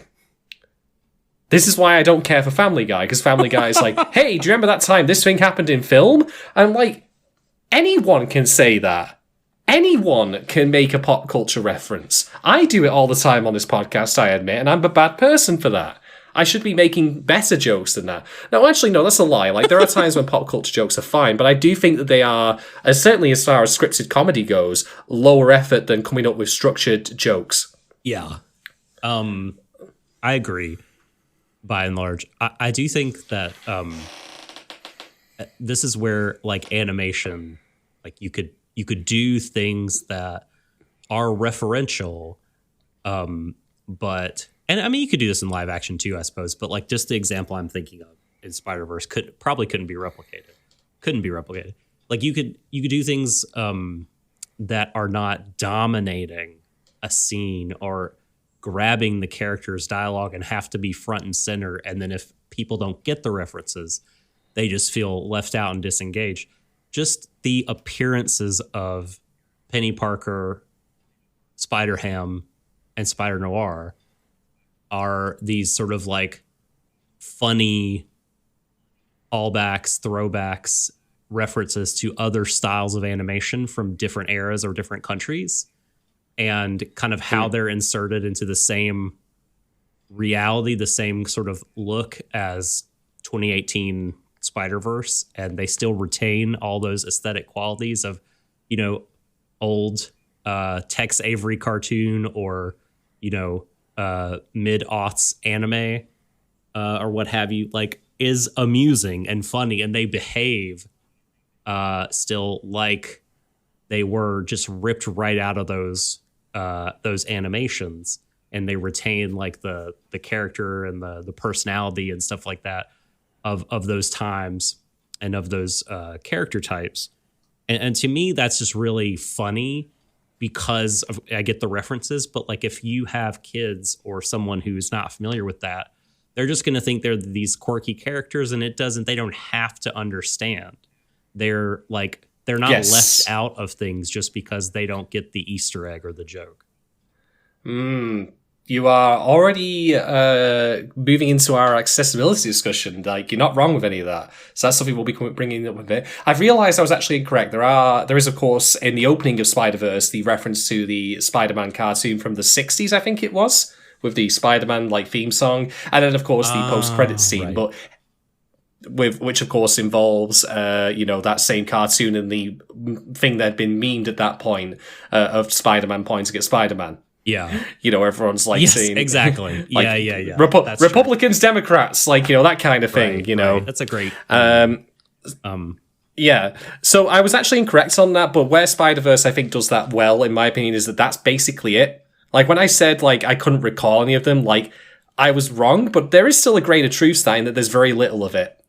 As opposed to, hey, it's like Time Cop or all this shit like that, So yeah, that's my screed on pop culture jokes anyway, insofar as humor goes. Well, and two, in this movie, like, I don't know, it's not like all the Spider-Men are doing that, you know what I mean? It's not like the villains are doing that. It's really, like, confined to the Parkers and Miles, especially when Miles gets confident and becomes, like, is wearing the suit and he's dunking on Kingpin. It's not like every character is Equip Machine. And so I think the movie feels more restrained than other Marvel movies or might do, or Whedon Productions or whatever. I don't know, the Juno script, say.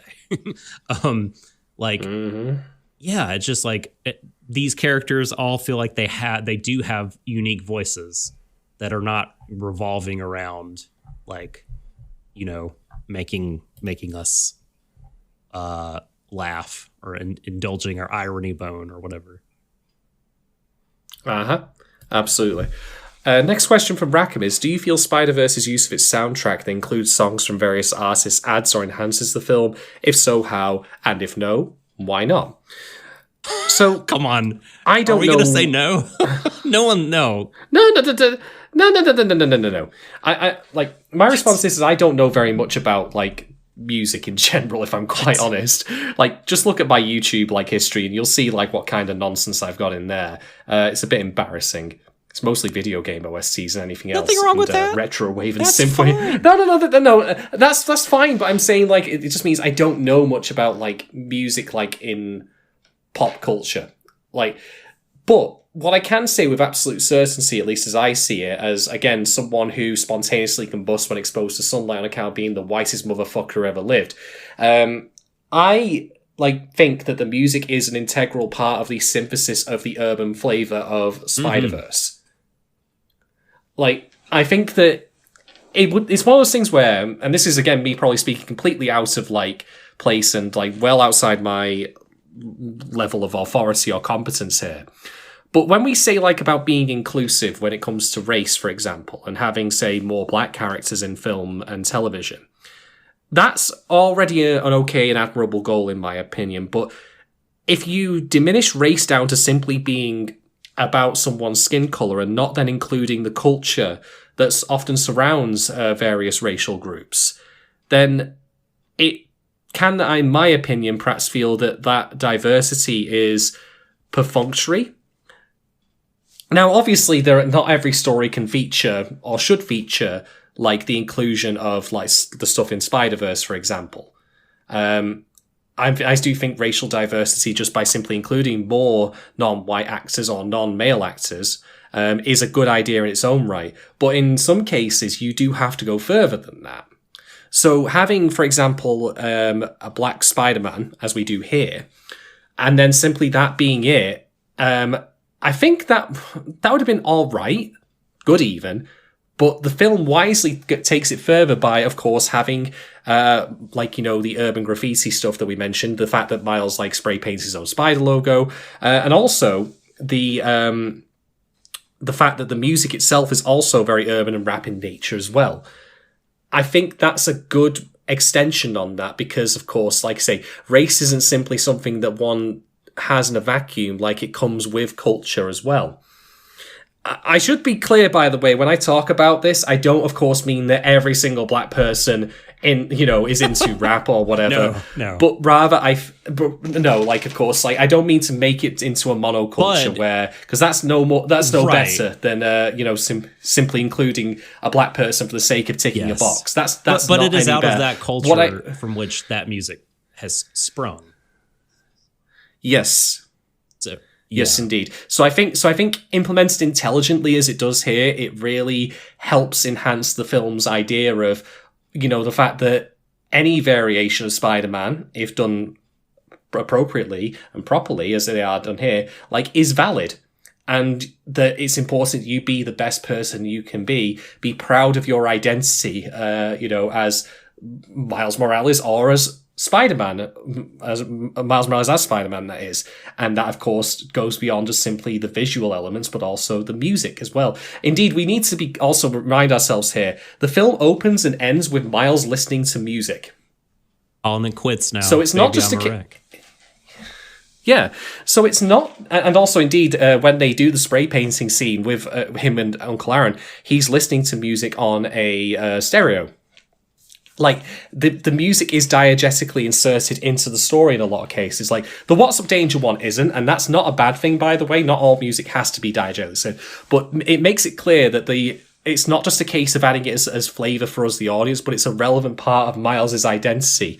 Like, he's not a musician like Gwen is, but music is still an important part of his life and his identity and his self-expression. Yeah, I think, I'm going to echo everything you just said, but also, like, to me, the soundtrack is an integral part of the movie. Like, it is of a piece with the visual aesthetic for me, and like what gives the film its character, its distinct identity. Like, if you rip out the soundtrack and replace it with like John Williams, or like, I don't know, or like the Beatles or something, I'm not going to say that the film is necessarily lesser, but it's not the film that it is. It ceases to be the discrete kind of piece of art that it currently is. And I mean, this is part of what helps the movie feel so fresh to me. And I listened to the soundtrack yesterday, and to me, it still holds up pretty well. I mean, at some point, hip hop and R&B and pop music, like, inexorably time moves forward and it moves on, and it's going to sort of sound like of its era. But I don't know. I mean, I still think it's a great soundtrack on its own, apart from the film.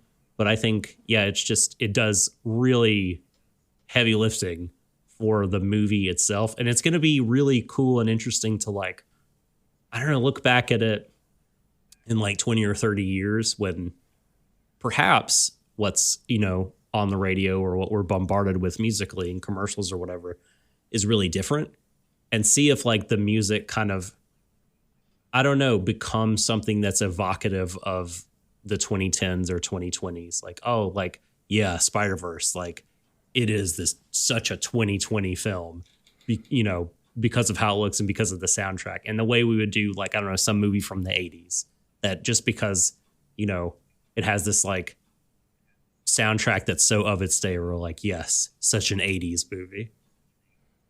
Yep. And that's even true of Phantasm, because one thing you will not see in modern Batman movies or like, and we're talking like even from the Nolan films onwards, is the use of opera or orchestra. Like, there was that element in the Burton films and even the Joel Schumacher ones, for all the... I mean, I'll go on record and say this, right? The Schumacher films are all right.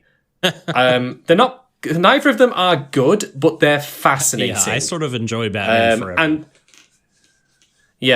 at least, like, they're trying to be entertaining. They have an express purpose of being that. I don't know what the purpose of any of the modern Batman, like, iterations in, like, Justice League or Batman v Superman are meant to accomplish.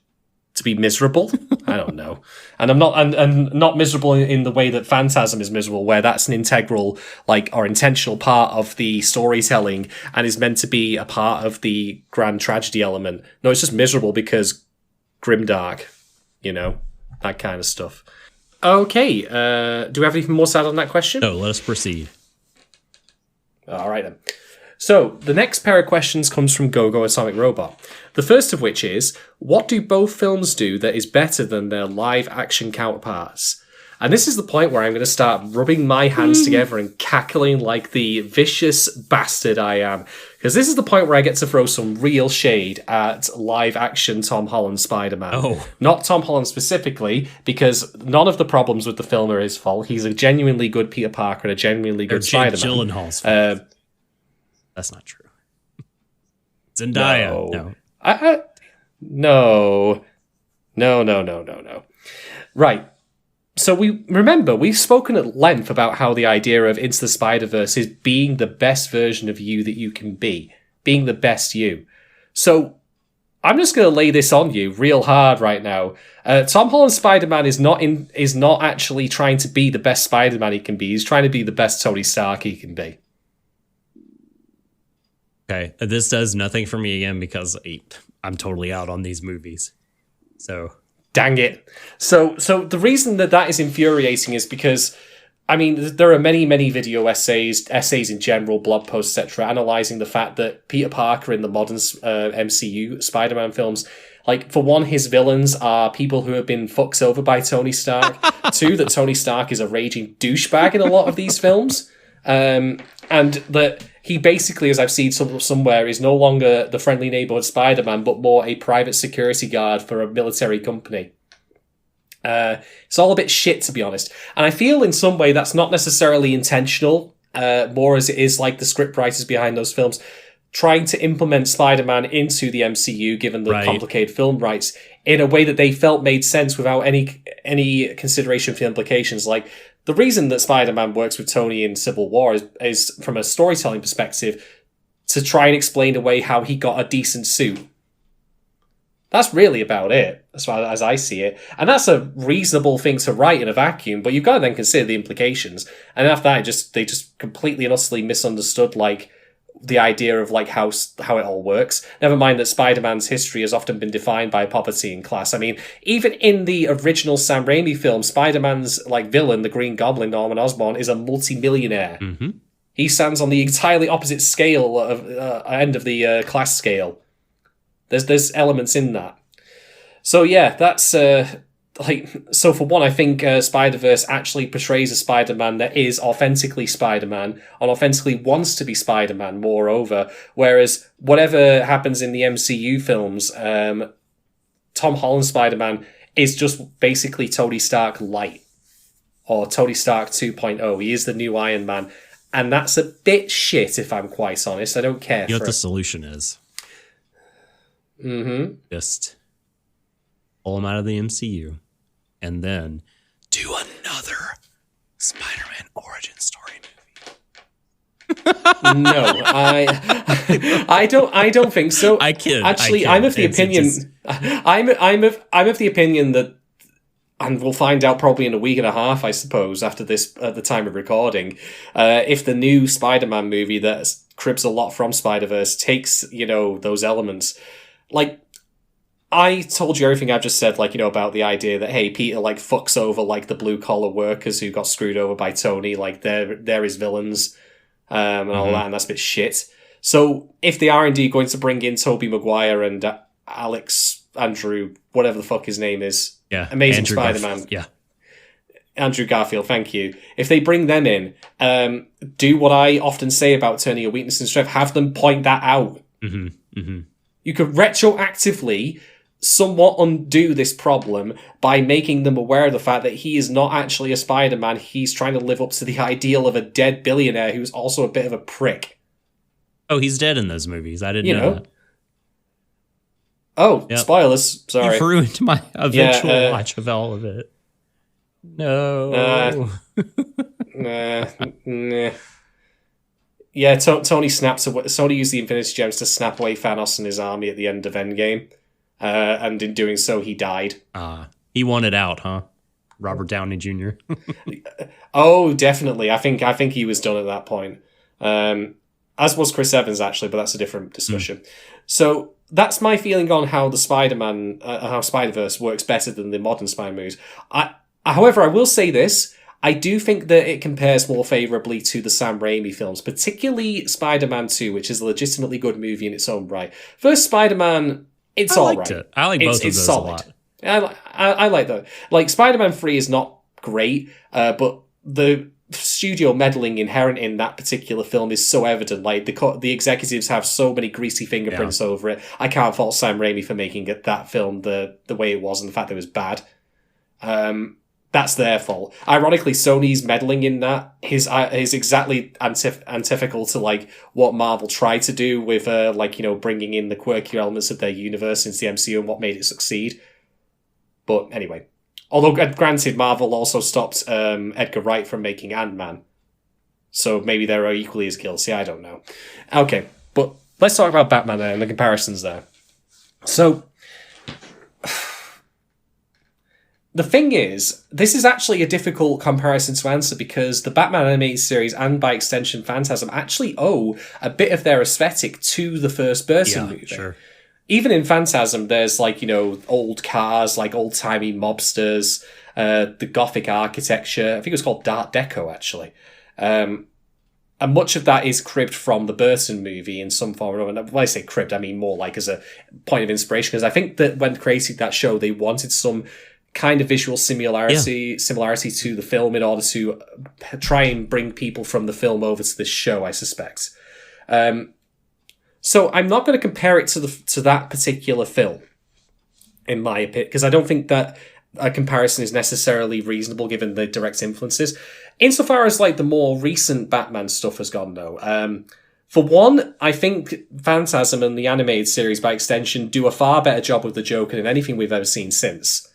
Heath Ledger's Joker is very good, but the problem is, I think like I meant to say this earlier. Sorry to interrupt you. Just briefest of points is that like I think you allude to this too. Like I'm all for like other kind of interpretations of these iconic characters existing. Like, you know, try your own hand at your own kind of flavor of the Joker or Batman or Scarecrow or Robin or whatever. I just have my favorite, and I'm entitled to. I have my preferred version. That's all. Yeah, absolutely. And here's the thing: like, I like Heath Ledger's Joker, but the problem with him is that he retains none of the more fanciful elements of the character, like the Joker gas, for example. He is just essentially an incredibly smart terrorist in clown makeup. Yes. That kind of edge to him is absent. And there's also less of the comedian element. Like, I think that Mark Hamill's Joker is infinitely more terrifying and scary than Heath Ledger's Joker. Yeah. Partly because of the voice, but also just because of the fact that it's written in such a way where, as I've said, he walks that knife edge between being amusing and being horrific.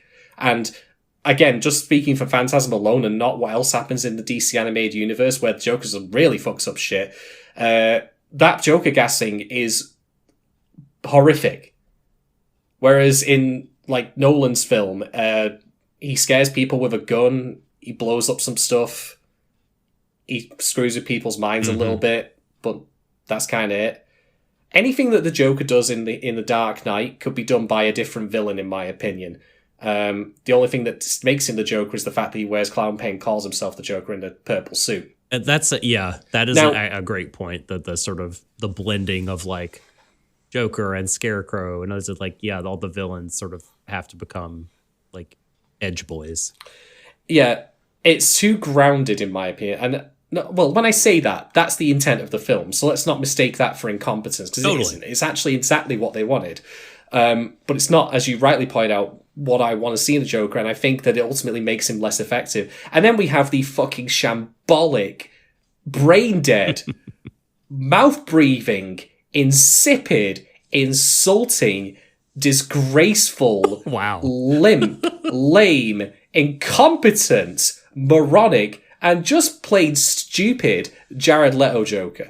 Now, I'm not going to put this on Jared Leto, but when you literally design him to just have damaged as a tattoo on his fucking forehead, you've officially revealed to the audience that you think they're all morons. And I remember that trailer where, like, in Suicide Squad, like, he's looming over this guy with his, like, electrodes, like, I'm going to hurt you real, real bad. And I'm like, where's the Joker in this? What's the Joker element here? This is shit. It's also, I just want to mention as well that the implementation of the Joker in that film is absolutely shocking because he has no relevance to the main plot. That film is fucking hell. I haven't seen it admittedly, but I know a fair bit about it, and everything I read about it just makes me think that there was, again, executive meddling and no confidence in audience or any creative backbone to it whatsoever. I heard the newer one is supposed to be all right. The newer one? Oh, you mean? Oh, sorry. You mean Joaquin Phoenix? No. The newer. There's a second Suicide Squad movie, right? Oh, yes. Sorry. Yes, you're right. That doesn't have Joker in though, so that's why I didn't bring that up. But yeah, there was indeed a Joaquin Phoenix Joker. I haven't seen that one. Can't comment. I know some internet idiots got really pissy that Parasite has some baggage. Yeah. Yeah, I know that some internet morons and fuckwits got really pissy over the fact that Parasite won Best Picture and Joker didn't. I don't even remember if it was nominated in that year or not. And all I have to say is, like, grow the fuck up. Grow the fuck up, you absolute children. I have no respect for you whatsoever. Get out. Just do what everyone else does. I don't know when to ignore the awards. Yeah, yeah, grow the fuck up. Put your fucking toys back in the pram. Parasite's so good. Babies, God. It is a very good film. But even if I was of the opinion that I like Joker better than that, do you know what my reaction would be to that? I'd be like, fair enough. Moving on. All right, but anyway, that aside, so that's the one immediate comparison I can think of as to where like the animated version of Joker is infinitely superior to pretty much all live action versions that I've seen. I'm going to not, of course, knock Cesar Romero, nor am I going to knock Jack Nicholson. Like, both of them do very good jobs. Or Heath Ledger. Like, all of them are great in their own right, but I think the animated series fully embraces, like, the tightrope, like, walk between the Joker being funny and being vicious. Whereas sometimes I think that some of the interpretations of him lead too far in one direction or the other, when in reality he should be a finely blended fusion of both. I mean, we talked about that scene with Sal, of course, where from literally line to line, Hamill is weaving from jokey to, I'm going to, I don't know, rip your face off and wear it as a mask or something like that. That kind of, like, implied deadly threat. Like trying to charm a cobra. Yeah, there's just so much unpredictability there that makes it scary. Yeah. Absolutely.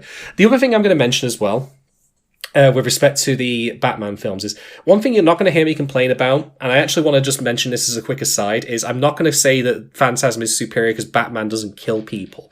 I know that's part of the moral thesis of the film, because of course that is in direct opposition to the Phantasm, but I know that there's been a long-standing thing about, like, Batman doesn't kill people, and of course Batman starts killing people in Batman vs. Superman.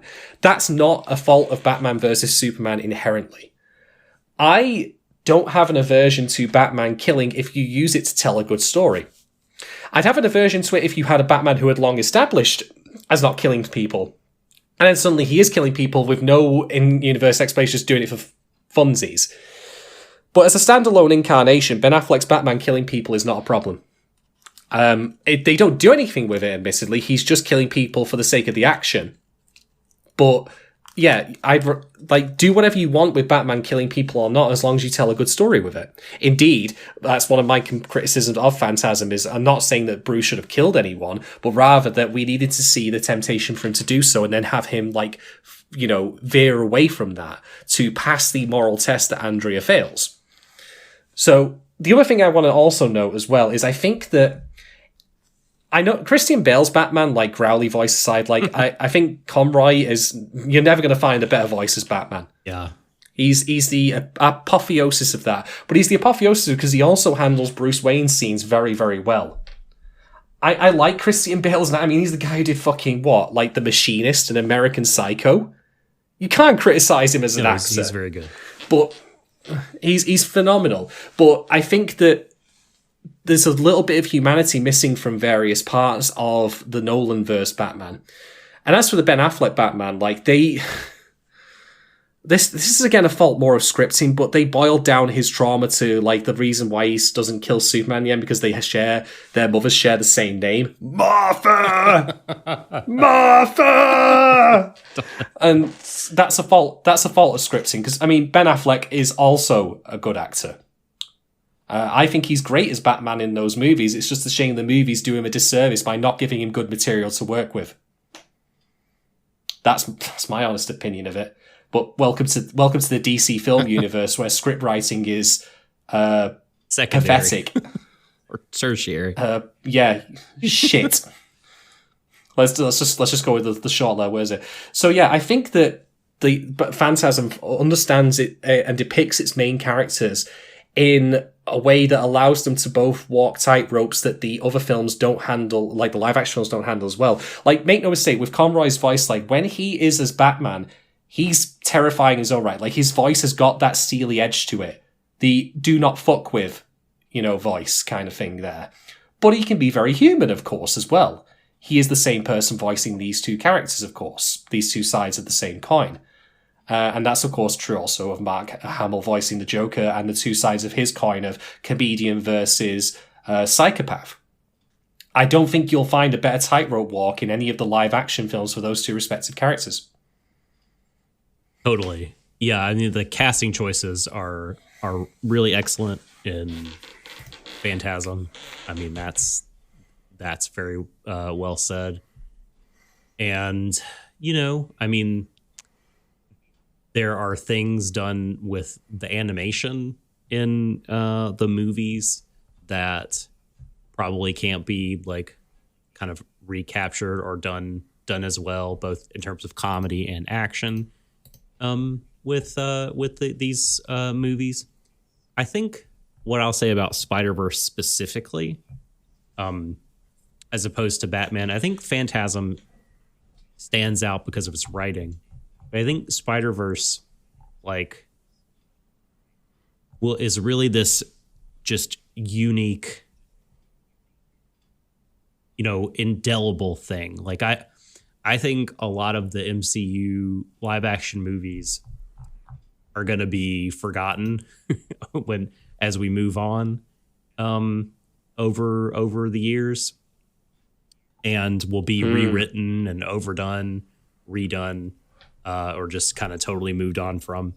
But I think there's just something really remarkable about the way Spider-Verse looks and sounds, and like as a piece of animated film, like, I mean, I'd like to think that it will just be remembered for that, like Spider-Man or no Spider-Man. Like, it's just like, look at this thing, like, listen to this thing, and the synthesis of all these different aesthetic elements is just incredible. And the live action films are, they do certain things better, of course, than the animated films, but like they just, because of the virtue of the medium, there's, they're not really able to do that kind of thing, or I shouldn't say the virtue of the medium, because live action films can bring the aesthetic to such a degree that they stand out for that reason and for that reason only. But the MCU films are not. That's not what they're going for. Whereas like this, I mean, I could see it lingering long in the memory because of what it is as a visual and oral piece of artwork. Yeah, absolutely.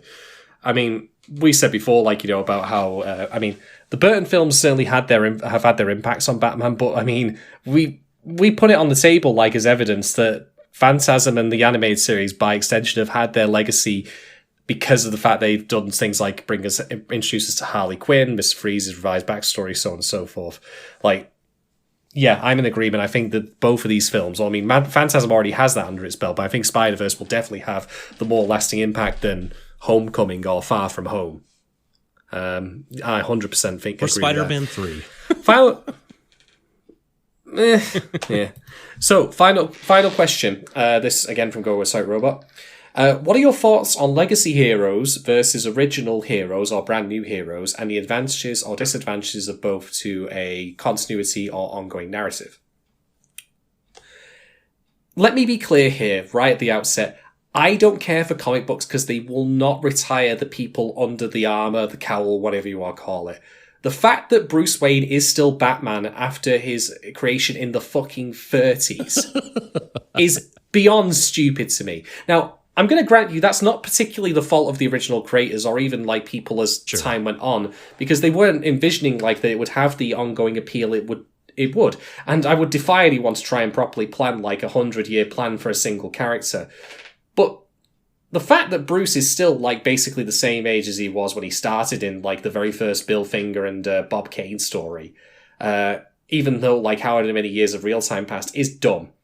Tony Stark's origin story was originally in Vietnam, and then got revision to Afghanistan. Oops. I'm glad to see that both. I'm glad to see that. Just move on to whatever war is the most current. It's an easy transfer. Yeah, to whatever war the US completely and utterly, blue balled itself out of. Exactly. Yeah, I don't have a. This is also one of the problems of the original Iron Man film, that there's a vein of Islamophobia running through that, but we're not here to talk about that, so I'm not going to go into any further. So for me, I am very much of the opinion that at some point you should retire the original character. Because, let's be clear here, when you buy a Batman comic, for example, it says Batman. It doesn't say Wayne. When you buy an Iron Man comic, it doesn't say Stark or Spider-Man. It doesn't say Parker. You're there for the superhero. You're not there necessarily for the character underneath. Now, that's not to say like that the stories that they undergo as people are irrelevant. Spider-Verse and Phantasm make that very, very clear. See the Clone Saga, and nobody wanted Ben Reilly. We all wanted Peter Parker back. Ugh. I can say the Clone Saga could have been done right if they'd have, well, not if it wasn't the 90s, I guess. That's my best answer. Sure. Because the 90s were the fucking death of comic books, but funnily enough, the renaissance of comic book animation is, scales, balance.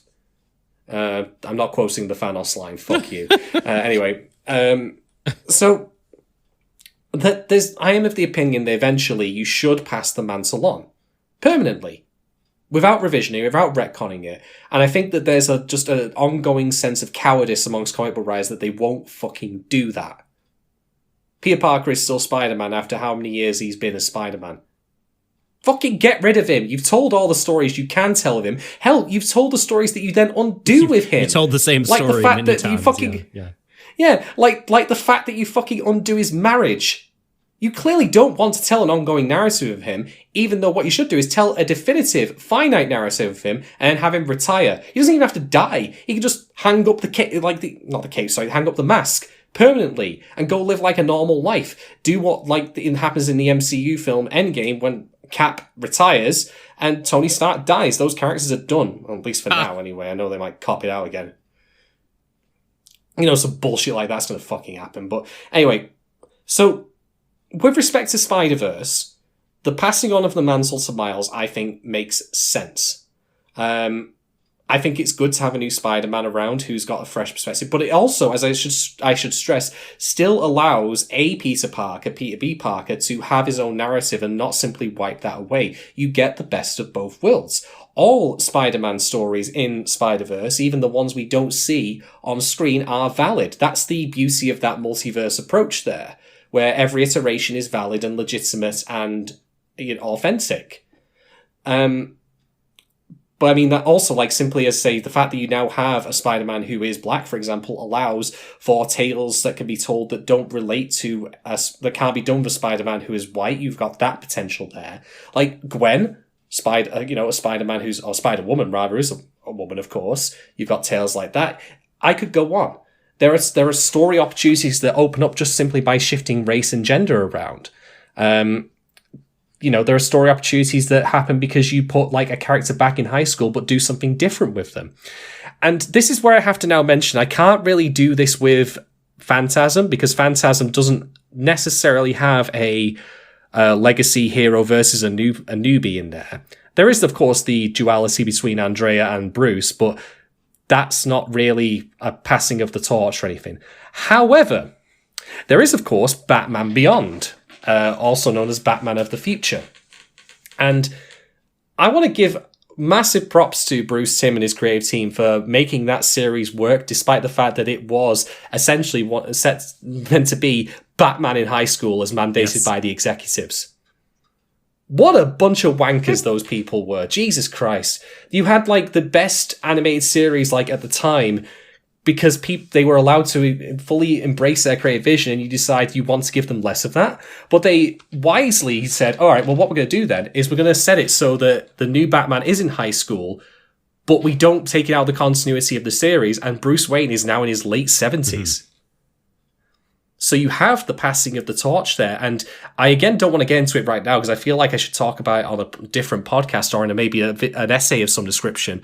But the conclusion to Terry McGinnis, that's the new Batman storyline, is a retort to the despair of Phantasm as a film. It shows that there can be an evolution in the character. But I can't get into that now because that's not the discussion we're talking about here. Indeed, if we had infinite time, I would actually say we should probably have done Return of the Joker as well. But we don't have that. We have to keep it tight, or as tight as we can do, given this our bad anime podcast format. But yeah, I very much am of the opinion that legacy heroes are there. Their stories are valid and important. I'm not saying you discard them. The great responsibility element of Spider-Man is so foundational, not just to Peter Parker, but every Spider-Man that follows, is a core part of what I would describe as the the character's Bible, you know. It is the opening line of, like, what would be the religious text of this work if it existed. And everything that Peter goes through, like, is worthwhile in its own right, like, for the most part. Like, I'm not saying you erase that character in his stories, but I'm just saying that there's a time when you should let this character go off into the sunset. Same with Batman.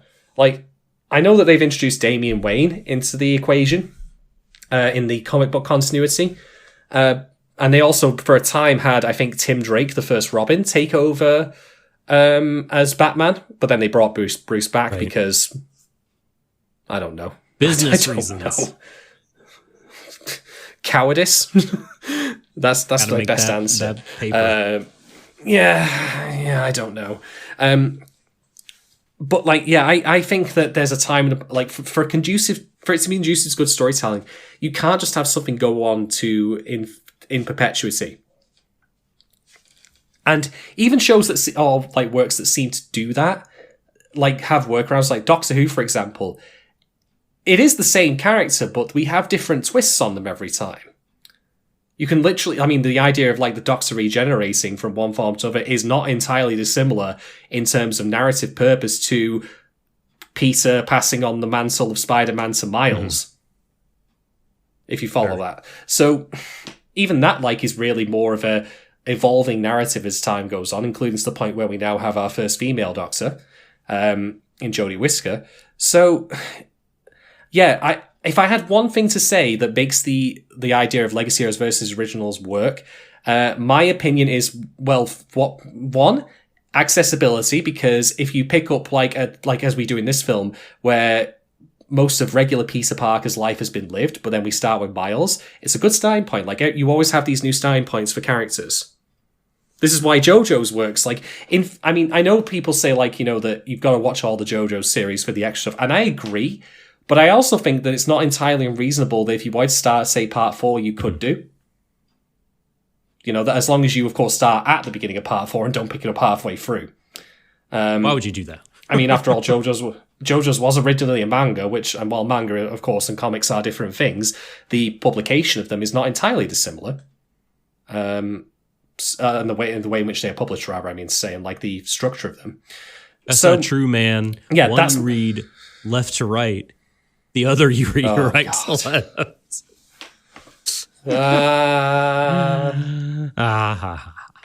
And one costs like $5 for 32 splash pages of nonsense. Man, that's just a different... No wonder comic books are shit when they cost that much for so little. This is just a totally different discussion about why we enjoy superhero comics or don't enjoy. I mean, you have answered, like, you get a tremendous answer to this question. There's not like a ton I can add. I will bring up an example that I think is interesting that is not in the superhero realm, but I think is applicable, or at least I thought of it when I read the question, is Zeta Gundam. So for those not familiar, Mobile Suit Gundam is the first Gundam thing ever made in 1979, the TV show.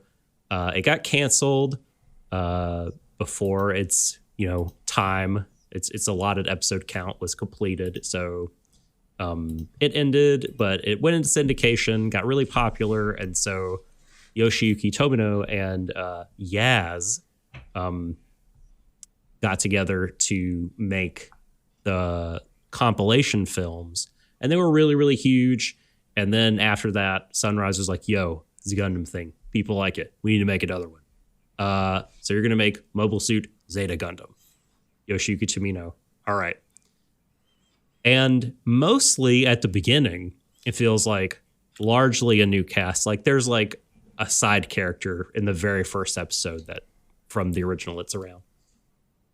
But in fairly short order, within the first 10 or 12 episodes, like a bunch of characters from the original Mobile Suit Gundam come back, come into the story.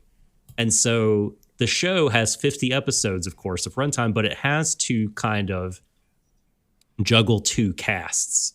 It has like the younger kids that were all like the age of the original heroes when Mobile Suit Gundam story was taking place in the original.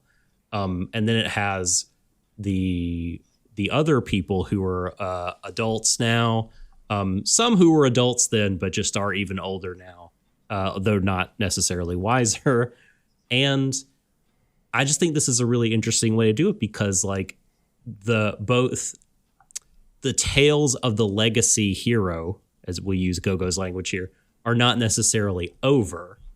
But they ultimately like are there, I think, to serve as like a foundation to help the new characters kind of get over with the audience and to like the stories reinforce each other. Like, because you have like the youth kind of influencing and acting on and changing the point of view of the older characters. You also have the older characters mentoring the youth and changing their point of view. And there's conflict there that needs to be resolved. And just so it's a really dynamic kind of interaction between these like generations of characters.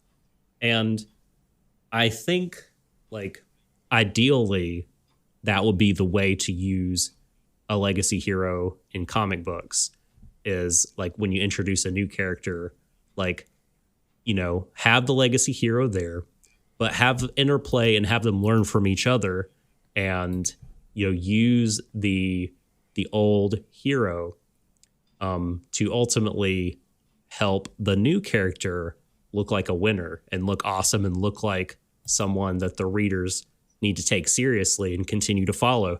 This is the basic pro wrestling booking, in fact, about how you use your older talent and performers that people know and love already to enhance and form connections with the audience to the younger generation of talent.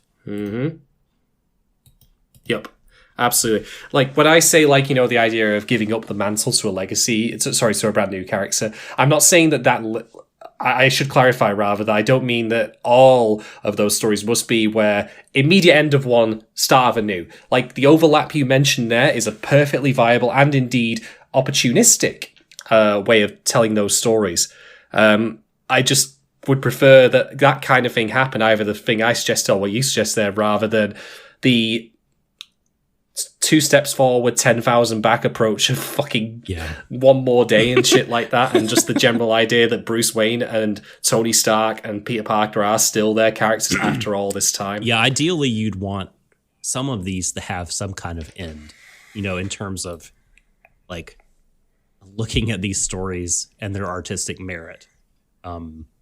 You would I prefer I mean those things with discrete start, middle, and end as well, which we've talked about and everything, and it's just it inherently is sort of a limitation of where the writing can go and how interesting it can be.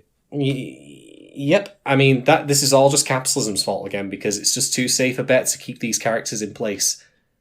Even though the thing I will always point out is that these characters existed precisely because people took a creative risk to begin with.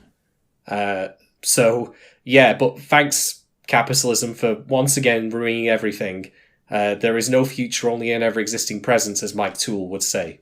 Wow, that's thanks. That's a profound line from good old Mike. Yeah, Mike's cool. Mike seems like a beer enthusiast, and that's why I think me and him would get along quite well if we ever met up. Anyway, we're not here to talk about like prospective future drinking sessions. That will be happening this weekend. Anyway, that brings us to the end of our Discord questions, I believe. So thank you very much to Lucy, Rackham, and Gogo Type Robot for throwing your questions in there. Really appreciate it. So next up, we are going to now do some more direct comparisons between the two films, and the first topic of which we're going to talk about is tone, goals, and music. This is where I get to deliver my Galaxy Brain take. This is where I basically slam my hands down the desk and lay out some straight facts for you, some straight thinking. Okay, yes, well, like, indeed. Why don't you do that? Because, you know, I wrote this on the run sheet. I feel like we've already touched on this a lot in terms of like the differences in these movies. So why don't you hit us with the big brain thoughts? All right, let's do this. So you might recall I described Phantasm as a tragedy, a almost theatrical tragedy even. So, let me put something else on the table here that will frame this discussion. If that is the case, I would describe Spider-Verse as a theatrical comedy. This might seem confusing, but I'm going to go somewhere with this. I think both these films have the same core character conflict going on in them, just expressed differently, which is in Phantasm, you have Batman and Bruce Wayne circling each other in a double helix, competing for the same, how should we put it, like existential space. Yeah, supremacy even, yeah, we can go with that. And that is actually also true, for a little bit anyway, for Miles in Spider-Verse. Him and Spider-Man. These things, like, that is why when he gets his spider powers, they are in conflict with what he believes he wants at the time, because they are making it difficult for him to fit in. These two are in conflict. It is the orbiting double helix in the exact same way. But the outcomes of both of these identical through lines are different. Spider-Man and Miles Morales, they become a synthesis at the end of Spider-Verse. Like, he embraces being Spider-Man, but he embraces being himself as well. They're not wholly incompatible things. He can be both simultaneously, and he can, like, and that's a resoundingly positive thing. Whereas in Phantasm, there is a hint that maybe that's also possible for Bruce and Batman, because we have that brief scene where he reconciles with Andrea, and it seems like maybe things might work out. I mean, she knows about Batman and all that. That could work. See, I think the film is saying, don't try it. Well, that's the point I'm going to get to. That's the point I was getting to, which is, it doesn't work out in the end. The outcome is different. Like, Bruce Wayne ultimately loses. Batman, sails ahead in this, circling double helix. That doesn't extinguish Bruce as a person entirely, of course, but rather extinguishes, the idea that he could live a life.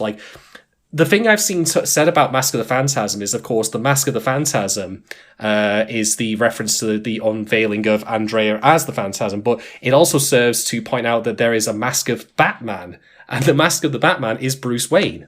Interesting. Bruce Wayne exists to disguise Batman, not the other way around. And so this ties into what I just said about the idea of Phantasm being tragedy while Spider-Verse is comedy. And I'm referring to this in the very theatrical sense. Have you ever seen those two masks, the one that's glum and the one that's smiling? Because the core through line of both is the exact same. The outcomes are different. One is tragedy and one is comedy, as defined in a theatric sense, where it is positive. Comedy in theatre is not necessarily always just about getting laughs, but it's also about positivity, I would argue. Whereas tragedy is the inverse of that. This is where I admit freely I know very little about drama and dramatic theory, of course, but I think that this seems pretty accurate to me. Because, the through lines are the same. The outcomes are different. And what this proves to me is, I know we had a comparison before about what film we preferred, but it goes to show that you can tell broadly the same story with a different outcome, and both are legitimate and viable in their own right, depending on how you want to frame it. Phantasm is a tragic outcome of that orbiting double helix of two competing personas in the same person. Spider-Verse is a comedic triumph of two personas, where they are in agreement rather than conflicting with each other. Neither story is wrong in terms of its outcome. Both are viable outcomes for a narrative. And that's one of the reasons I wanted to compare these two films directly, because even though, of course, the subject matter of their stories, the context building around this through line is very different for both of them, they nonetheless share this commonality, just shot through different lenses that gives different outcomes as a result. I would say that Phantasm is its own version of Spider-Verse, just way before Spider-Verse even existed, with a different context behind it, but with a similar core idea. That's really interesting, because I don't really see them as too similar, and not just because the ages of the characters or anything like that, but I mean, just to me, the themes and the content and the character journeys and stuff like that are and what you're meant to take from it are so disparate. I think. Oh yeah, that's the things I've mentioned are not the be all and end all of your takeaways from the stories. Far from it. I'm just talking about what I'm going to, I suppose I could describe as the spine of them. The spine. Well, is me too. identical. I don't. That's what I'm saying is I don't necessarily think that they have, certainly not identical or even necessarily similar cores to them. I mean, as presented in Phantasm, like Batman is a hero that is like born from like the womb of grief. Like the tragedy befell a very young Bruce Wayne. And from that, from a young age, he's decided to sacrifice his humanity in favor of this ideal. And Spiderverse, like, sort of, he's accidentally met with these sort of adolescent kind of like changes, and it's sort of like as you grow up and as you become more capable and have more more ability to act in the world, you know, you're responsible for being a good citizen and being a good person, and you can be happy along with this other thing that you have. Like and not only can you be happy, you should fully embrace who you are and be the best version of yourself. Whereas, and that just seems so opposite to me of what Batman is about, and the journey he goes on. Yeah, as I stated, the outcome's different, but I'm saying that the core idea of two personas in conflict is the same. That is a direct comparison between the both films, which I think is pretty accurate. It's just what happens at the end that's different. And I'm saying that those outcomes are both viable in their own right as a storytelling thing. One is tragedy and one is comedy. No, I mean, I hear, again, I understand what you're saying. I just think like they're just so much more substantially different. Like, I don't think necessarily, like, to me, like, I don't know, Miles and Spider-Man, they're only discrete ideas and for like such a brief period. Like, I think, I don't know, he just becomes Spider-Man but I mean, I guess like Batman, you know, Bruce Wayne just becomes Batman. I don't know. I guess an interesting idea I'd have to think about some more. I just, yeah, I mean, when you put it very abstractly like that, like you have regular human and then regular human encounters some kind of other like, well, I mean, Batman's not even about a power. Yeah, I mean, I don't know. I guess that's a big difference to me is like Batman is another persona, whereas like Miles, it just feels like he's sort of growing in naturally to this body and with other powers and stuff like that. These are all quibbling details. I'll have to think about your idea some more to see like kind of how it comes out in my brain. Okay, I'll give you 5 minutes. No, I kid.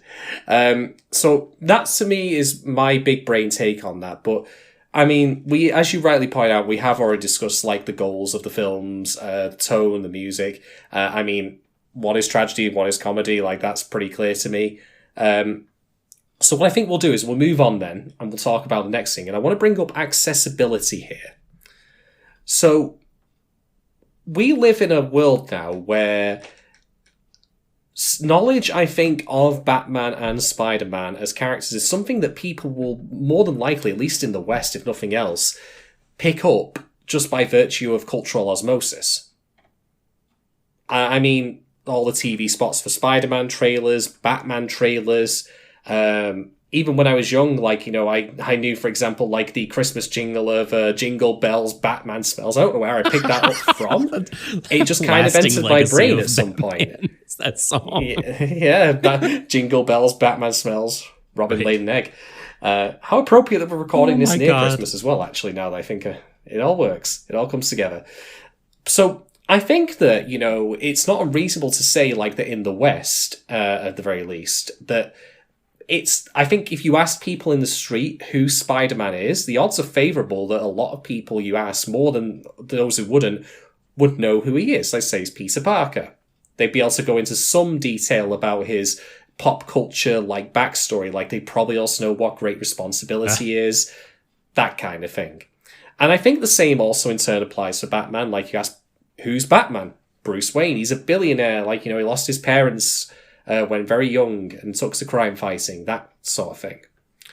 Because we've of course got all the film history that's got into pop culture. Like, I mean, I might have said some mildly unkind things about Christopher Nolan's The Dark Knight. I like that film, and let's be clear here, it had massive cultural penetration of its own, and also did astonishingly well at the box office. Deal, yeah. It was a titanic film. Not quite as good as Titanic in terms of box office return, but nonetheless.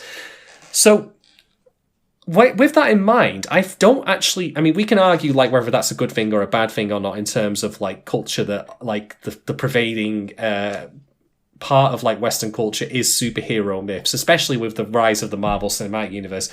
Like, I've seen people describe superheroes as the modern myth, for example, to replace like Greek myth or Roman myth. I've been hearing about that for decades, Yeah, that's been a thing for a while. And we can certainly have a debate a different day on whether or not that's a good thing or not, that's the primary cultural backbone of the West, that it is like, all these heroes and whatnot. But insofar as creating these movies go, I think it allows them the latitude to exist in a standalone way where they are very accessible to the layman. And I think this is especially true for Phantasm because it is, as I say, a part of the DC animated universe. But you don't need to have seen any of the actual episodes of the DC animated universe in order to understand what's going on in Phantasm, in my opinion. Like, your pop culture knowledge that you have of, like, who Batman is and who the Joker is enough. That's all you require, in my opinion.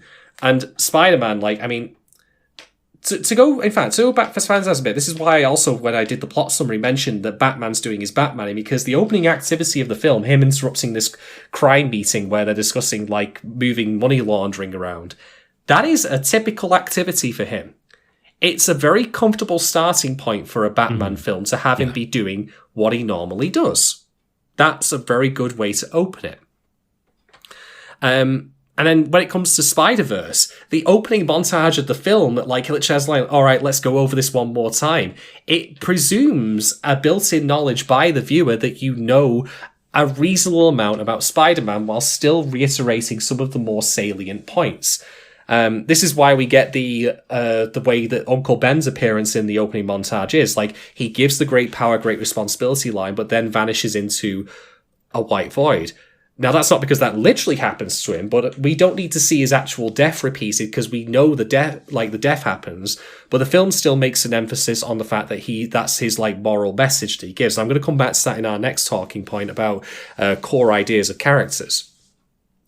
But I think both films succeed amazingly at being standalone in entries where you don't need to know very much about Spider-Man or Batman to begin with. And they open both of them in such a way where they reassure the audience that, it's fine. We'll help you out as we go along. We'll get you started on something that the character, like, one of them is literally what the character does for, a day job. And the other one of which is what the character, narrates to us as their life up to that point in an abridged form. So yeah, both films, super accessible, super easy to get into. You don't even have to watch the DC animated universe to understand Phantasm. No. And I think that that's very smart on both on the writers of both films, that they were able to leverage that understanding that, hey, not everyone, not a lot of people will know who these characters are and have like the basics of their mythology understood. So we don't need to re-explain that. We don't need to go through it in reams of detail. We will bring in what's relevant to reassure the audience and to get them up to speed.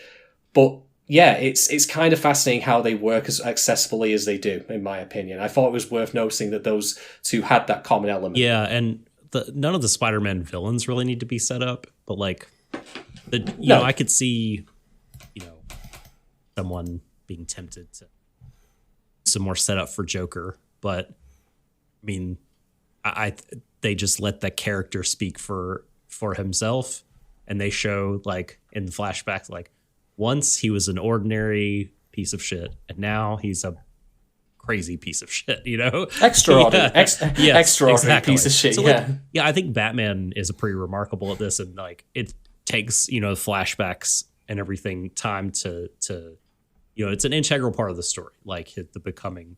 But I will tell you that my kids have all seen Spider-Verse, and none of them were confused about the origin of the character. There you go. Yeah. Yeah, absolutely. You've got first-hand evidence of that. And I think that you would probably agree with me that if you were to get your this was the first Phantasm, Spider-Man anything they had seen. I should clarify. It's not like, well, they watched Spider-Verse. Oh, they've also seen the animated series and they understand. No, they've never been exposed to it. I mean, they're not even big into superhero stuff in general. So just the idea of someone getting superpowers, could be this thing that occupies their attention more than a normal person. But like, it's they got it very well. That film is very efficient and proficient at doing this. Yeah. And therefore I can leverage your unique perspective here amongst us both by asking you, if you had them watch Phantasm, if you suggested they watch Phantasm, do you think they would have the same reaction where they wouldn't need to know, or probably where they would, whatever they know about Batman would be sufficient to carry them through? Like I said, the movie is just so it does it very explicitly and weaves it throughout the narrative, like how and why. It's a great standalone. Yeah. The other thing I should mention about accessibility that ties into this is also the idea of, I think, both films to some degree being suitable for all ages. So Spider-Verse definitely is the more kid-friendly of the two. That I don't think is in doubt. Although it does indeed have its moments of holy shit, like the fact that, as I say, Kingpin turns Spider-Man into Spider-Mush at one point by beating him to death. That's a bit fucked up. But, I mean, the thing when I say about all ages, though, is I don't mean that it's suitable for children at the expense of adults. Like, the best kind of entertainment, in my opinion, is that which can be enjoyed on multiple levels by both adults and kids, where adults can watch this stuff alone, kids can watch this stuff alone, or as a family unit, you can watch them together and get something out of them. I mean, the original Toy Story, of all things, had jokes in it that kids wouldn't have no idea what they meant. Like, there's a wonderful little aside where after Andy, Woody is giving his, like, little, we've got to, like, get ready for the birthday party speech. Mr. Potato Head takes his lips off the front and puts them to his rear, signifying that Woody is a kiss-ass. And I watched that film when I was a kid in cinemas. I had no idea what that was. But I watched it as an adult, and that's there for me. That's great. Absolutely. Yes. And these movies have that going on as well. We've mentioned that with a couple of different elements of these films, that they, for people who have extra knowledge, there's more there, but it is not at the expense of, or doesn't exclude people without that extra knowledge. Yeah, absolutely. And so with that, we're going to move on to our final talking point about both films, which is what's the core idea of each character and how do the films show that? So we first need to define what the core idea of each is. For Spider-Man, I actually think this is pretty cut and dry. It is great power, great responsibility.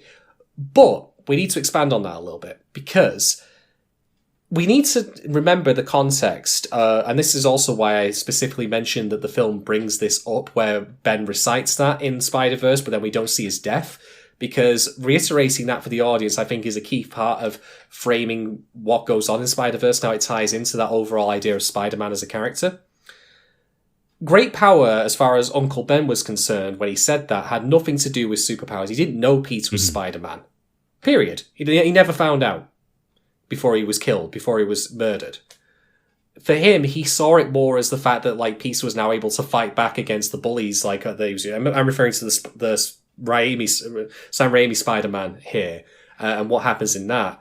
And it's more of a generalized thesis statement about we might not, us, that is, regular human beings, don't have superpowers, but we do have power of various forms. We have the power of our mind, the power of, like, our emotions, our heart, maybe even wealth is a part of that. You know, power isn't just being able to sling webs and, like, you know, sense when a car's about to hit you after being thrown by a supervillain. Power is about your ability to make an impact on someone else's life. But it's also how to make an impact on your own life as well. And so I think that the idea of great power is great responsibility is entirely compatible in agreement with what happens with Miles in Spider-Verse. In the idea, as we said, of becoming the best person you can be. When you have great talent, as Miles does, both as an academic and then as a potential Spider-Man, you owe it to yourself to have the, you know, to exercise the responsibility of making the best of it. It's completely, in my opinion, completely compatible and in keeping with that line from Uncle Ben. And that's why I think that was included, even though we should be clear here. Although Miles' uncle does die, it's not Miles' fault in the same way that Uncle Ben's death was the fault, as was Peter's fault. I'm not saying it was Peter's fault directly, but rather he could have intervened in his backstory to stop the guy, and that would have causally prevented Uncle Ben's death. If anything, actually, the great power line probably applies more to Kingpin because, again, similar idea. Like he didn't stop. Like didn't stop what he was doing, and that then led to his family's death by indirect causality. But yeah, that's the core idea, I think, of Spider-Man. It is great power and great responsibility. It is the opening part of his origin story, and it remains relevant to Peter Parker and characters in the state. Like, it's a good moral message. It's something a lot more people should have a fucking decent understanding of, if I'm quite honest. It's corny, but there's a heart and sincerity to it. And it's, as I say, not entirely one-to-one with what happens to Miles, but it's completely in keeping with, like, his character journey and the ideas of the film. Yeah. So I think that it totally understands the core of Spider-Man. And, you know, once upon a time, when our kind of cultural sensibilities were sort of less attuned to the realities of the world than they are now, Peter Parker was seen as, like, the quintessential everyman. And, you know, as is this kid, Miles Morales. And I mean, so I think it's not necessarily even this new idea, although it is greatly emphasized in this movie. Anyone can wear the mask. You can wear the mask. You know, if anyone could, that means everyone has this potential to affect change. Everyone has this great power. And so everyone should reflect on that and consider their, you know, moral responsibility to the world, other people, themselves, that kind of thing. Absolutely. So that to me is how the film represents Spider-Man as a character. And as I said, is probably one of the finest distillations, if not the finest distillation, of what makes that character work and what makes him unique and worthwhile as a cultural artifact. So let's move on to Phantasm. This, I think, is pretty cut and dry because Phantasm is about the duality of two people. It is about Andrea as the Phantasm and, of course, Bruce as Batman. And the similarities, the dangerous potential similarities between the pair of them, but also the divergences. My criticism of the fact we don't see some of the building blocks for that we should have done, notwithstanding. So the key difference here is that Andrea is consumed and driven by the need for vengeance, which only results in one bloodying their own hands. But the core idea of Batman is that, wounded though he is by the tragedy of his past, he does not succumb to the same desire. He instead seeks justice. Now, as I've said, there is always potential for a good story to be told where Batman does kill. Don't mistake me on that. But I think that Phantasm is very, very clear through its portrayal of the titular character, the Phantasm, and the pitfalls that happen to Andrea versus what happened to Bruce, that for Batman, the core idea behind his character and what makes him a cultural artifact is that despite tragedy, and also similarly to Spider-Man as it turns out, again, this is not too dissimilar more or less. I mean, you could argue great power and great responsibility applies as much to Bruce Wayne. Is that his advice he would probably have taken like at that age? I don't doubt. But wounded though he might have been, he does not fall into the same trap of, well, becoming the very thing that took his own family away. It's about justice, not vengeance. And despite the film's like tragic elements and its dour, dark depiction, it's, as I say, not without hope that he still can continue that, and also affirms why such a person is needed, because the world, is better with him as Batman in it, because it can prevent what happened to Andrea's family from happening to others. I mean, not to say, of course, that if other families suffer the same fate as Andrea's, that they in turn would become phantasms. But nonetheless, it's not something that people should be going through. So yeah, I think that Phantasm fully understands that really, really well. And with respect to the other Batman films, I mean, the first Burton one, I think, does a pretty decent job of that in its own right. The second one has him flat out killing people, but it has him killing people in a way where it doesn't even acknowledge that, which is very weird. That film was very, very dark, in a way that I don't think that they fully intended or understood. There's that infamous scene where Batman drops a guy down a sewer and throws a bomb after him and it explodes. And that guy is dead. Must be dead. That guy down there is absolutely... He is absolutely a load of ketchup and pizza sauce on the inside of that sewer wall. But the thing is, the way it's presented, it's not... It's very tonally weird. It's almost farcical. Then, of course, there's the Batman in Batman vs Superman and Justice League. More so in Batman vs Superman because he's fighting actual humans there, where he is killing them. And I again don't have an issue with that on its own. It's just in there for action. I wonder if the reason they had him kill people in that was because they couldn't be bothered thinking of a way of having him do it non-lethally, or more because I think perhaps they were influenced by Frank Miller's The Dark Knight, and that's all well and good and all, but there needs to be more to it than that, in my opinion. But yeah, both films have their moral underpinnings, they have their moral fibre and compasses. And that, I think, is part of the reason we have superhero stories to begin with, because they're meant to inspire us. I mean, even in the admittedly flawed interpretation of Tony Stark, both in in the modern Iron Man film, the one from 2007, I think it was, or 2008, and his original origin, he was a man who realized that his weapons were, shock of all things, killing people. Admittedly, this is why the moral of Iron Man falls a bit flat for me, because it's just more that it's killing the wrong people rather than making them, period. But anyway, that's a discussion for another time. But yeah, superheroes are, they have their moral course to them. That's what makes them, relatable. Yeah. Amongst other things. And so both Spiderverse and Phantasm fully understand the moral cause of their respective characters, and display them without any shame or without any reticence as well. Yeah, I think a thing that is true to the source material about this aspect, Spider-Verse ends on this incredibly optimistic note.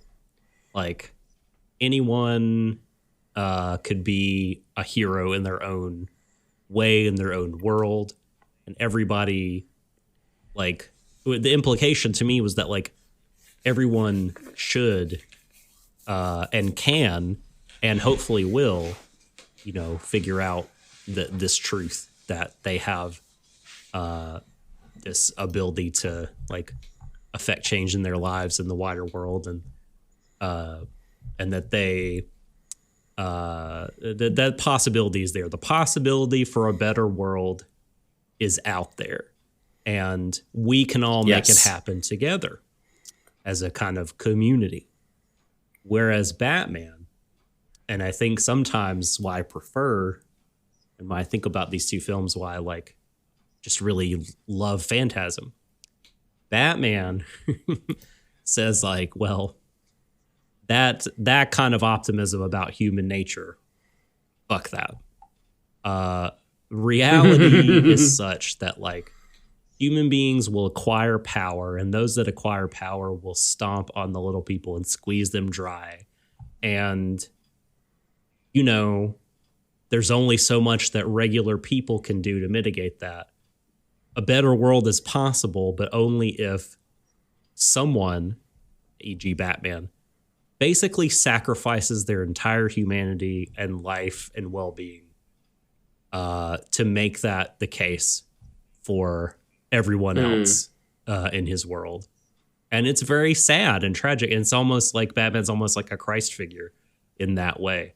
That, you know, hey, it's possible for you all to be redeemed as individuals and as a people, but like, I gotta die, you know?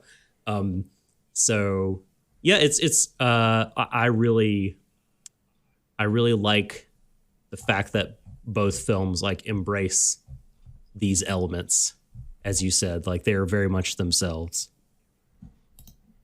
Yeah, 100%.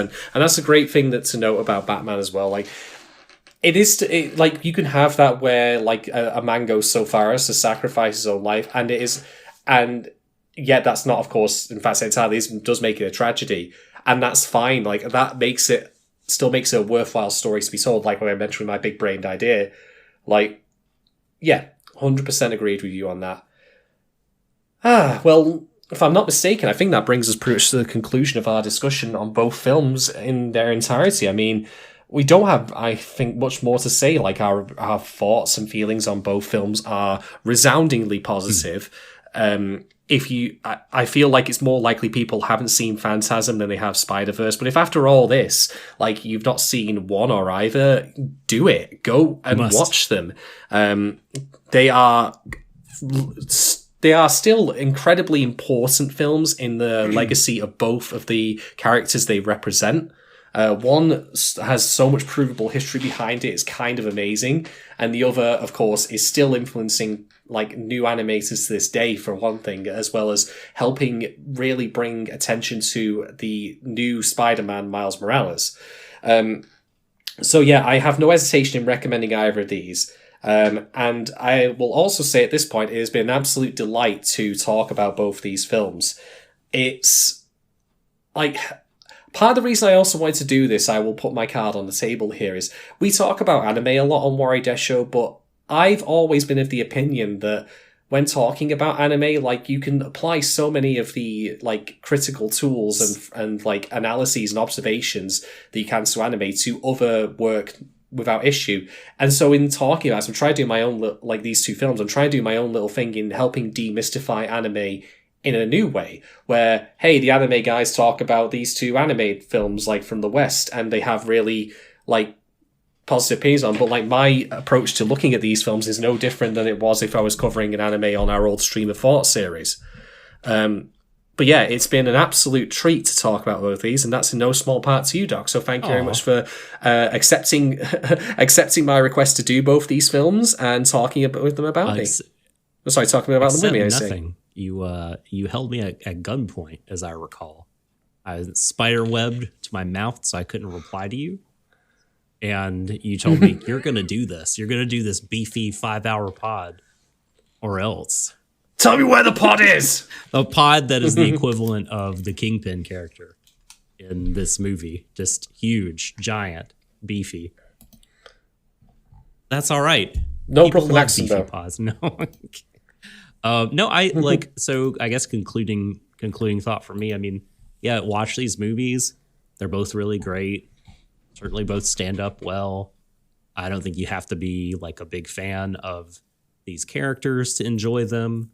And yeah, like total like ditto marks to what you said about like, you know, literary and film criticism coming into play, like across, you know, kind of cutting across all kinds of media.